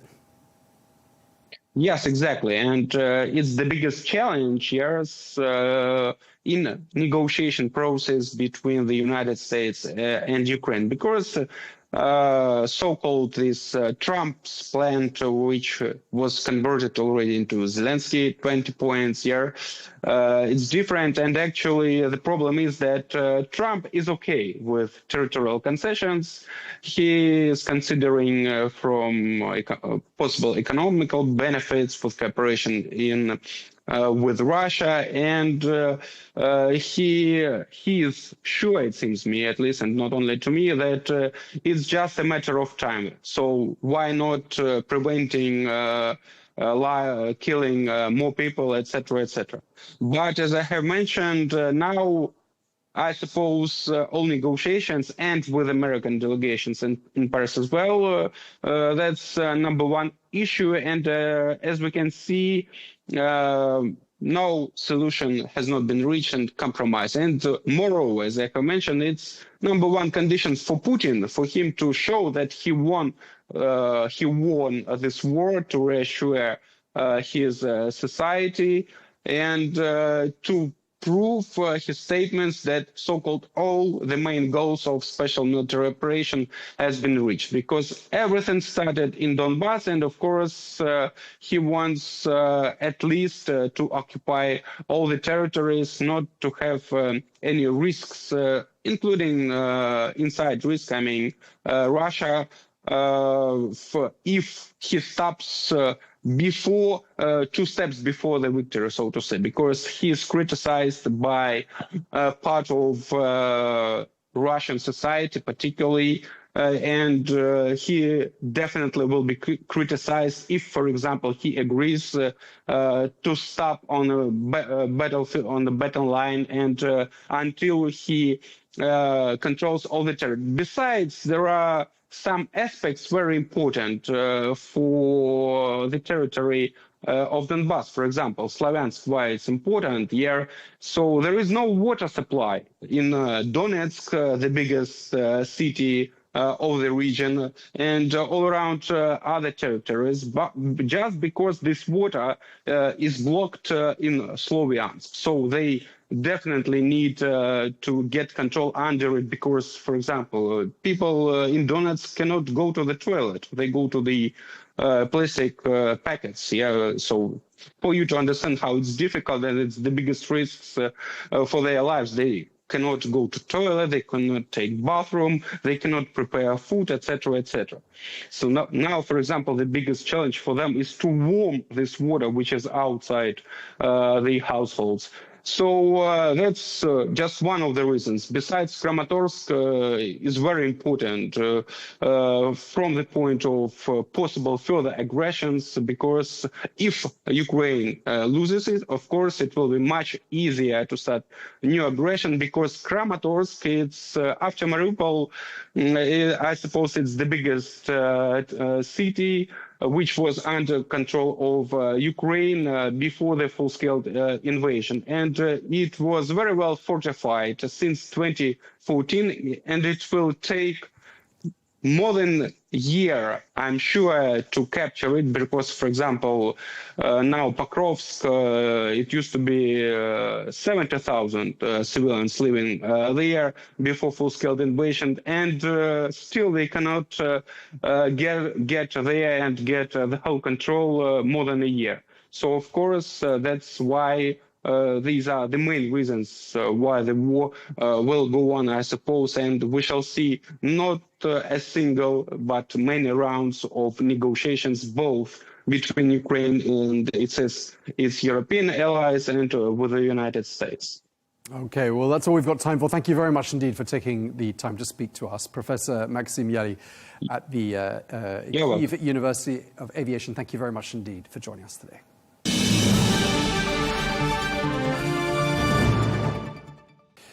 Now, turning our eye to the Middle East, Iran's foreign minister announced that he will visit Lebanon on Thursday with an economic delegation. That's according to various local news outlets. This visit comes after Israel has questioned the Lebanese military's effectiveness and accused Iran-backed Hezbollah of rearming. Well, Israel and the United States are demanding that Lebanon curb Hezbollah's arsenal, with Israeli officials threatening to take action if it doesn't. Well, the Lebanese President Joseph Aoun has condemned Israel's latest strikes on his country, warning that they risk further escalation. His comments came after Israel carried out strikes in southern and eastern parts of Lebanon, saying that they're targeting Hezbollah and Hamas positions. We can speak now to Walid Malouf, who is a former US diplomat who joins us now from Washington, D.C. Mr. Malouf, thank you very much indeed for taking the time to speak to us. We're in a situation right now where Israel continues to strike Lebanon on an almost daily basis. President Aoun is saying, look, we're doing our best to disarm Hezbollah, but Israel saying your best is far from sufficient. Who's right here? Well, I'll tell you, you need to look at the Lebanese population. 90% of the Lebanese population don't want war. They want Hezbollah to rein in their weaponry totally from the whole Lebanon. And the United States already have been helping the Lebanese army to implement this progress. But so far, the Lebanese army and the Lebanese government are not pushing enough to do that. Therefore, we have to look at what the Lebanese people want. The Lebanese people, they want stability, they want economic growth, they want security, sovereignty, etc. And the Lebanese government is not able to do it. So we are at a crossroad here, where either the Lebanese government need to implement 1701 and Hezbollah alone with it, or it's going to be some responses from Israel, and that is going to be the Lebanese people. So I look at what the Lebanese population is looking to achieve in this opportunity. There is an opportunity for Lebanon. Yesterday Congress have approved a National Defense Authorization Act, putting a condition on the Lebanese army. And every 6 months, there will be a report to the Congress if the Lebanese army is implementing the agreement and taking all the weaponry from Hezbollah and stop this nonsense that Hezbollah is pushing back. The pushback from Hezbollah is behind it Iran.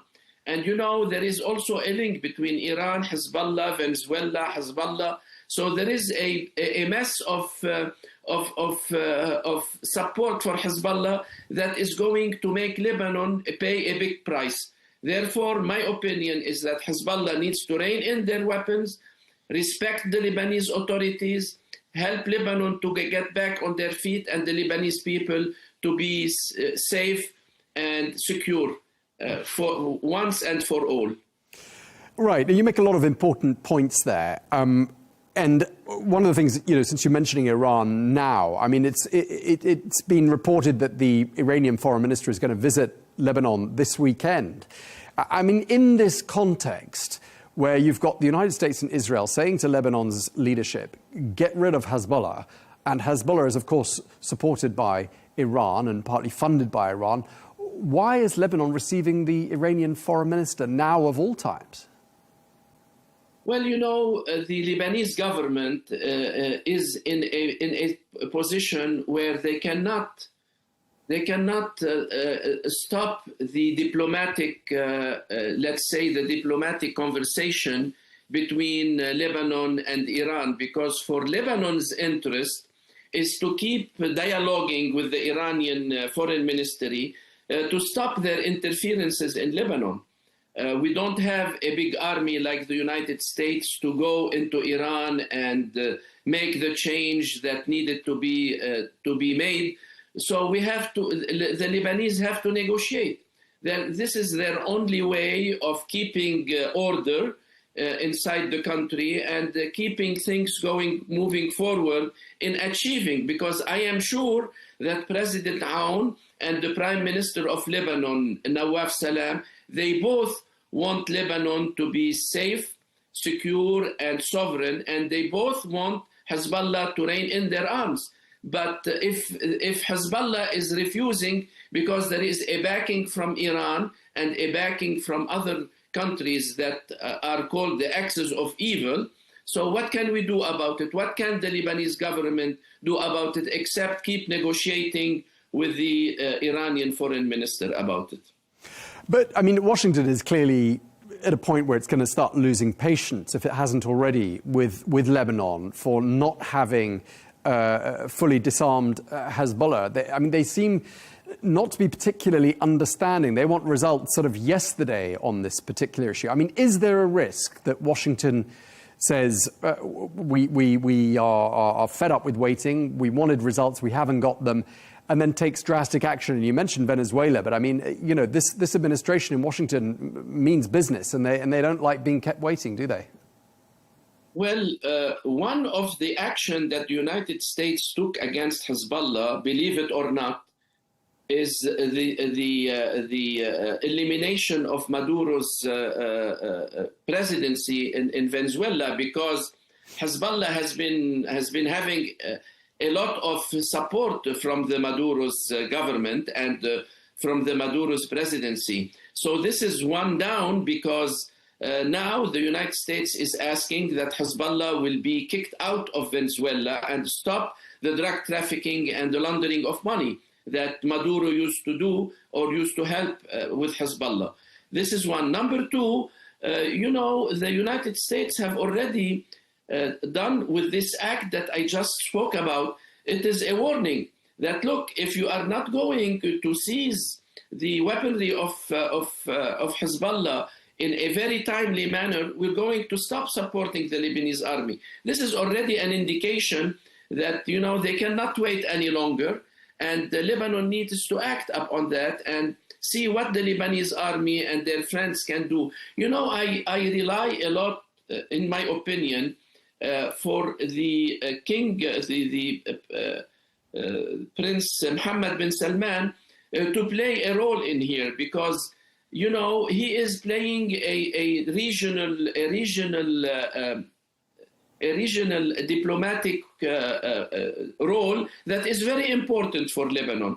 And the Lebanese should seek the support and help of Prince Mohammed bin Salman, MBS, as we call him, so he could put the proper pressure on Iran, and because he is negotiating also with Iran, he is talking to Iran.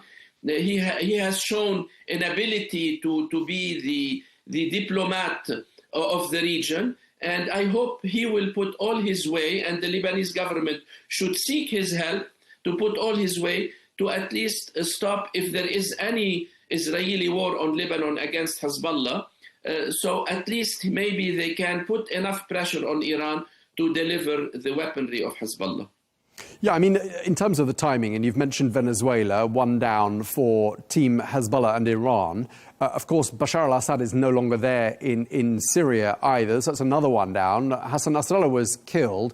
The group Hezbollah has been infiltrated or compromised at any rate in terms of Israeli intelligence on that group. I mean, there's been blow after blow dealt to Hezbollah and Iran, of course, has its own internal strife right now. I mean, doesn't now look like a moment when perhaps Hezbollah has never looked more vulnerable, and therefore it oughtn't it, to be easier than ever to deal with the group? Isn't that funny? Blow after blow, and the Lebanese government is not taking the opportunity to finish the job. It's unbelievable. And, you know, blow after blow, and Hezbollah still think that they are winning. This is the sadness of the situation, that they think they are winning, and they are not winning, they are losing, and they are making the Lebanese state a vegetable with their behavior and with their policies. 30 years of their policies, they destroyed the economy, they destroyed southern Lebanon, they destroyed their own community first. Hassan Nasrallah destroyed his own community first. He destroyed the South Lebanon. All this destruction is on Hezbollah and on Iran. Iran should stop interfering in Lebanon, and should Iran withdraw its support of Hezbollah. And you know what? The Iranian people are speaking up. I hope the Iranian people will speak up louder and louder. And you know, the Iran regime is on the list of President Trump. So I think the third down is going to be the regime in Iran. And I encourage our country, the USA, to really change a regime in Iran, because the regime in Iran is the bad seed in the whole Middle East.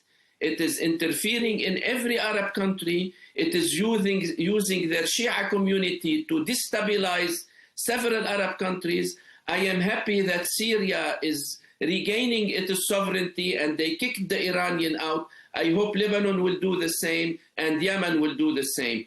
Bahrain also stood up against them and they kicked them out. So there should be a time where Iran needs to be punished for all the havoc that has executed in the whole Arab countries. Okay, I mean, just lastly, I mean, given everything you've said, and clearly Hezbollah is not cooperating with these demands that it disarm, I mean, do you think there is a real risk that 2026 is going to be a year in which we see Lebanon once again dragged into war with Israel by Hezbollah? Well, already it is happening, Tom. Look at the attacks that Israel is doing in southern Lebanon. And I think a few days ago they went to the Bekaa, and they are concentrating, and they are concentrating on southern Beirut. So there is a risk. And Hezbollah needs to recalculate their ridiculous positions, and they need to give in their weaponry and save Lebanon another war. Excuse me. Okay, well, let's keep an eye on developments in Lebanon, but that's all we've got time for. Meanwhile, thank you very much indeed for speaking to us, Walid Malouf, former US diplomat. Thank you very much for your time, sir.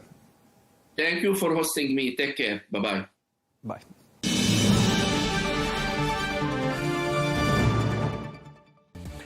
Well, that is all we have time for on Global News today. Thank you very much indeed for watching. Be sure to join us tomorrow with more exclusive interviews. Until then, goodbye.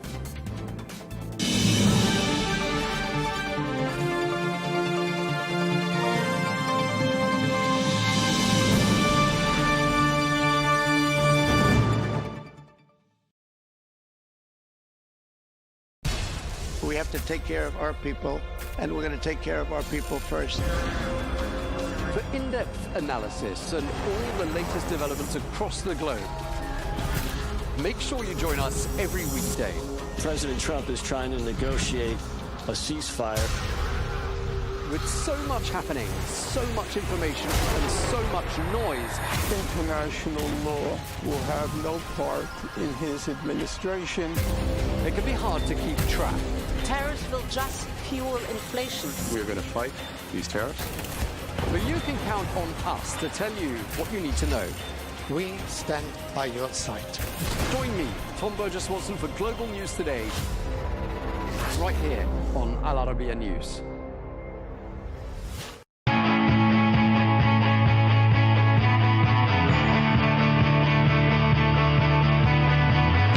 Welcome to the metropolis, the big city.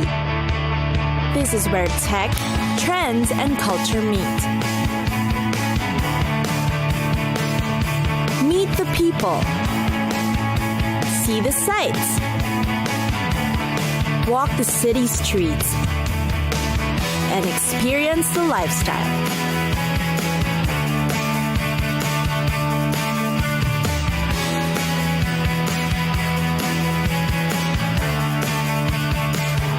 This is your first-class ticket to the cities of the world.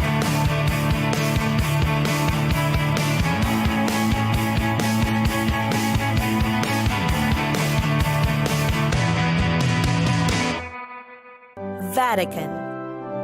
Vatican City, or the Holy See. It gained independence from Italy on the 11th of February in 1929. The sovereign independent state has a population of less than 1,000, yet it is one of the most popular cities for tourists. The Holy See, which is surrounded by Rome, has been the home of the Pope since 1378 and is considered the seat of the Catholic religion. And then, of course, there are the very popular Vatican museums, which is mainly why most people fly in for a visit. There's the Sistine Chapel, which is considered the private chapel of the Pope. This is also where cardinals meet to vote for a new Pope. Its ceiling frescoes feature paintings by the great Michelangelo, and the biblical scenes on the wall are by several artists, including Perugino and Botticelli. The gateway to Vatican City is St. Peter's Square and Basilica. It is built on the site that covers St. Peter's tomb. It is considered one of the largest churches in the world. Michelangelo's famous Pieta is also featured in this church. Italian masses are held here every Sunday. Visitors are allowed, but must follow the strict dress code, no bare knees or shoulders. Another attraction unique to the Vatican is the Swiss Guard. They have been guarding the Vatican City since 1506, and today would still dress in the traditional costume. These guards are Roman Catholic Swiss nationals, between 19 to 30 years old, and are high school graduates. On the Tiber River, there's a Castel Sant'Angelo. It was built as a tomb for Emperor Hadrian in the 2nd century. It was built over the Roman walls and has an underground passageway to the Vatican. During summer, concerts and other special events may be held there. It's a great place also just for strolling and enjoying the view by the river. For great eats, the popular ones are also within the Vatican museums. There are cafeteria-style restaurants, a bar and pizzeria. You'll also find a courtyard with an Italian-style bar with alcoholic beverages. Meanwhile, there are more must-try treats outside the walls of the Vatican. You'll find high-end restaurants that serve sushi, fresh fish, and more. Places that serve quick bites, like cheese and cold cuts, can also be found here. There are also Sicilian restaurants, or Rome-based ones, each with impressive menus to choose from.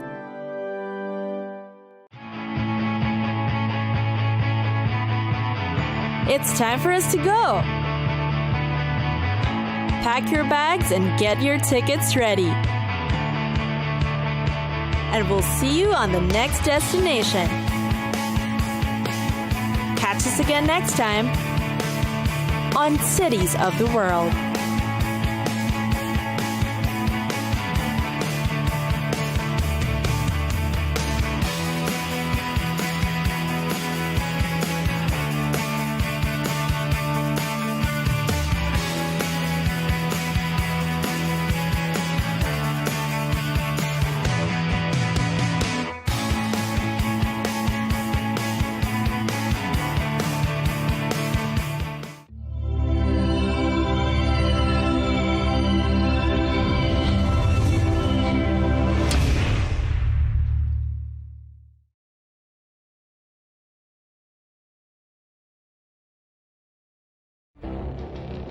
It feels like decades are passing by in a matter of weeks.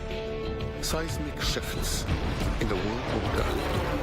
Never, ever will be part of America. With so much happening and so much noise. Whether it's political upheaval, Canada has been ripping us off for years. economic shifts, or social movements, No one wins from tariffs. I think America can be more friendly to the rest of the world.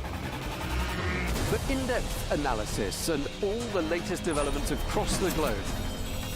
To have an inclusive policy together. The meetings with Hamas gave me some hope. We're in another nuclear arms race. the most important development straight to your screen. Welcome to the dressing room. I'm on my own. I need backup. And an insightful look at the issues shaping our world today. It was not going to happen, that war, and it happened. Join us on Arabiya News, where the world talks.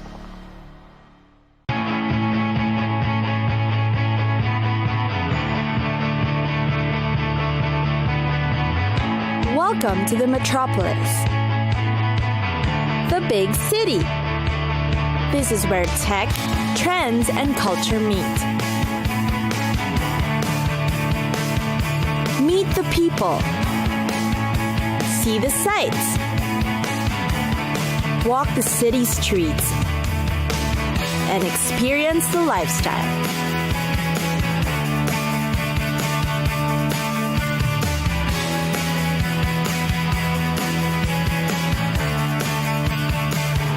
This is your first-class ticket to the cities of the world.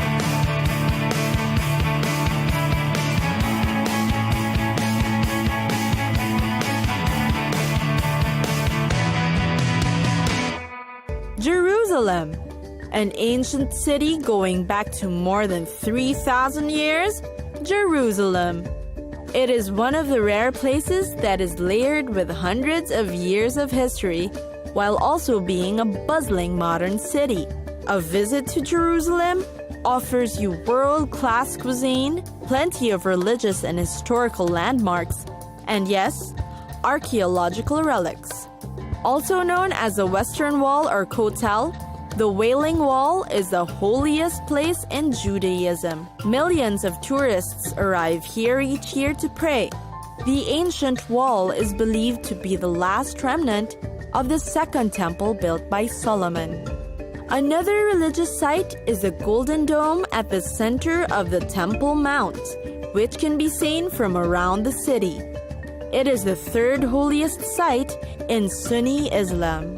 The Church of the Holy Sepulchre is considered the most important pilgrimage site for Christians for centuries.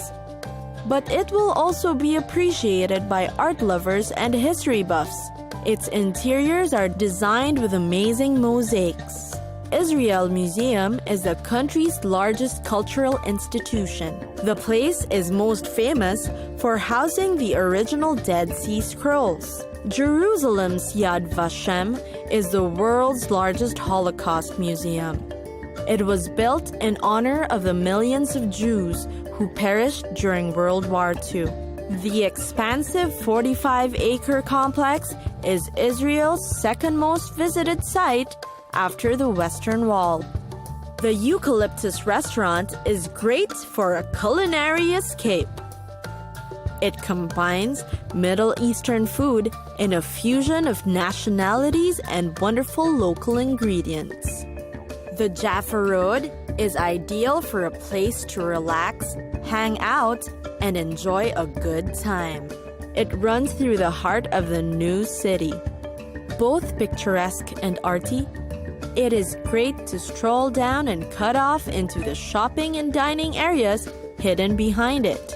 In the streets around Zion Square are a buzz of bars and local hangouts, where you can sip on local Gold Star beer and people watch for hours. The Shuk, or Jerusalem's large open-air market, is a great place to find produce, meat products, and the like at great deals. A great deal of cafes and boutiques can be found here, making it a great place to wander.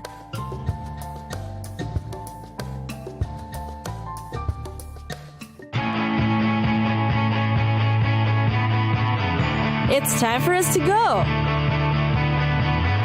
Pack your bags and get your tickets ready. And we'll see you on the next destination.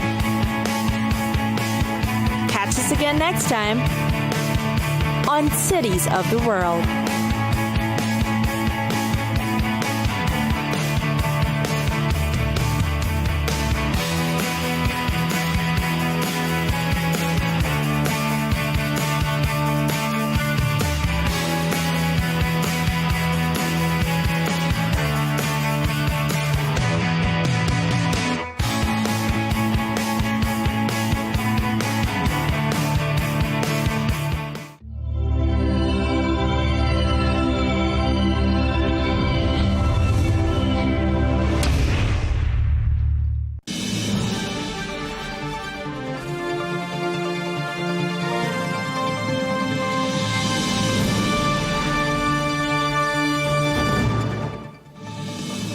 Hello and welcome to Global News Today, bringing you in-depth discussion with leading experts every weekday here on Arabiya English. I'm Tom Burges Watson. Coming up on our program today, we'll have more on the situation in Venezuela, where Maduro's number 2 appears to have filled his shoes and appears to be cooperating with the Trump administration. We ask, how skillfully has she played her cards?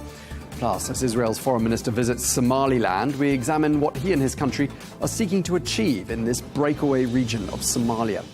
We'll also have the latest on the situation in Lebanon, where Israeli strikes on the south of the country continue.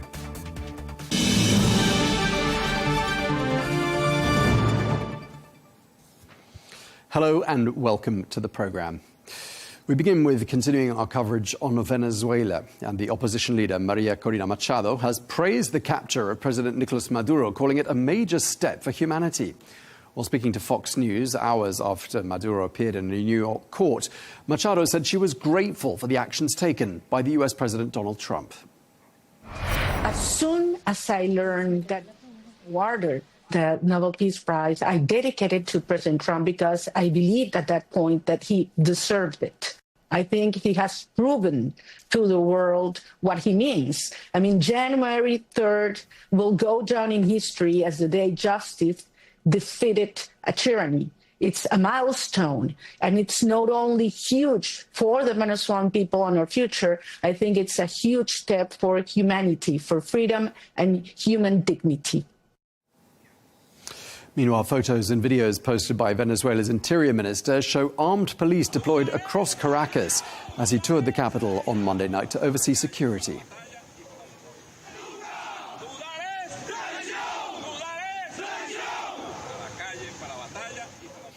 Well, let's get more now. We can speak to Peter Roff, who is a journalist and contributing editor at Newsweek, who joins us now from Washington, D.C. Peter, thank you very much indeed for joining us here on Al Arabiya English.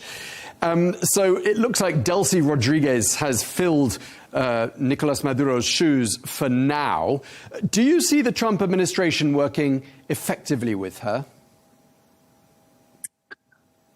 I don't over the long term, because I think Rodriguez is the mini-me version of Maduro.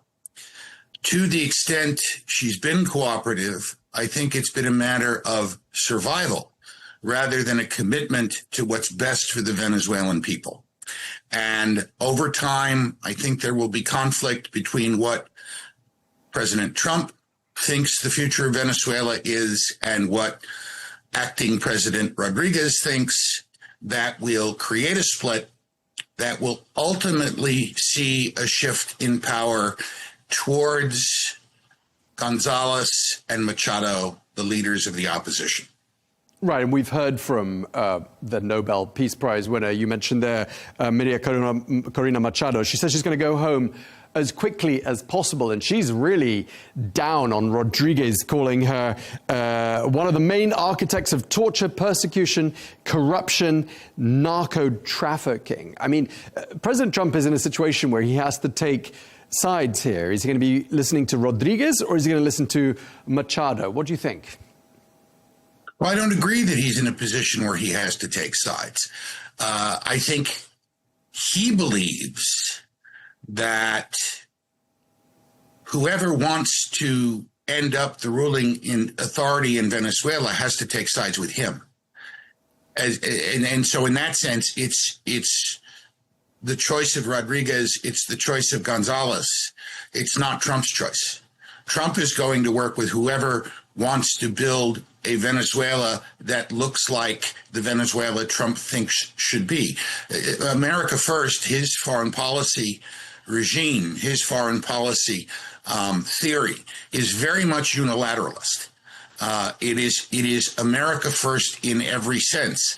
What's in the best interests of America, what America thinks ought to be done. Now, I don't necessarily agree with that, but that's what the president thinks. And so whichever political movement wants to work with Trump to make Venezuela or remake Venezuela, or to coin a phrase, make Venezuela great again, are the ones that Trump is going to end up working with. Right, and we've heard from Rodriguez. She's talked about Maduro's, quote, kidnapping, and she's called for his return. Do you think she's saying that just to, obviously she's trying to play her cards as skillfully as she can. Is she perhaps saying that to avoid internal reprisals? Would that be your interpretation? I think she's saying that to avoid falling out of a window or ending up in a car accident or a plane crash. Maduro kept power because he associated himself with people who did very unnice things. And Rodriguez has to pacify those people if she wants not just to stay in power, but stay alive. To the extent that she is mouthing the pro-Maduro line, again, I think it's a matter of her calculation that her personal survival depends on. Right. That's going to make it very difficult for her to work with President Trump. Sure. And I mean, this isn't the United States running Venezuela, is it? That's not quite how people imagined things would turn out when we heard that press conference on Saturday from the president and the U.S. Secretary of State Marco Rubio. I mean, this is really remnants of the old regime, isn't it? I think that's very much how people in the United States interpreted that press conference.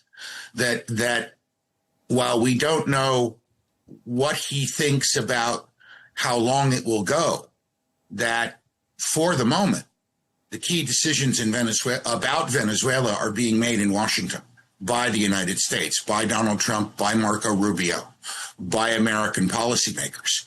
I think that's how the American people very much interpreted what he had to say Saturday morning. So working with the remnants working with the remnants of Maduro's architecture, so to speak, and his number two taking the top spot. I mean, is that calculation based on the fact that full-on regime change would be too time-consuming, too risky? I think it's based on the calculation that they're going to work with who's there, which is, I think, a mistake that the Bush administration made in Iraq. Paul Bremer, who oversaw the reconstruction of Iraq, behaved as though he were MacArthur in Japan, but forgot the key thing that MacArthur did, which was to leave the emperor in power, so that everything that he did would have the emperor's imprimatur and would be embraced by the Japanese people. The Bremer approach was to remove completely from power anyone who had been associated with Hussein's regime, which meant with Saddam's regime, which meant that there weren't people to keep the lights on or keep the oil flowing and the mail delivered or police the streets. Trump is not going to make that mistake. And so leaving Rodriguez in charge for the moment keeps the lights on, gets the mail delivered, keeps the hospitals open. If she refuses to cooperate with Trump's effort to make Venezuela great again, I suspect that she will be replaced, probably by the National Assembly. And just tell us, Peter, how is all of this going down in the United States? I mean, there's been a couple of days to digest those pretty dramatic events of Saturday overnight into the early hours of the morning. Is there anger, or is there even anger within the ranks of the Republican Party that perhaps here we are with President Trump getting the United States involved in another foreign situation when, in fact, he suggested he wouldn't be doing that kind of thing? What's been the reaction? Well, the most important reaction, I think, comes from the Venezuelan people who fled here during the years that Chavez and Maduro were in power, and they're dancing in the streets. They seem very happy, and I suspect that some of them are thinking about how to get home, to get back to their families and their businesses and the property that they had to abandon. The Democrats are almost reflexively opposed to what President Trump has done in Venezuela, as they are most reflexively opposed to anything Trump does in Venezuela. If it's raining and Trump takes an umbrella, they think that other people should walk around and get wet, because Trump is using an umbrella, and that's obviously the wrong thing to do. There is some division in the Republican Party, but not at any level that matters. Out among the president's base, there are people who think that America first means isolationism. It means no U.S. military commitments at all, anywhere. And even though there are no boots on the ground, at least at the moment in Venezuela, they are opposed to that. But I think most of Trump's supporters are applauding his strong, decisive leadership to make real change in Venezuela, because it is important to America's interests. I'll give the president credit. He has done a much better job of explaining what the America First case for engagement in Venezuela is than he has the America First case for Gaza, or the America First case for Ukraine, or the America First case for some of the other international conflicts that he says he's settled. I believe he claims the number is now 8.5. And he hasn't really talked about that much. He hasn't really explained why that's consistent with America First. Sure. And just lastly, I mean, one of the other developments is, of course, the court case, which sort of got started yesterday in New York. Maduro appeared in court, pleaded not guilty. I'm just wondering, how do you see the whole legal process unfolding? And do you think there is going to be some concrete evidence and maybe even some smoking gun evidence that implicates Maduro? Well, I could make a joke and say he's going to get a fair trial before he's convicted. But I do think that if the criminal case against Maduro were not airtight, the United States would not have taken the extreme steps that they took to arrest him. And so I anticipate that he will have every opportunity to make a defense. I think that there may be points that he wins on, but ultimately, I think that the criminal case is probably airtight, and that he is, like the former Panamanian dictator Manuel Noriega, that Maduro and his wife are looking forward to being long-term guests of the U.S. taxpayer at a federal correctional facility to be determined by the U.S. Bureau of Prisons. Okay, we really appreciate you sharing your analysis with us. Peter Roth, thank you very much indeed. Thank you.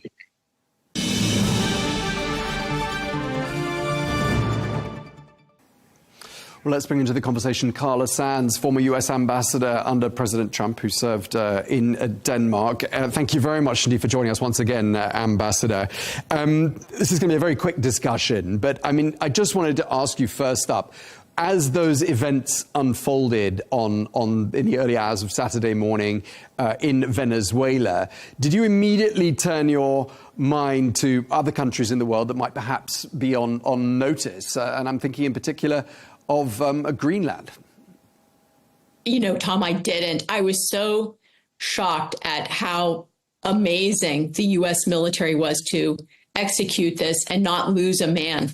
It was extraordinary. The precision, the organization, General Kane and Secretary Hegseth, just, I mean, I've never seen this kind of leadership, I think, in the U.S. in the last decades. And the fact that it was just an extraction, wasn't a war, and he was not a legitimate leader. Let's not forget that President Biden, he recognized the winner of the election in 2024, and he removed his immunity. So he was a criminal, a wanted criminal, with, at that time, a $50 million bounty on his head because he was a known narco terrorist. And he was wanted by the U.S. And so President Trump looks at this as a law enforcement action. Okay, well, I mean, the wife of Stephen Miller seemed to join the dots very quickly by posting that message on Twitter with the U.S. flag pasted across Greenland's territory. And she said the word soon. Do you think that will happen soon? Tom, I saw that. I couldn't believe my eyes. I'm sure the Prime Minister of Denmark was just like, you know, what am I going to do? It was a big surprise to see that. And, you know, she is right there in the room with Stephen, who is one of President Trump's trusted advisors. So, you know, I don't know what they are planning in the immediate future. I do know that President Trump has appointed Governor Landry as the special envoy for Greenland, and his purpose, his stated purpose, is to make Greenland part of the United States. So there hasn't even been a discussion with the Greenlanders what it would take to have them join in some kind of an association where they do have their wanted independence, but they're also secure and more prosperous, which they really want. I mean, the Prime Minister of Denmark seems to be suggesting that seizing Greenland would spell the end of NATO. What do you make of that? Well, I'm not sure what President Trump has in mind, but I haven't seen him seize countries. But I do know that he's a master negotiator and that he understands that people want prosperity. And the Greenlanders have been, I would say, candidly poorly served by Denmark. They're an afterthought. The Danes don't think about them. They haven't bothered to develop them. They can't afford to defend Greenland. And so they just get some welfare payments every year and sort of left up there in the high north where it's a little chilly. I think that there are probably better opportunities for the Greenlanders as you know, offers are presented. And we certainly want to make sure that they are part of the West and not taken over by an adversary, which wouldn't be that hard under the leadership of Denmark. So you're saying you don't think it's likely that force would be used to gain control of Greenland by the United States? Well, I don't speak for President Trump, and he said he's not taking anything off the table. So I'm not going to say that, but I will just say that he is a great negotiator. And I think that it will get to a good place and a secure place at some point during his administration. And I feel bad for the Danes, but it's like when you own an asset you can't afford to own, so you don't maintain it, you don't secure it, and it deteriorates. Well, that's kind of what has happened in beautiful Greenland. And so there's probably more opportunity for the Greenlanders in the future. And we want to make sure they're part of the West. And they told me to my face, money has no color. We don't care where the investment comes from. and their leaders have publicly stated in the past few months, look, if the U.S. doesn't invest in our, infrastructure and in our mining, we're going to be looking to China. Okay, well, Europe doesn't seem to like the look of this situation. 6 European nations have issued a statement. They said Greenland belongs to its people, and only Denmark and Greenland can decide on what happens with regards to their future, or words to that effect. I mean, are we looking here at a growing split between the United States and Europe? And as an extension of that question, I mean, I can only imagine how delighted President Putin must be looking at all of this. Well, first of all, I think that the strongly worded statements by the Europeans are not very important. They don't have any teeth at all in them.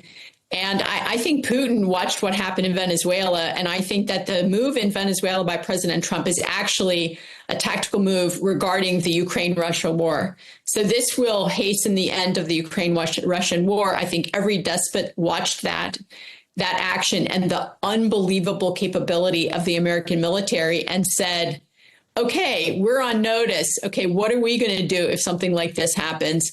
And I think it gave him pause, certainly. And the other countries that are being run by illegitimate leaders or bad actors. And we know who they are, right? The ones that are funding terrorism, the ones that are spreading evil around the world. And certainly Iran is one. I'm sure that the mullahs are looking at what happened. Their people are in the streets. They've been badly served. There's no money going into their infrastructure. Almost half the people have no fresh water because the mullahs have been draining the coffers to enrich themselves and to build up to fund terrorism, whether it's Hamas or Houthis, Hezbollah. They have terrorist training camps right in Venezuela. So bad things were happening in our hemisphere. President Trump is getting the entire, I would say, the entire bad actor world into a better place because of his actions, his strong command, and his clear speaking. He's telling them what he's going to do, and then he does it. So I think the end of the Russia-Ukraine war will be sooner because of what he did in Venezuela. I'm encouraged. Okay, Ambassador Sands, it looks like 2026 is off to a very eventful start, and I hope the first of our conversations this year will not be the last. Thank you very much indeed. Really appreciate you taking the time to speak to us. Thanks.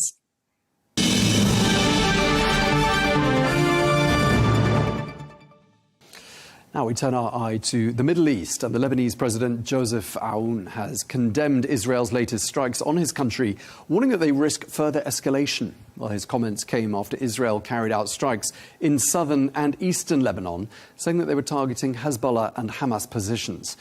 Well, Israel has also questioned the Lebanese military's effectiveness and accused Hezbollah of rearming.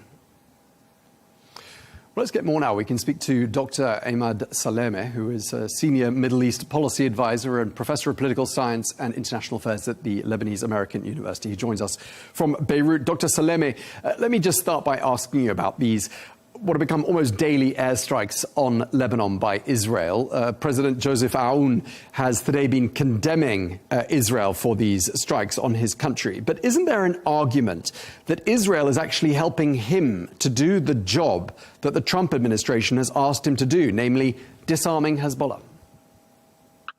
Absolutely. I mean, the Lebanese government has taken its own course in terms of disarming all non-state armed groups in the country. It has been taken the decision when the President Joseph Aoun announced this in his inauguration speech for president, and then government of Nawaf Salam decided also that no other armed groups are allowed beside the Lebanese army. So there has been a government consensus to disarm all groups and maintain Lebanese government as the sole monopoly of arms in its hands and its own security forces.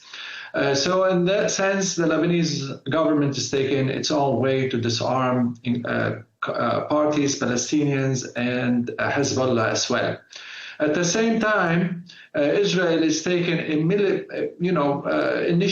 military pressure against Hezbollah, bombarding all its military infrastructures, assassinating all its military leadership, and trying to the extent it can to undermine all supply lines coming to Hezbollah, particularly from Syria.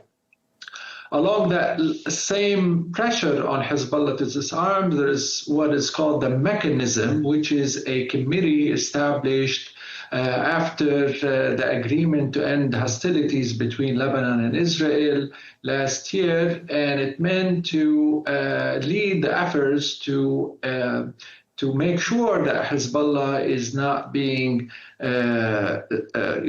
militarizing itself again, nor it is maintaining its activity south of the Litani River or in other areas in the country. And this committee is made out of the United States, France, Israel, and the Lebanese government. And lately, the Lebanese government also included part of that mechanism committee, a political official is Simon Karam. So, and this committee is working on disarming Hezbollah. So there are many areas or many places where the disarmament of Hezbollah is coming from. And yet the party is reluctant to disarm. It feels that disarmament should be conditioned upon the withdrawal of Israel from the areas it has occupied, and for Israel to stop its activities, particularly in violations of the end of hostility agreement in 1701, where Israel continues to attack and assassinate its members.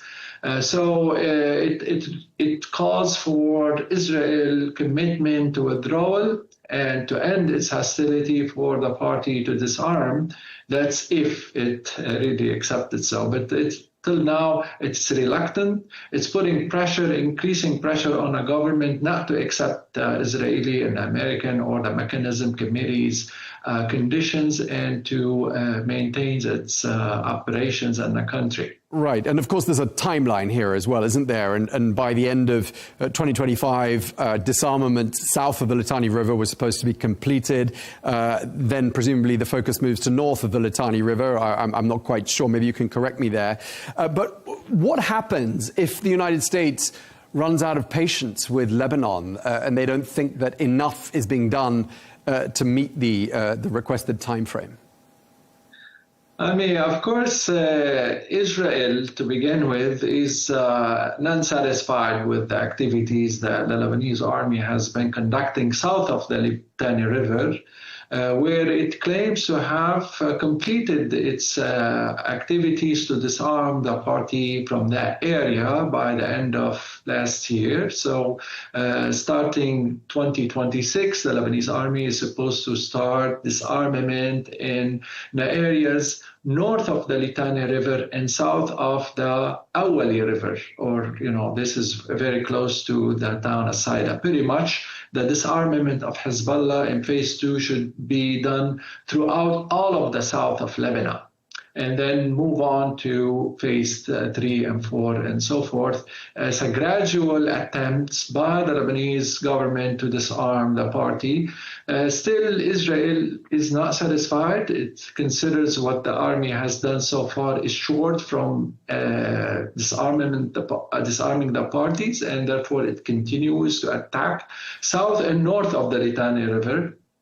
And, it is really difficult to verify what the Lebanese army has completed thus far, and whether these Israeli claims are legitimate and correct, because the mechanism is really made out of, it's dominated by the Americans and by the Israelis, and they have challenges verifying whether Hezbollah has been completely disarmed south of the Litani River and phase 1 has been achieved. So there is a continuous pressure, and helping Israel is the claims or the statements made by Hezbollah leadership by saying that they are not willing to disarm. So they're verifying what Israel is claiming in a way. They're not being disarmed, and this is giving Israel additional justification to say, look, the party Hezbollah is saying that they're not willing to disarm, so how can we stop our military operation in the country? So this is the dilemma, and of course the Americans so far are not really trying to constrain Israel in any way. In fact, after Netanyahu's visit to Washington this year, he spent New Year in Washington. Yeah, indeed. And you mentioned there the Hezbollah leadership, Naim Qassem, who says that by disarming Hezbollah, essentially he says that President Aoun is doing Israel's dirty work for them. But I wonder what the Lebanese people think. I mean, how popular is Hezbollah right now? Of course, the popularity of Hezbollah has declined tremendously throughout Lebanon, given the fact that it has received a major military blow, and its engagement with the Israeli on the border for supporting Gaza has proven to be futile and very costly to the Lebanese economy, the Lebanese stability, and the entire population as a whole. So the popularity of Hezbollah is on a decline. Its former allies, like the Free Patriotic Movement on the Christian side, or many Sunni politicians who used to back Hezbollah, like Karami in the north, they're no longer making any supporting statements anymore, and they are backing off from supporting the party. The party now is under tremendous constraints. It has no longer the ability to finance itself the way it used to do before, when the Syrian government of Bashar al-Assad was present in Syria, and it has tremendous ability to supply itself via military or financial means, nor is it able any longer to really demonstrate its ability to confront Israel in any ways. In fact, they have lost more than 300 members, including their military leadership, in the past year without being able to retaliate. So their position is really weak. There are not, the support, the public support to the party is on a decline. Yet what remains of the support is primarily a Shia support of the sectarian support, because the Shia right now feel a bit threatened that not only there is an Israeli aggressions coming from the south and targeting their towns and villages, but there also a fear that if they got disarmed and Hezbollah no longer present and relevant to them, then there could be another overwhelming political and even military threat to them on Bekaa area adjacent to the Syrian borders, given that the current Sharia government and most of the opposition group that were able to topple Bashar al-Assad, they fought viciously against Hezbollah, and they considered that Hezbollah was responsible also to the preservation of the Assad regime in the past. So therefore, the Shia now in Lebanon fear retaliation coming from the Syrian borders, and therefore they have not yet given their confidence in the Lebanese army and security forces to protect them. They remain hesitant to give up their arms or to give up support to Hezbollah. They also look at Syrian Druze and they see what's happening in Suwaida and elsewhere where minorities are being attacked. So they play this kind of fear, Hezbollah from one side, and suggesting that once the Shia are disarmed, they can become extremely vulnerable by all different groups, as well as that of Israel. So the support to Hezbollah is maintained to some extent among the Shiite for now, but it is definitely on a decline. Okay. It has proven to be not so effective in protecting them vis-a-vis Israel, and for being a reason why they have this animosity building up between them and the Sunnis and different parts of the Arab world. Okay, and just lastly, Dr. Salameh, I mean, it's obviously, as you're saying there, it's been a very eventful 14, 15 months for Hezbollah and indeed by extension for Syria and Iran. Just briefly, the Iranian foreign minister is due to visit Beirut this weekend, I gather. I'm just wondering what sort of a welcome he'll get there and what you think he's aiming to achieve by visiting right now. You know, our foreign minister was asked if he would go to Tehran to meet the foreign minister of Iran there, and he refused, and he called for the Iranians to meet with him in a neutral country.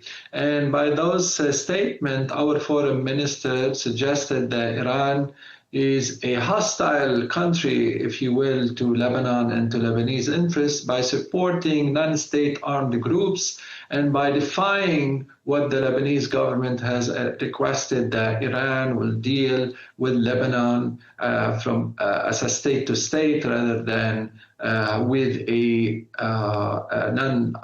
non-state armed group, or by dealing with Lebanon from a sectarian perspective.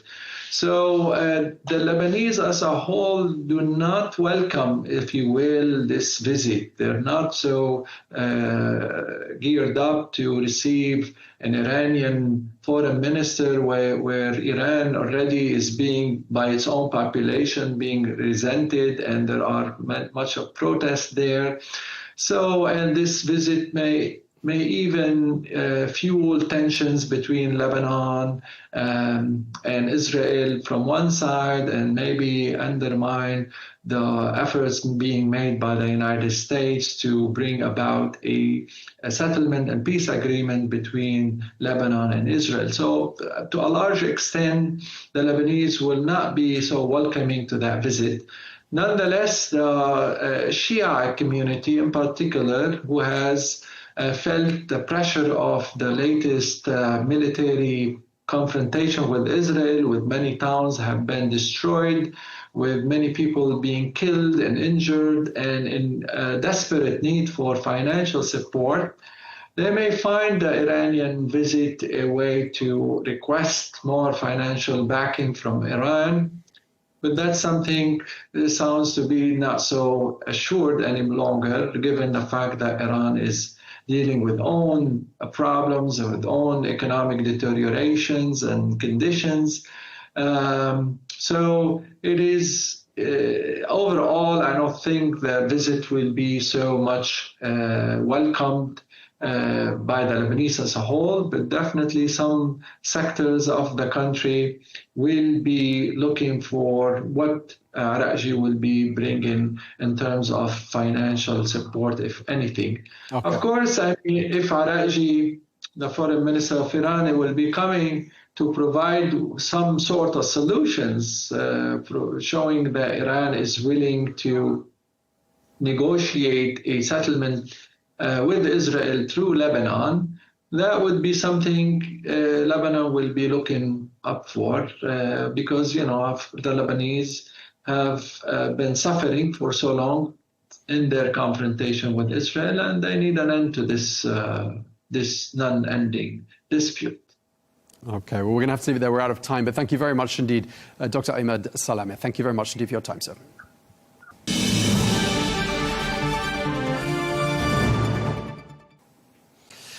Now, turning our attention to Africa, Israel's Foreign Minister Gideon Saar arrived in Somaliland today, aiming to deepen political and strategic ties.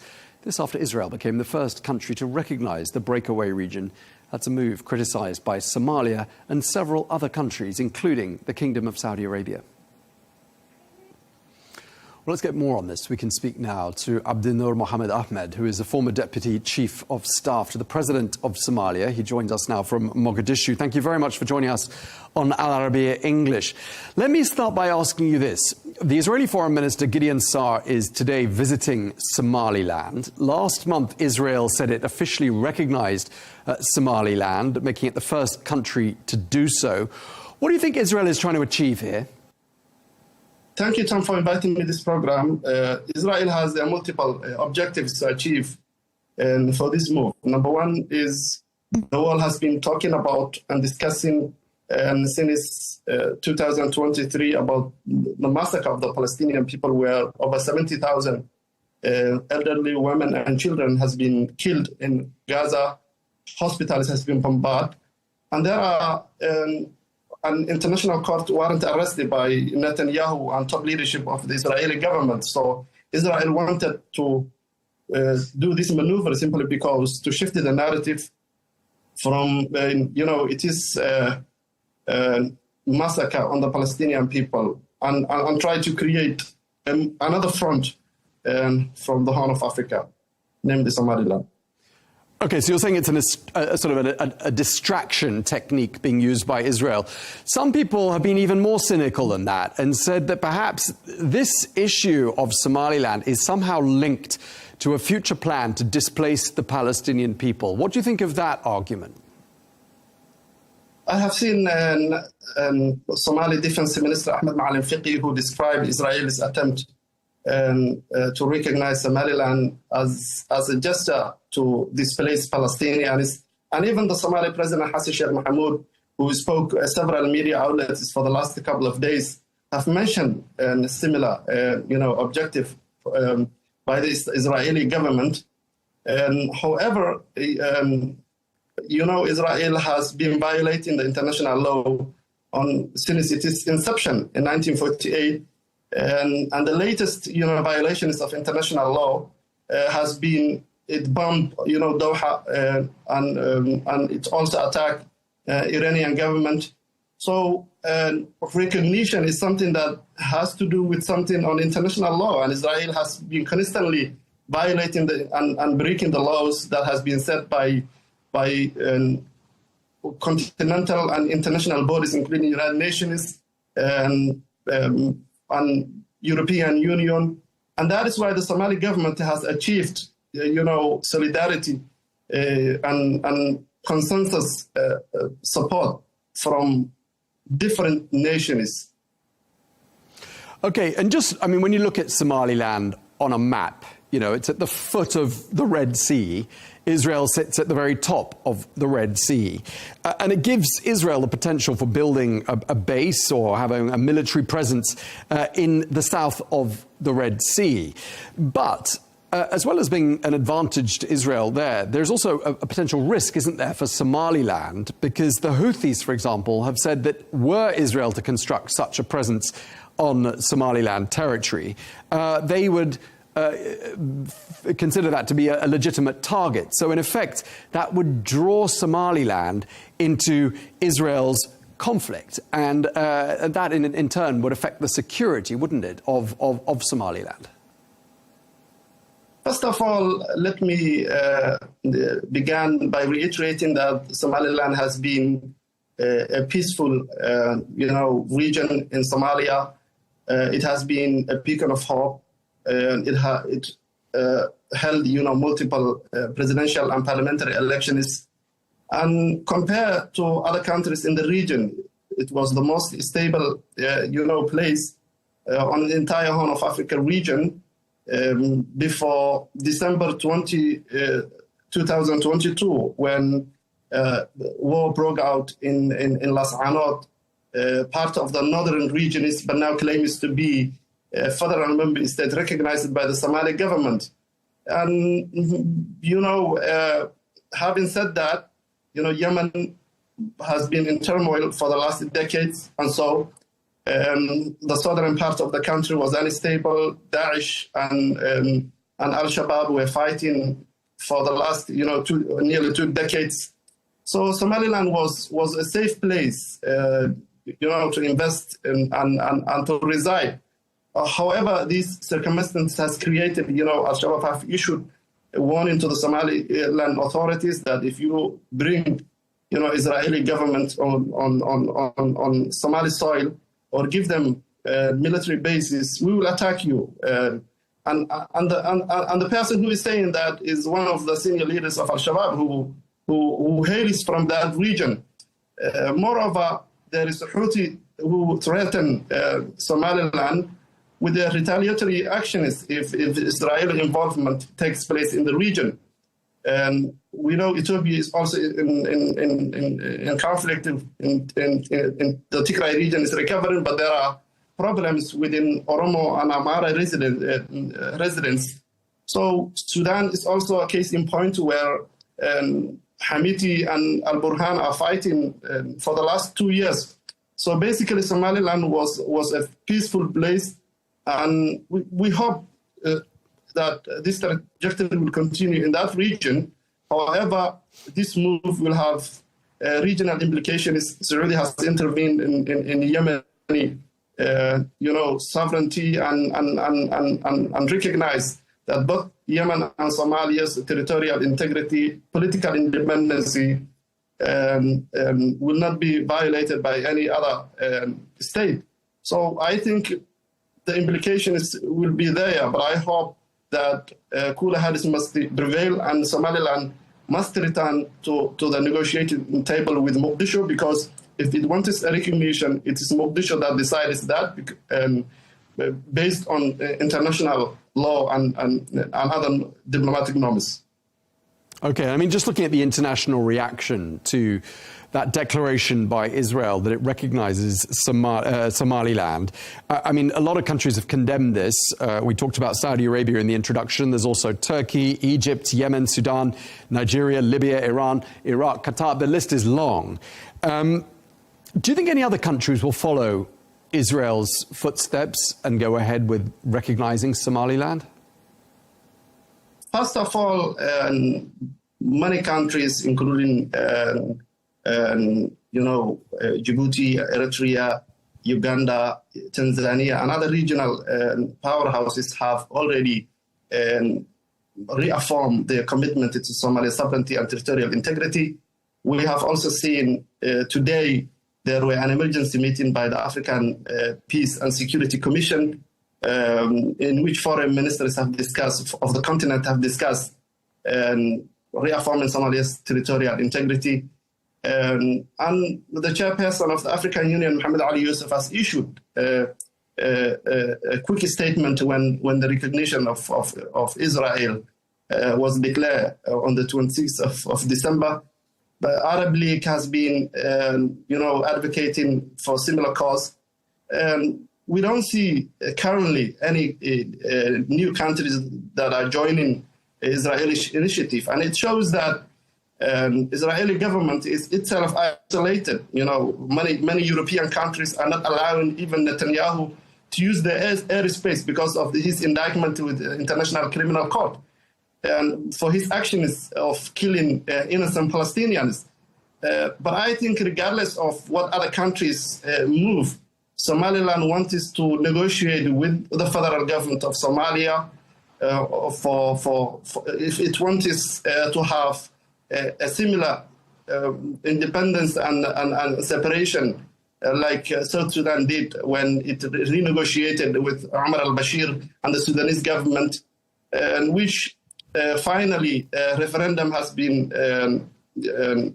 taken and South Sudan become a full member of the United Nations. So Somaliland and Somalia need to return to the negotiating table because the people of the North are demanding, they have grievances previously committed by what they allegedly say that Mohammed Siad Barre, who has been ruling the country through military means between 1969 to 1991. But the whole country has collapsed, and Somaliland wants to use the international instrument if it wants to achieve a full independence from Somalia. I would like also to add few points that make this discussion more meaningful. Some of the northern regions believe the unity and the territorial integrity in Somalia, and the people of the Sool and Sanaag has been constantly rejecting Somaliland's claim of secession and full statehood from Somalia. So it will not only involve in the Somaliland, but also northeastern state, an emerging federal member state that has been established a few months ago, also should be put into consideration when we are discussing the northern region is or former British Somaliland getting independence from the rest of the Somalia. Okay, and just to wrap up, your final thoughts just before we finish this conversation, and also your overall thoughts on the level of international support you see for Somalia on this issue. The world has demonstrated, clear solidarity with Somalia, and for more than 3 decades, Somalia has been recovering from a devastating civil war, and the international community have heavily invested in Somalia's reconstruction and state-building projects. In terms of concrete support, the international community has helped Somalia rebuild its security forces. There is a massive infrastructure project in Somalia, primarily, involved by the Qatari and Turkish governments. And there are also education, support from multiple countries and partnerships. And so there has been a progress in that front. And also Somalia has been working with its partners in enhancing a global economic exchange, trade and diplomatic engagement. One of the countries that have deployed their foreign missions is the Turkish government that, relocated its embassy to Mogadishu at the height of famine in 2011. So the current international response really reflects a broad consensus and solidarity with the Somali people and its government.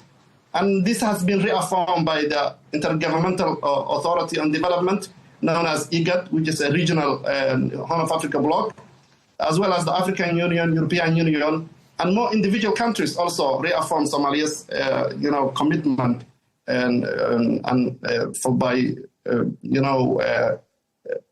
reaffirming their territorial integrity. Arab League was also okay. And this month, Somalia is chairing the National, United Nations Security Council, which is the whole month of January. So even the council have a debate on the issue, and all the countries have rejected, except the United States, which remain, an ambiguity in its response on this cause. But, big powers, we are also expecting the foreign minister of China to come here. France, China, and Russia has been with the Somali side. So the current, support from the international community is so massive, and Somalia expects, many more support from individual countries. Okay, well, thank you very much indeed for that. Abdinur Mohammed Ahmed, former Deputy Chief of Staff to the President of Somalia. Thank you very much for your time, sir. Pleasure to be you.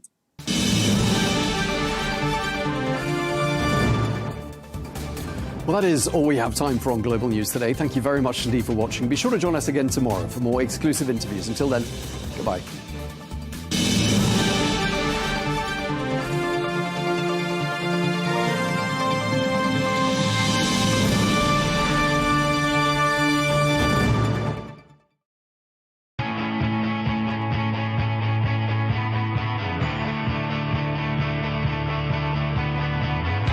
Welcome to the metropolis,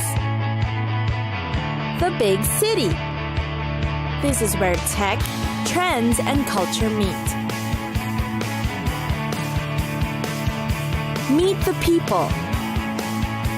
See the sights. Walk the city streets. And experience the lifestyle.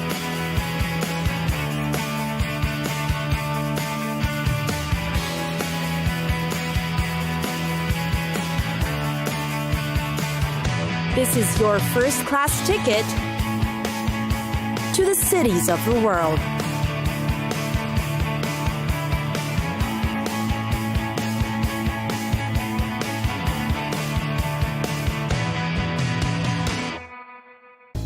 New Orleans.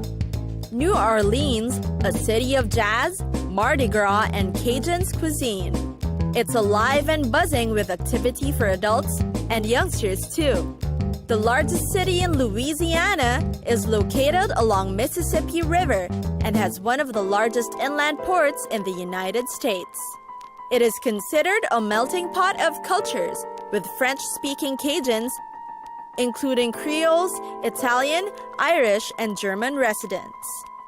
As a result, the city's cultural diversity can be experienced through many things: its music, food, and its schedule of fun festivals you should definitely be part of. To some, it's called the Big Easy.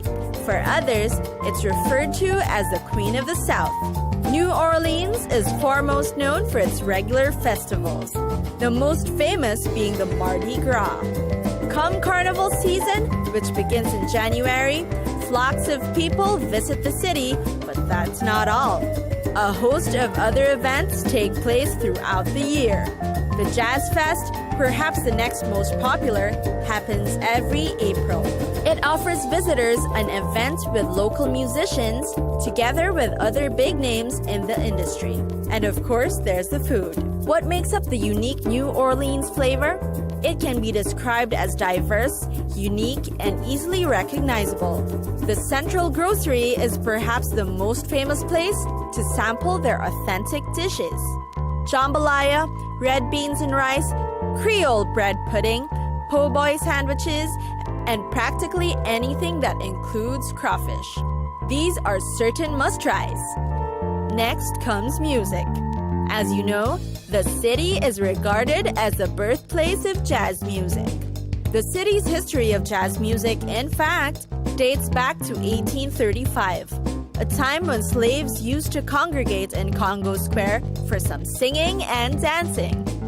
Over time, the jazz and brass bands formed and expanded throughout, and have even influenced each other. Now there are Creole contributions, ragtime, Dixieland, and soon blues and rock.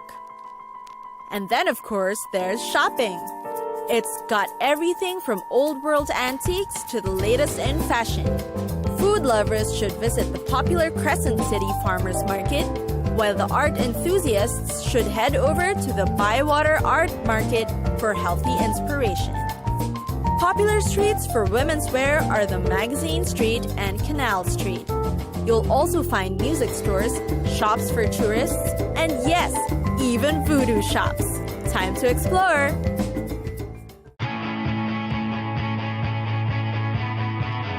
It's time for us to go! Pack your bags and get your tickets ready. And we'll see you on the next destination. Catch us again next time on Cities of the World.